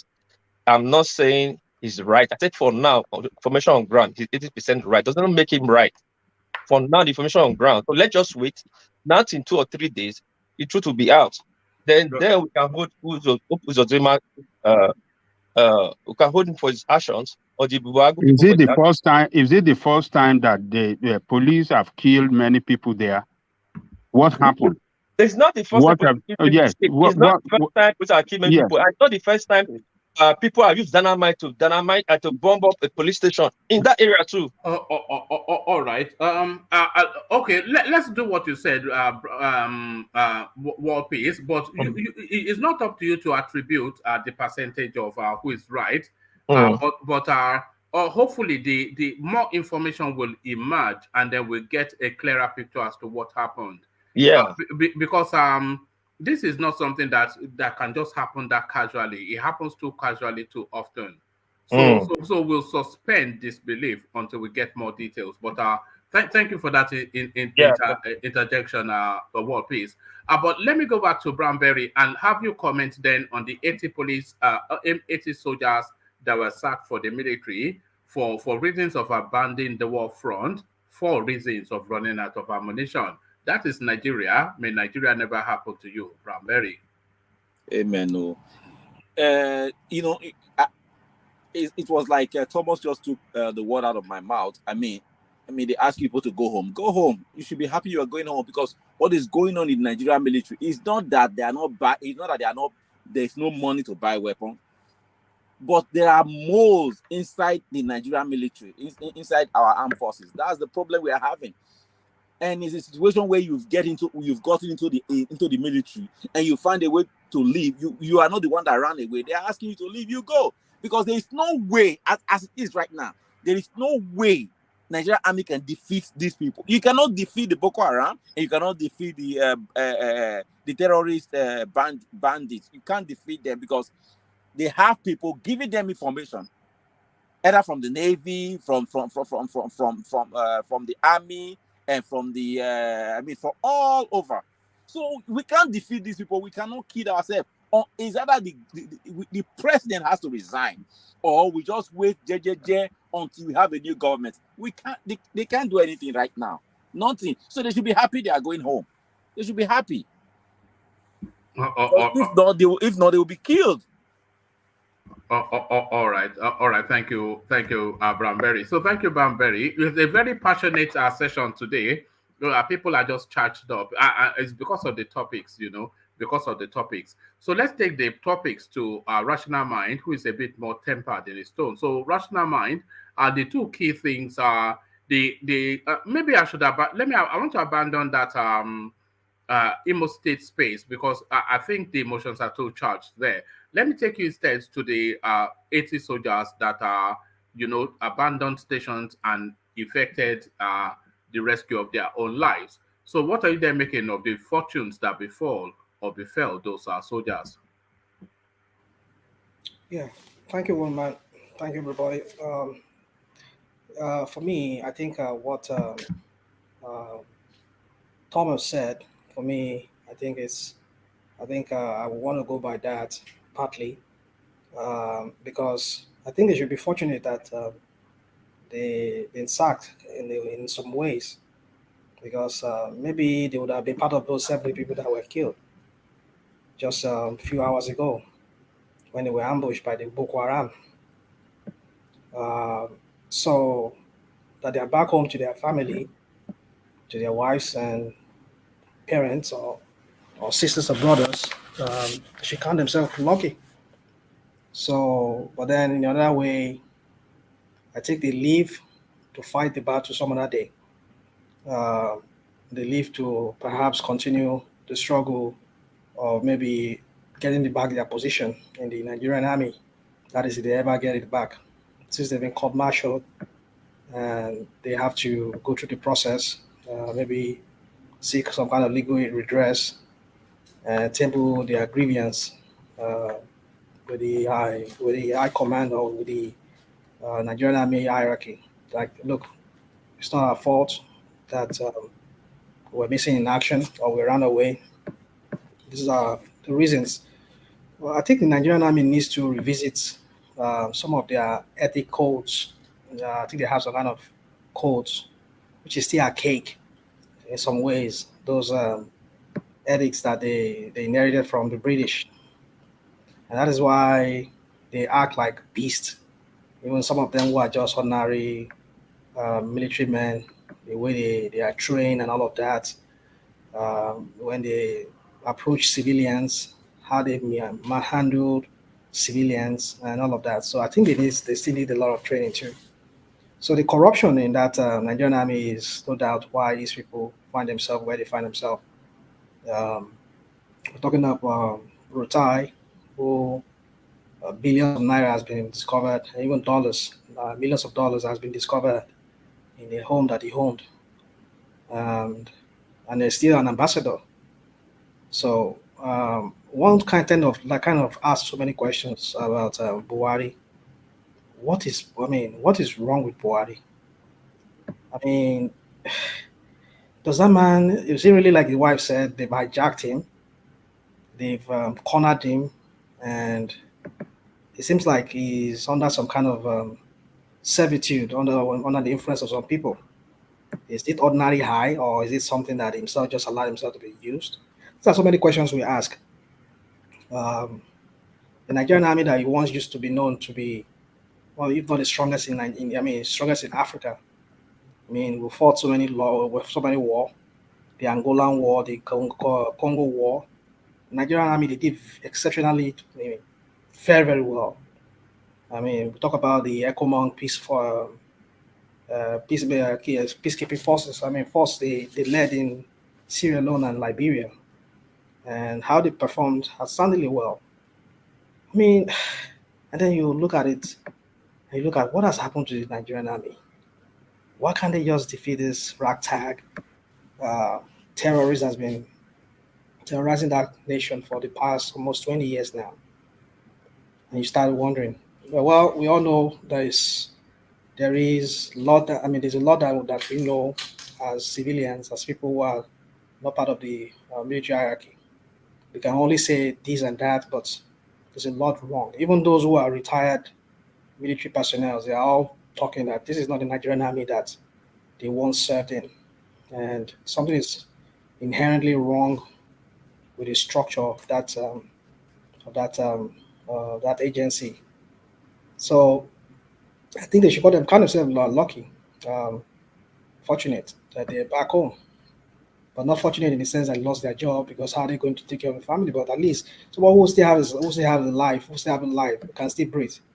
At least should be thankful that someday I could still get some better job, or maybe I could still get my job back. But if they have been dead, they won't be able to fight this.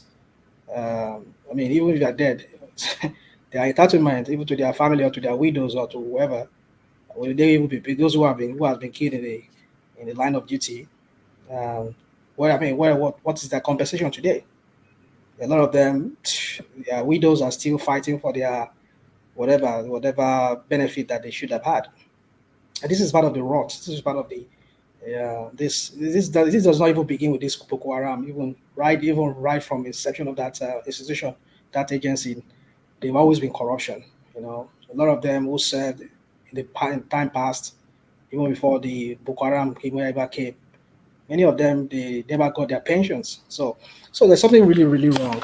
And until they figure out that, I think Obasanjo did a little bit when he was there. He helped them. He was able to clear up some of their arrears and other things, and kind of brought in some kind of sanity into it. But again, the whole thing degenerates again into the level we've never even seen. So for me, I think those guys should count themselves fortunate. That's all I can say. All right, brilliant. Well put. So thank you, Rational Mind. So Rational Mind, let me go from you for reasons of time. Let me go to Enigmatic, who is also with us. So Enigmatic, to that space that Rational Mind just left, the soldiers, 80 of them sacked for reasons of abandoning station, for reasons of running out of ammunition. I'm wondering what the expectations were. Were they meant to have stayed there to be slaughtered? Was that what they signed up for? Enigmatic. All right. Good evening, everyone. And then those in several other climes, different time zones, I greet you according to whatever time you are over there. It's quite unfortunate when we keep hearing, reading all these kind of absurdities from Nigeria. After a brief response to this, I'll make a very brief response to the situation that happened in Imo State, because I'm very familiar with that terrain, and I know how Imo State used to be. Imo State was like the Lagos State of the East, very bubbly, very happening. It's a 5G place every time, every day. But now look at Imo State, unfortunately. But let me tackle this first. We've all been blessed to be in a sane and then very functional environment like we found ourselves now. But we do not just find ourselves in this space by whim of luck. It is a determination and a conscious effort, by people who really want the growth of their nation to be an attractive, destination to a lot of immigrants. All of us inclusive. Some of us, you may not know, we personally may have served in the U.S. Army, right? And then practice law. Now I'm doing something different within the information technology space at a very senior level. And I got all these opportunities via this U.S. military. Even as a veteran, you still see what benefits you gain, take care of you, take care of everything, your family and every other thing. But when you look at Nigeria's situation, it's very appalling, it's very disgusting, it's very disheartening, it's very disappointing. Where you have army generals building mansions, hiding money in, tunnels, and you see people they throw to the wolves with basically absolutely nothing. You wouldn't do that in a country like America. Buratai, somebody like Buratai and his team, they would have been sentenced to life imprisonment by now. But what happened to Nigeria? They gave them what is it? They made them ambassadors so that they can keep short, because they have secret, high-level secrets of the government, because they had a deal with the government. In a conventional war or within the military hierarchy, if you serve in the military in a combat-oriented role, it is very critical that you know the laws and the regulations that dictate how you can fight and the rules of engagement. If you fail to abide by those rules of engagement, there are consequences you could face. There are serious consequences and potentially prison time for you too.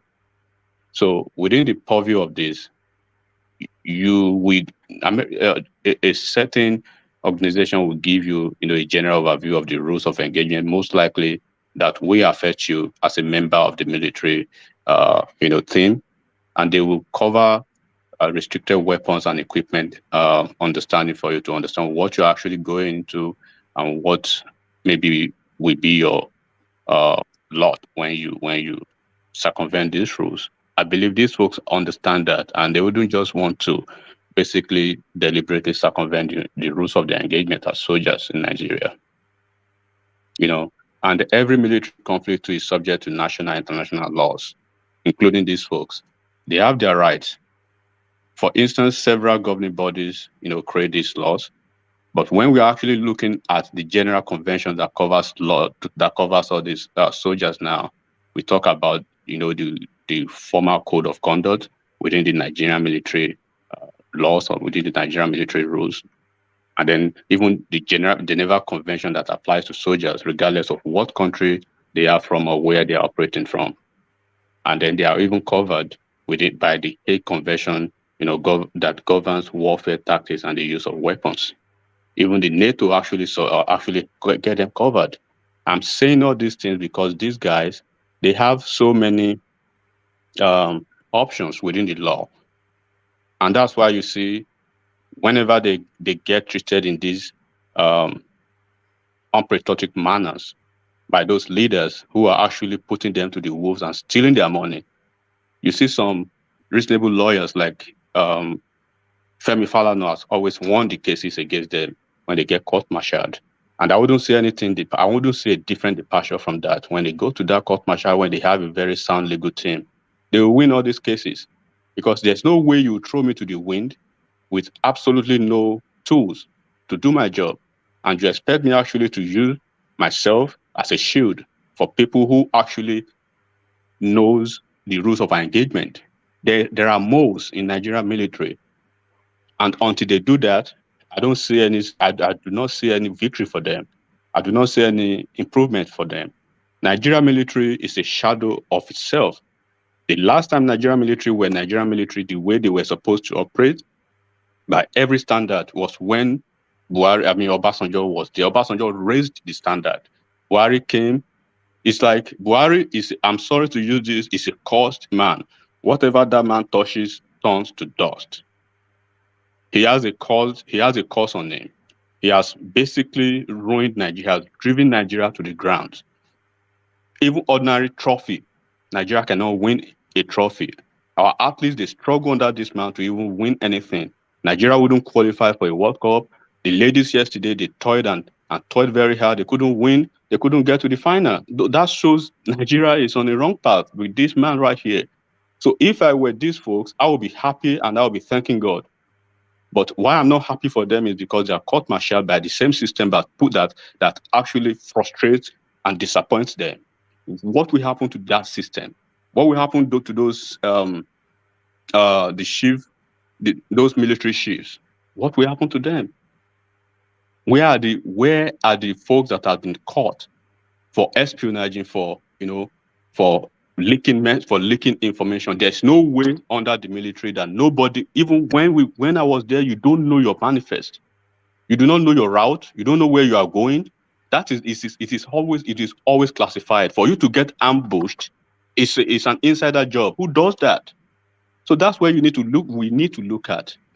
And I would just advise any military person from the south, southeast, south, southwest.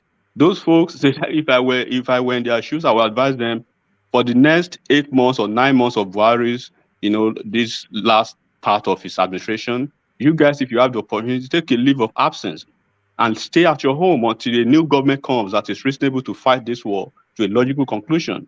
Because they're going to be wasting their time and they will be wasting their lives. And they have the opportunity to move to several countries, to the US, to Canada, to UK. They have so many things that they can tap into when you are a veteran, regardless of the country you come from. So that's the way I would tackle that one man. It's quite unfortunate that we are speaking like this. You know, these are human lives. These are fathers. These are parents. You know, and they just treat them like they are animals. Why those folks who are actually sitting fat on the money, they do nothing with the money, but steal all the money every time. You want to put these boys to the gulag every time. That's not fair. All right. I mean, it's just I don't know, man. You know, it's just rotten now. Those boys, they are losers all the way through. So they go into a war that they are ill equipped for, and then they set up a backup system that fails. They are running out of that ill equipment that they have, and they are signaling for backup. It doesn't come. They are losing men, and some of them manage to effect their escape. And what do they get? They get dismissed. They get. Why don't you wait there and be slaughtered? It's just, and this is actually what is going on. Let me quickly add to it. Yeah. Has anybody ever asked when this happened in the Nigerian army? Have they ever asked the ethnicity of the people that it affects? The soldiers, where are they from? The soldiers that was in this situation, where are they from? Where's that? They'll be from the south, southeast, and southwest. Yeah, that was what I was trying to say now, my brother. I was just trying to say when you look at the manifest, or when you look at the itinerary of all those guys, you know, deployed to all those Sambisa or those areas, you will see most of them come from the south, southeast, southwest, and all those folks who are actually leading them. You go and check the manifest. They will be those Fulani folks. There was a memo leak that came out 5 years ago, supported by WikiLeaks too, that they are doing ethnic cleansing in the Nigerian army. There are things that we cannot continue to say over here, right? Because look, bro, we live. This is 21st century. Except you don't want information, except you are not driven by knowledge. There is nothing that is happening within the Nigerian military space or within the space as itself that is random. It's not nocturnal. It is deliberate. So let's not just go there. Okay, for instance, I said I'm going to speak about what is happening in Anambra in Imo State. How would you come as a governor within 24 hours of such a dastard incident and you already make a conclusion, a sweeping conclusion? It means you know something that is not right. Since that guy got to the government house in Imo State, he has been one calamity or the other. Imo State was not like this. Even the 6 months or less than 6 months that Adeboye was a governor over there, was absolutely peaceful. Owerri is one of the most peaceful areas.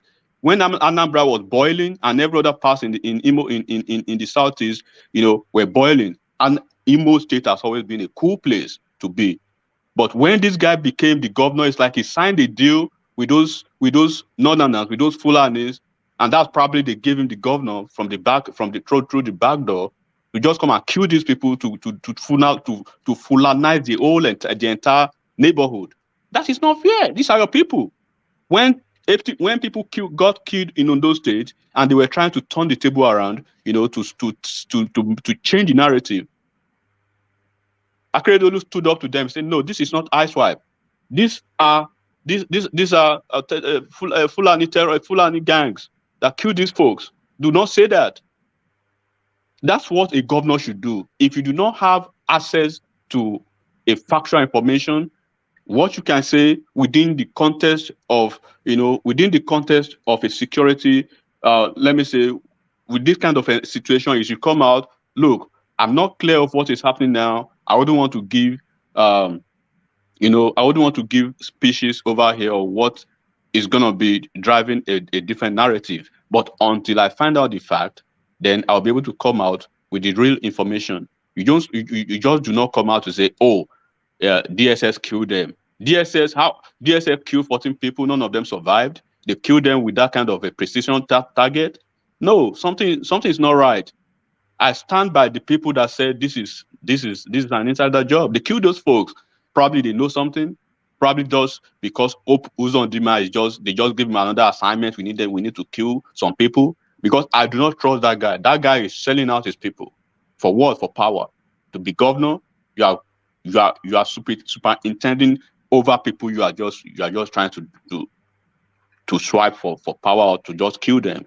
Something is not right, and I do not believe anything about that guy. He's a pathological liar. He's working here. Enigmatic to support yes, your position. This is a guy that have changed his position several times. There was a time he was saying the problem that was happening, all the killing by IPOB, and after that he changed to he's on no government. It's on no government. After on no government, you say it's orchestrated by political opponent. He has said a lot of things. Ajale Koko, look at this man's record. When he got to that government house, the very month that he was thrown into the government house from the back door through this Tanko-led Supreme Court, you will know he had an agenda. He had an agenda, in cahoot with some folks in the villa to do something.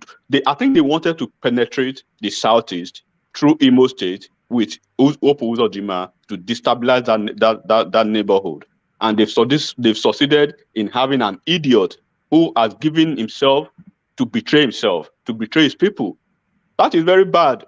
Power is transient, right? Power is transient. No matter what you do, posterity will never judge you right if you do wrong to your people, no matter what. Okorocha may be bad, all of them may be bad, but they will not do this. They will not, they will not do this kind of deal to kill their people. An administrator, a CNC of a state, will not come out. Was very peaceful under Okorocha. Under the other guy that went after Okorocha, it was very peaceful. It was when he came to his own time. He started all this trouble when he came. It means he has something. Look. He's going to be the first person to run out to say, "Oh, it is DSS, it is IPOB." The narrative that suits him, he throws it out there. Then when they bring the fact, they will change it. I'm not going to be surprised if it comes out tomorrow and they say they are soldiers or they are this or they are that. But you can see, right, from intelligent views, from intelligent understanding, you will know this guy is working with some folks just to deal with his people. It's unfortunate. I don't know why somebody that would do like that. Why are you a governor if you just want to kill people? Why would you do that? For dollars now. What are you talking about? For dollars? It's unfortunate. And he's been using that dollar to buy 700,000 worth of wristwatch. Yes. Alexander Akache was just telling us, he said Jacobs and Co. He been, all these rich people like Alexander Akache, they know, what do I know? It's a Jacobs and I'm very much into watch. When I saw that wristwatch, I said, oh my God, look at him. I think there are like 3 Nigerians that I respect with their collection. Ahmed Lawan, the Senate president, he has some sophisticated collection of watches too. Yeah. So it's that but what we watch do to you is, I believe he's in his 60s or thereabouts. By the time you are, let's assume you win your second term as a governor. It's not more than that. If you are a president and you just come back to your home one day, how do you want to look at your people in their faces? How do they want to look at you? They see you as a saboteur. They see you as a betrayer. They see you as the person who is selling his patrimony, to the Fulanis, especially when you see things are very charged up between the Fulani and the South and the Southern people now. Right? And that's why I'll bring it to the political terrain. Forget about what you guys have against Yoruba people or what you have not going with Yoruba people. It's better they work with Yoruba person to allow, because look, a Fulani will always be a Fulani, but you guys do not know. You may say you want to rub your mouth or your nose to spite your face. I don't know how they say that. You hate TINUBU, you hate Yoruba, but you vote for Atiku. Guess what Atiku will come back to do? He will continue from where Buhari stopped, because he will continue the Fulani or whatever hegemony over there. If a man can make a statement less than 24 hours and erase it on Twitter because some sector of the community over there, lambasted him, then you should know what he would do. We have to stand together against these folks, and we have to stand together as one. I do not like what is happening in Southeast. I was in Southeast. I enjoyed the best of my life as a college student. The whole of Southeast, I'll tell you in and out what Southeast was. Now you can't even go there anymore.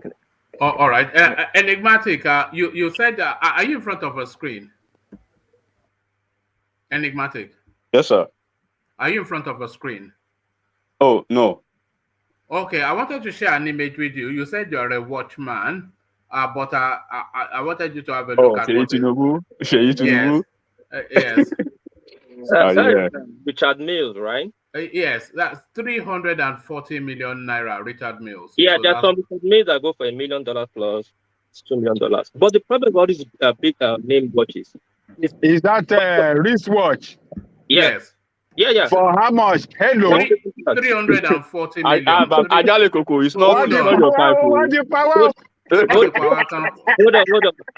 Ojú Èkó nìyẹn, bàbá. Ojú Èkó nìyẹn. Yeah, that is the guy they call the eyes of Lagos. Ojú Èkó. The one which Shane is wearing right now is the ordinary one in Richard Mills. It's the ordinary one, yes. It starts from 300. The one my cousin is wearing is about 600. Here I go. His shop is not too far from my house. You see what is 1.2, 2.5, 3.5 million US dollars. Richard Mills.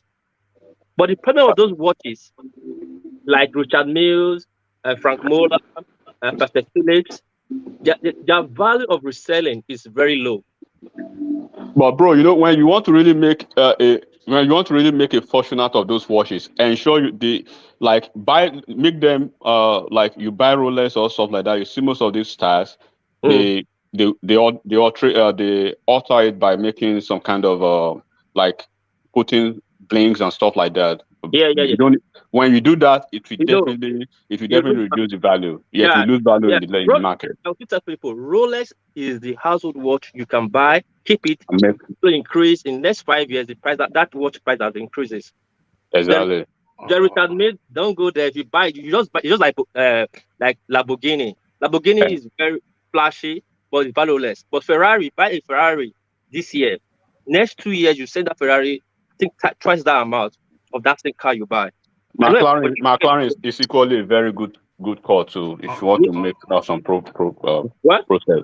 All right, brilliant. All right, thank you. And thank you, Enigmatic. So Enigmatic, let's go on from you to Ajanle Koko. So Ajanle Koko, I think the topics have narrowed to two, which is the fate that befell the soldier boys and the fate that befell the Imo 14. So Ajanle Koko, your thoughts. Thank you, one man, and let me urge everyone listening to us to please click on the like button, share and subscribe. Look, one man, my heart goes to the families of those people that were maimed by the state. The state that is expected to protect them. It's the one killing innocent people, killing them extrajudiciously. It is sad that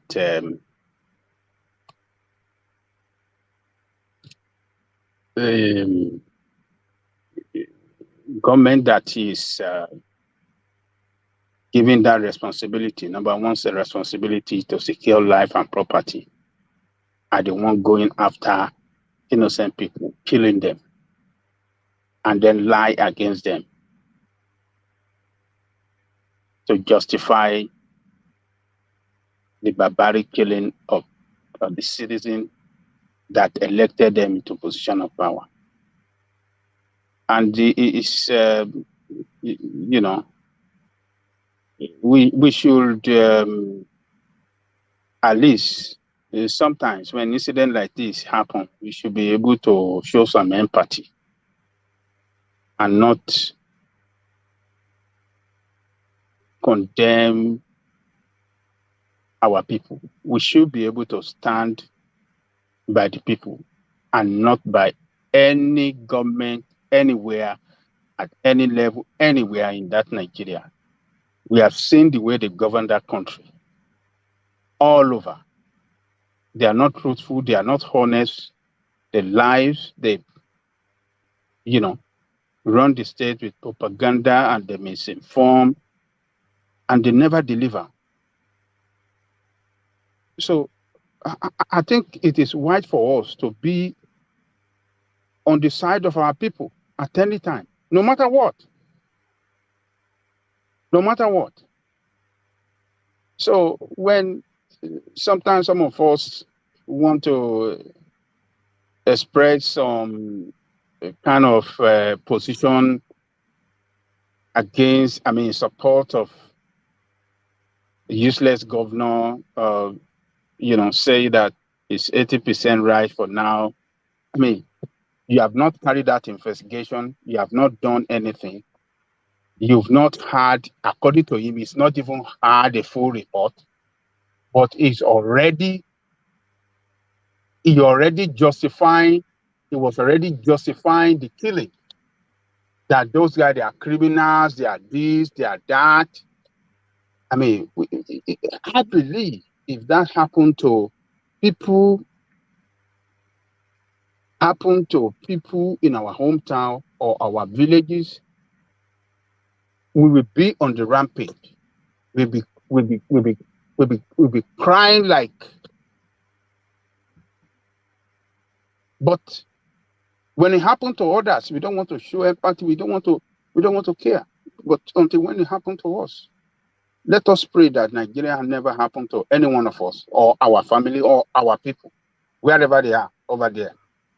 Nigeria is a country that is when you are talking of the worst country, a country that when you wake up, you just thank God that you are awake, you are alive. What did they hold for you? You cannot predict it. What is going to happen to you in the next minute when you are out in your house, when you are out, for you to come back, you never know what is going to happen to you. What kind of country is that?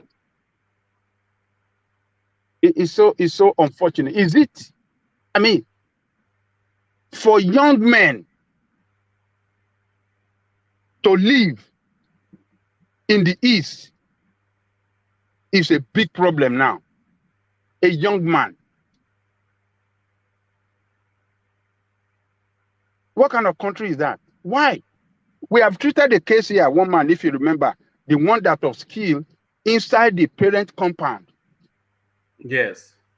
Inside the parent compound. They came, after they came into that compound and killed her in the presence of the parent. The guy had no gun on him, nothing wrong, but was killed in the presence of the mother. How do you want to justify? But they will go there and justify it is criminal and the case closed and nothing going to happen. And you said there are going to be peace. They're never going to be peace in a country where people are killed extrajudicially like this, particularly where we have democracy running. Even under the military, the country pushed against them. We saw what happened during the time of Fabiola, the annulment of June 12th. Military killed as many as possible, but people never stopped until they run away. Until Babangida said he stepped down. Step aside.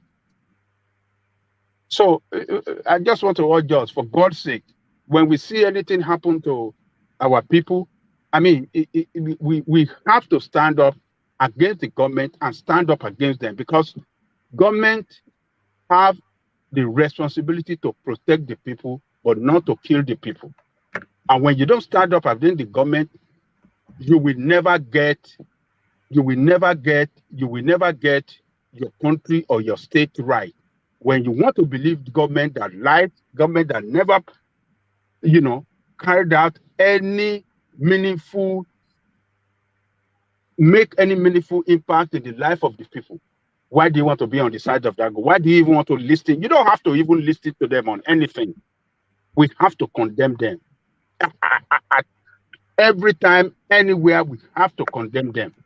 So it's just unfortunate that something like that happened to young men coming from party, going home in such a mood, in a joyous mood, and only to be killed just like that. It's unfortunate. I don't know I don't know what to say. And this is what happened to the leader of Boko Haram that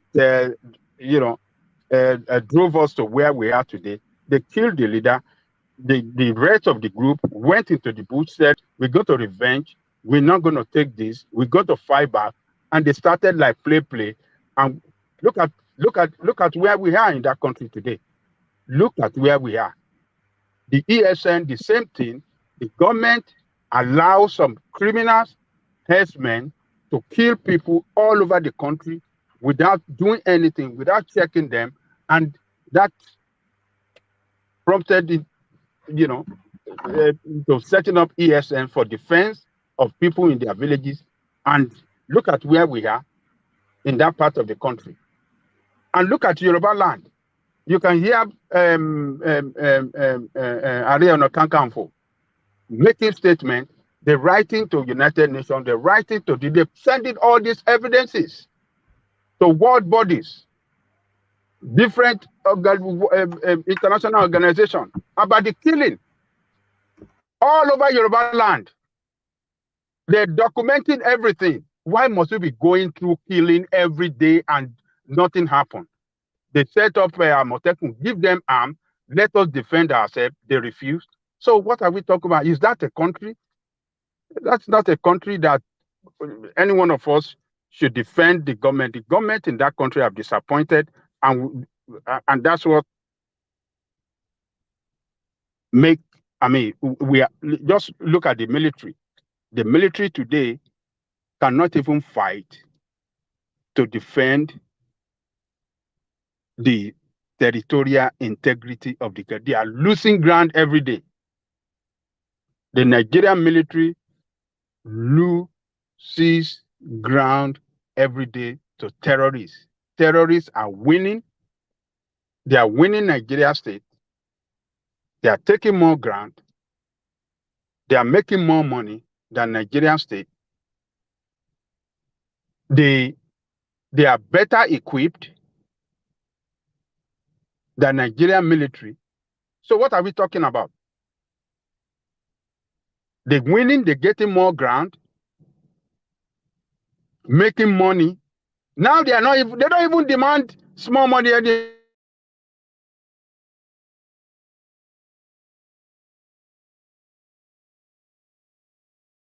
The people that were kidnapped from the Abuja Kaduna train bomb, the people that they took into captivity, 8 of them that were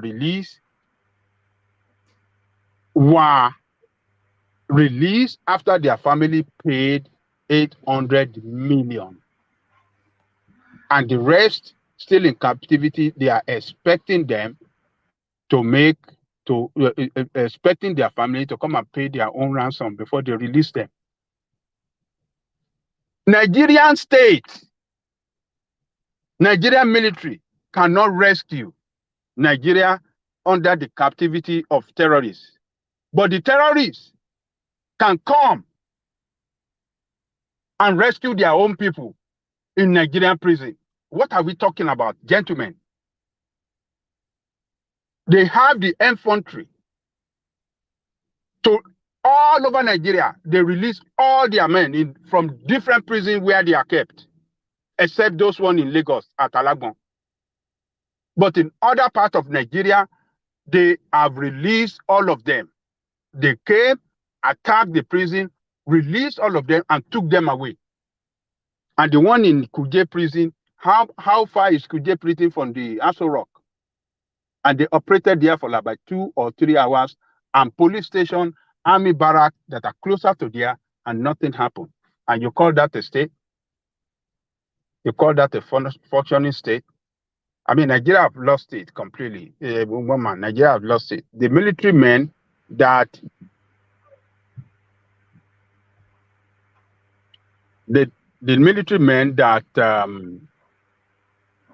are they being court-martialed now, one man? No, they've not. They've been dismissed rather than court-martialed. So I think they're lucky with that. It'd be very difficult for them to court-martial them, having not provided them with ammunition, and then tell them to go and fight a war. So I think they just dismissed them. That's just what they did. See, what does that? What signal does that send to the rest of them in service? The signal is sending to them is that this is the same way you'll be treated, even though you fight your heart, you die. If you are lucky, if you don't die in this country, on duty, the same fate that happened to your people, to your friend, it could happen to you. So what is going to set in? They be demoralized. And when military are demoralized, they cannot fight. They can't fight for the country. They won't be able to fight. They won't be able to fight conscientiously because there is no motivation for them. They are not well armed. They are not well paid. They are not well, trained. In some cases, not well trained. And you can't get the best from them. So these people that, according to some people, that they should thank their God, yes, they have to thank their God that they were dismissed, but some lawyer like our brother Femi Falana should be able to take up their case and fight for them.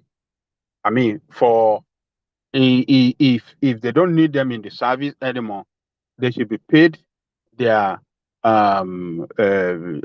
gratuity and their pension, because they have served their motherland. It's the state that disappointed them by not giving them the right arm to fight. And if I may recall, this is what happened to some of the officers that Femi Falana went to fight for them when they were court-martialed. This is the same thing. These guys complain for not, adequately equipped to fight, and only what they did to them is just to court-martial them. And they were almost killed, if not for Femi Falana that stepped in, that represented them and saved their life. And since then, some of them that are even pardoned, some that are even pardoned over 2 years, still remain in prison. Have you heard that? Have you heard that? Have you heard that before? People that are pardoned, they still kept them in prison. They never released them to go. So Nigerian state treat military officers like this, and you are expecting them to fight. Some of these people are not paid for many months. Their family, when they are away from their family, they expect the direct payment to their salary will not be paid on time for several months. Their family will be languishing in poverty, hungry. The wife and children will be suffering, and only to get this kind of treatment at the end of the day from the military. From the military. This is unfortunate. I don't know what to say about that country, and this just tells us that Nigeria has lost it completely. The intelligence is weak. We don't have intelligent gathering. It's not as good as it's supposed to be, and that is why Nigeria is not winning the war. The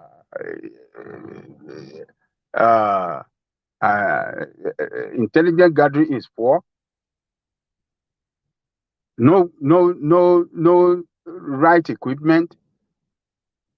The number on the ground are not enough to fight the war, to defeat terrorists.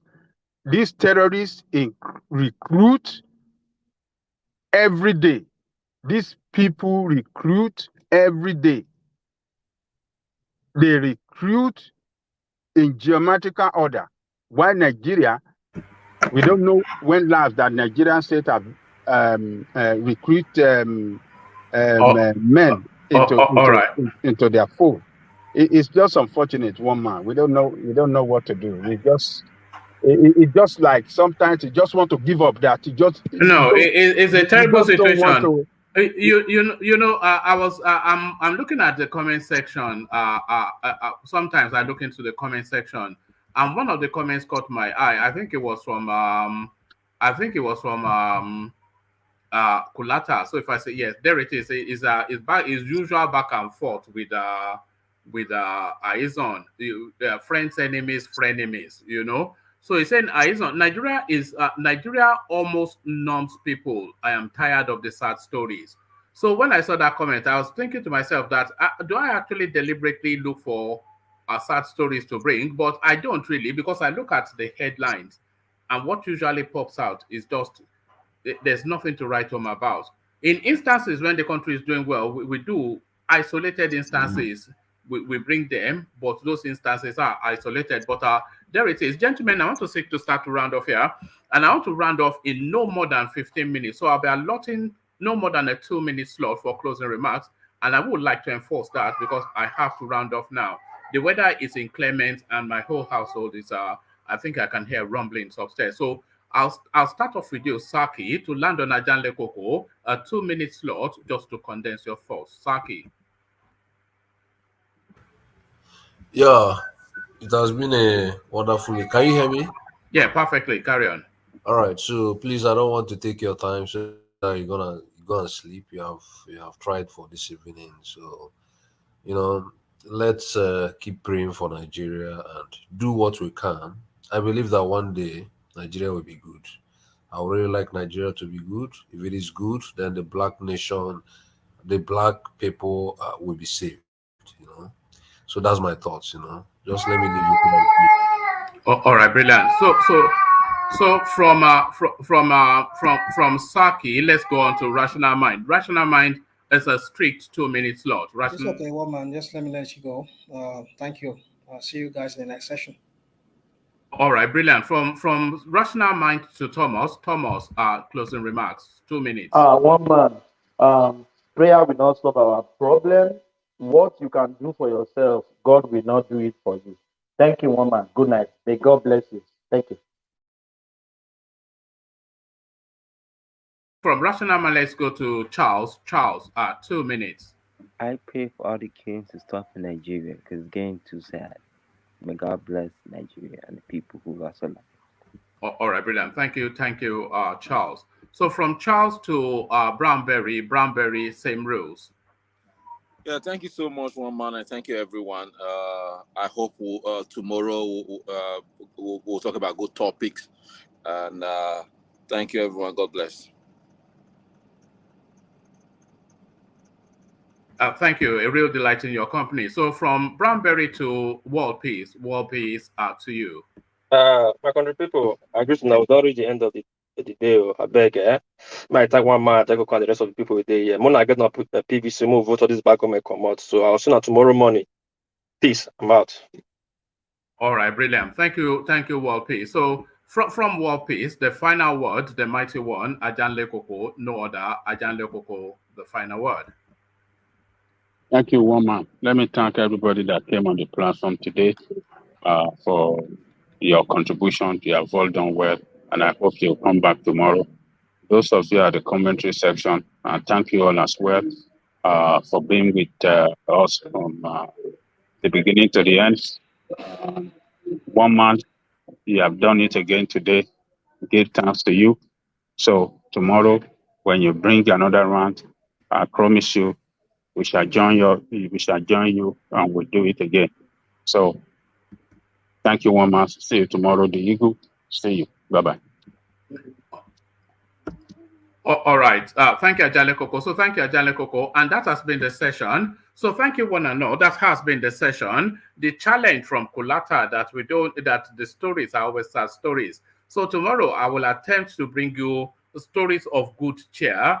I will attempt, but whether I succeed or not, you have to turn up tomorrow to find out if I do succeed. So I'll leave it here, carry the conversation up within the comment section, but here I say peace. Thank you, everybody.